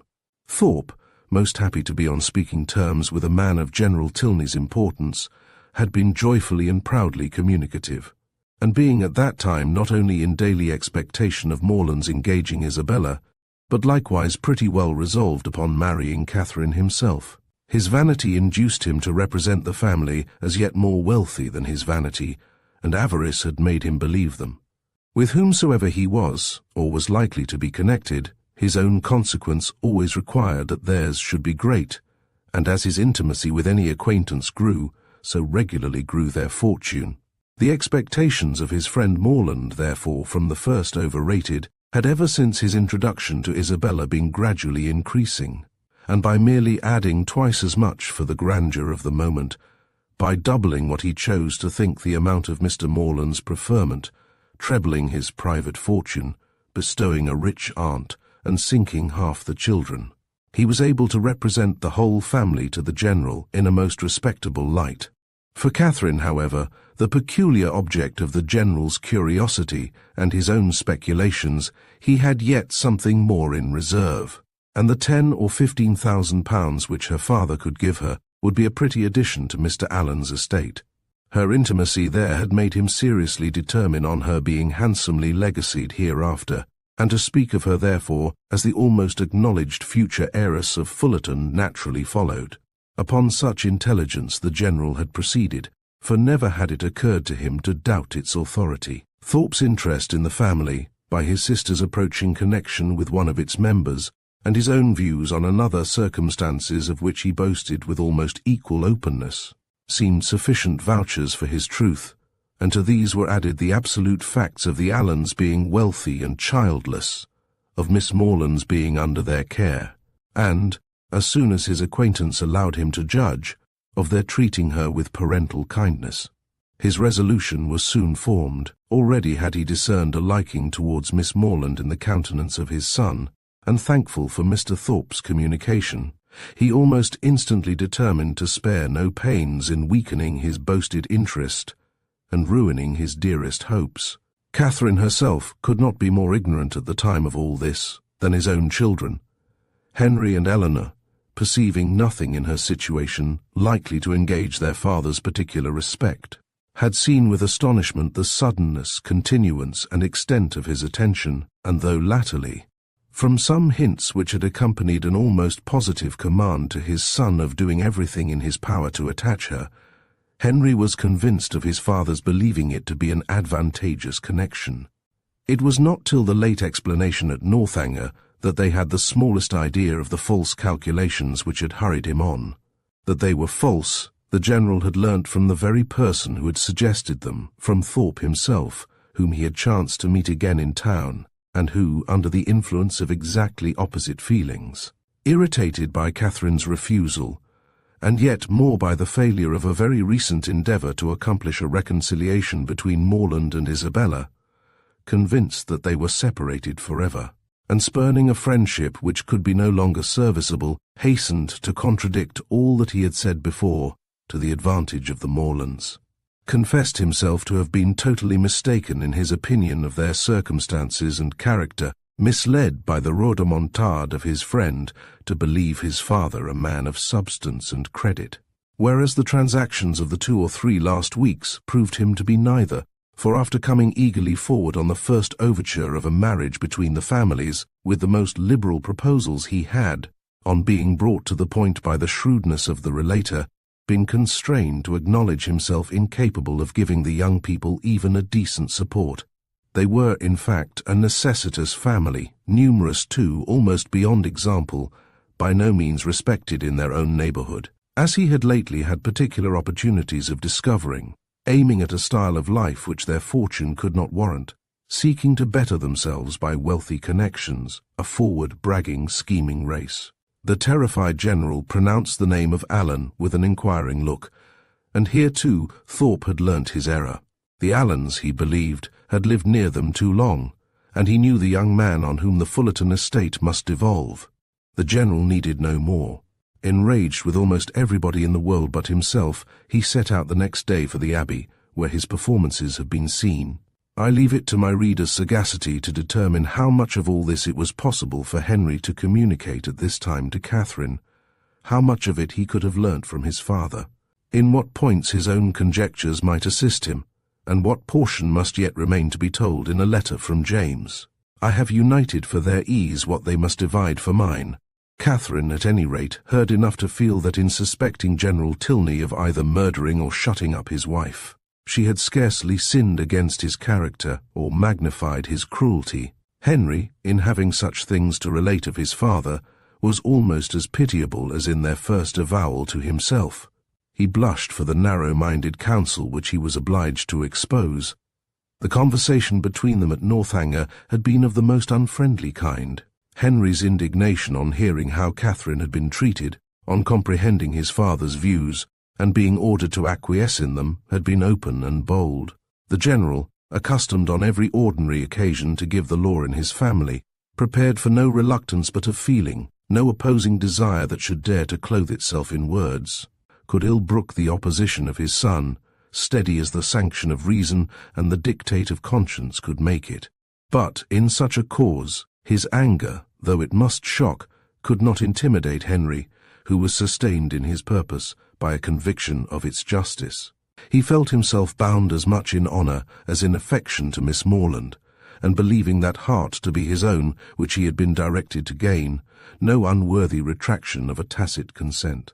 No reversing decree of unjustifiable anger could shake his fidelity or influence the resolutions it prompted.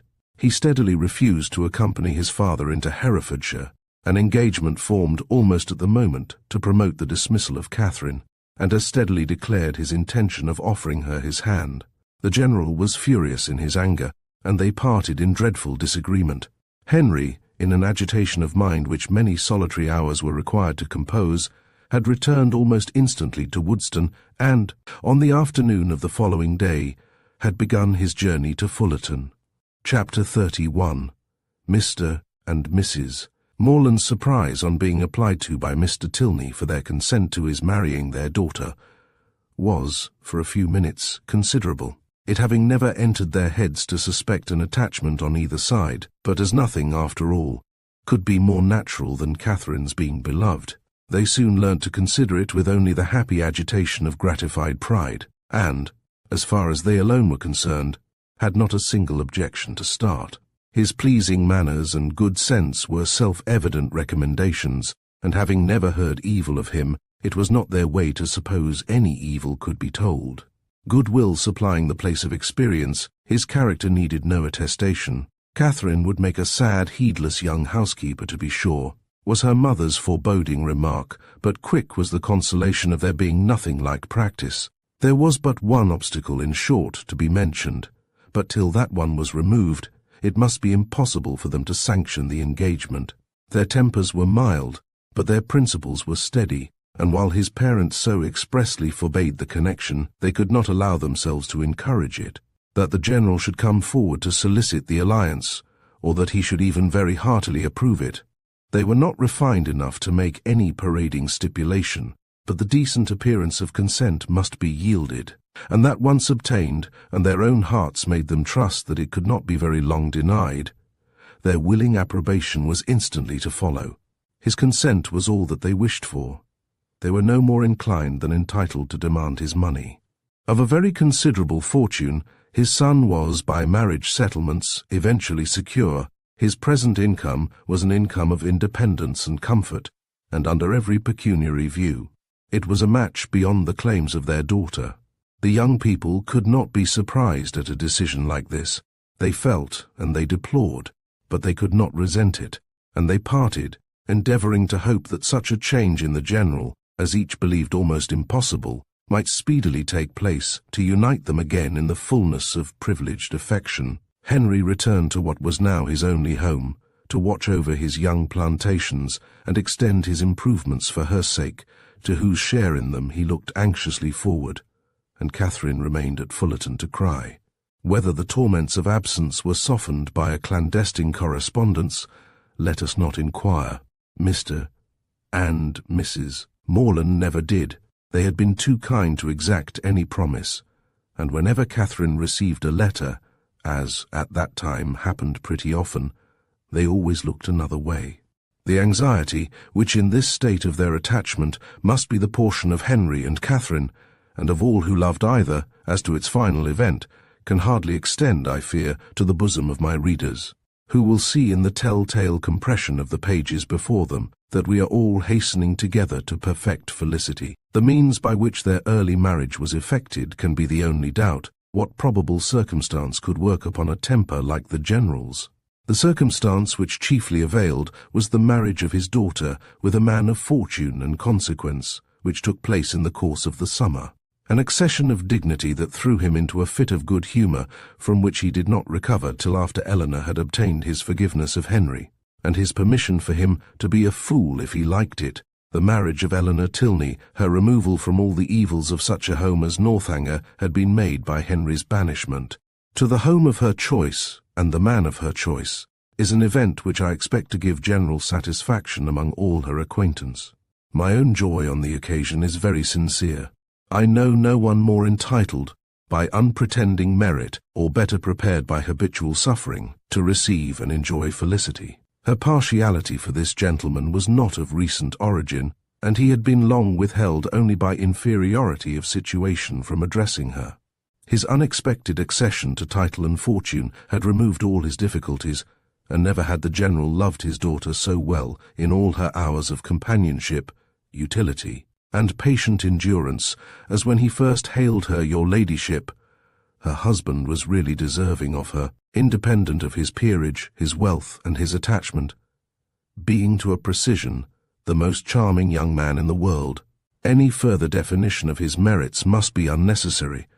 The most charming young man in the world is instantly before the imagination of us all. Concerning the one in question, therefore, I have only to add, aware that the rules of composition forbid the introduction of a character not connected with my fable, that this was the very gentleman whose negligent servant left behind him that collection of washing bills resulting from a long visit at Northanger, by which my heroine was involved in one of her most alarming adventures. The influence of the Viscount and Viscountess in their brother's behalf was assisted by that right understanding of Mr. Morland's circumstances which, as soon as the general would allow himself to be informed, they were qualified to give. It taught him that he had been scarcely more misled by Thorpe's first boast of the family wealth than by his subsequent malicious overthrow of it, that in no sense of the word were they necessitous or poor, and that Catherine would have £3,000. This was so material an amendment of his late expectations that it greatly contributed to smooth the descent of his pride, and by no means without its effect was the private intelligence, which he was at some pains to procure, that the Fullerton estate, being entirely at the disposal of its present proprietor, was consequently open to every greedy speculation. On the strength of this, the general, soon after Eleanor's marriage, permitted his son to return to Northanger, and thence made him the bearer of his consent, very courteously worded in a page full of empty professions to Mr. Morland. The event which it authorized soon followed. Henry and Catherine were married, the bells rang, and everybody smiled. And, as this took place within a 12-month from the first day of their meeting, it will not appear, after all the dreadful delays occasioned by the General's cruelty, that they were essentially hurt by it. To begin perfect happiness at the respective ages of 26 and 18 is to do pretty well, and professing myself moreover convinced that the General's unjust interference, so far from being really injurious to their felicity, was perhaps rather conducive to it, by improving their knowledge of each other and adding strength to their attachment, I leave it to be settled, by whomsoever it may concern, whether the tendency of this work be altogether to recommend parental tyranny or reward filial disobedience. In the end, Northanger Abbey is not just a tale of romance, but a clever exploration of the themes of perception versus reality, and the growth of a young woman in her quest for love and self-discovery. Through her experiences, Catherine learns that life, unlike the novels she adores, is far more complex and unpredictable.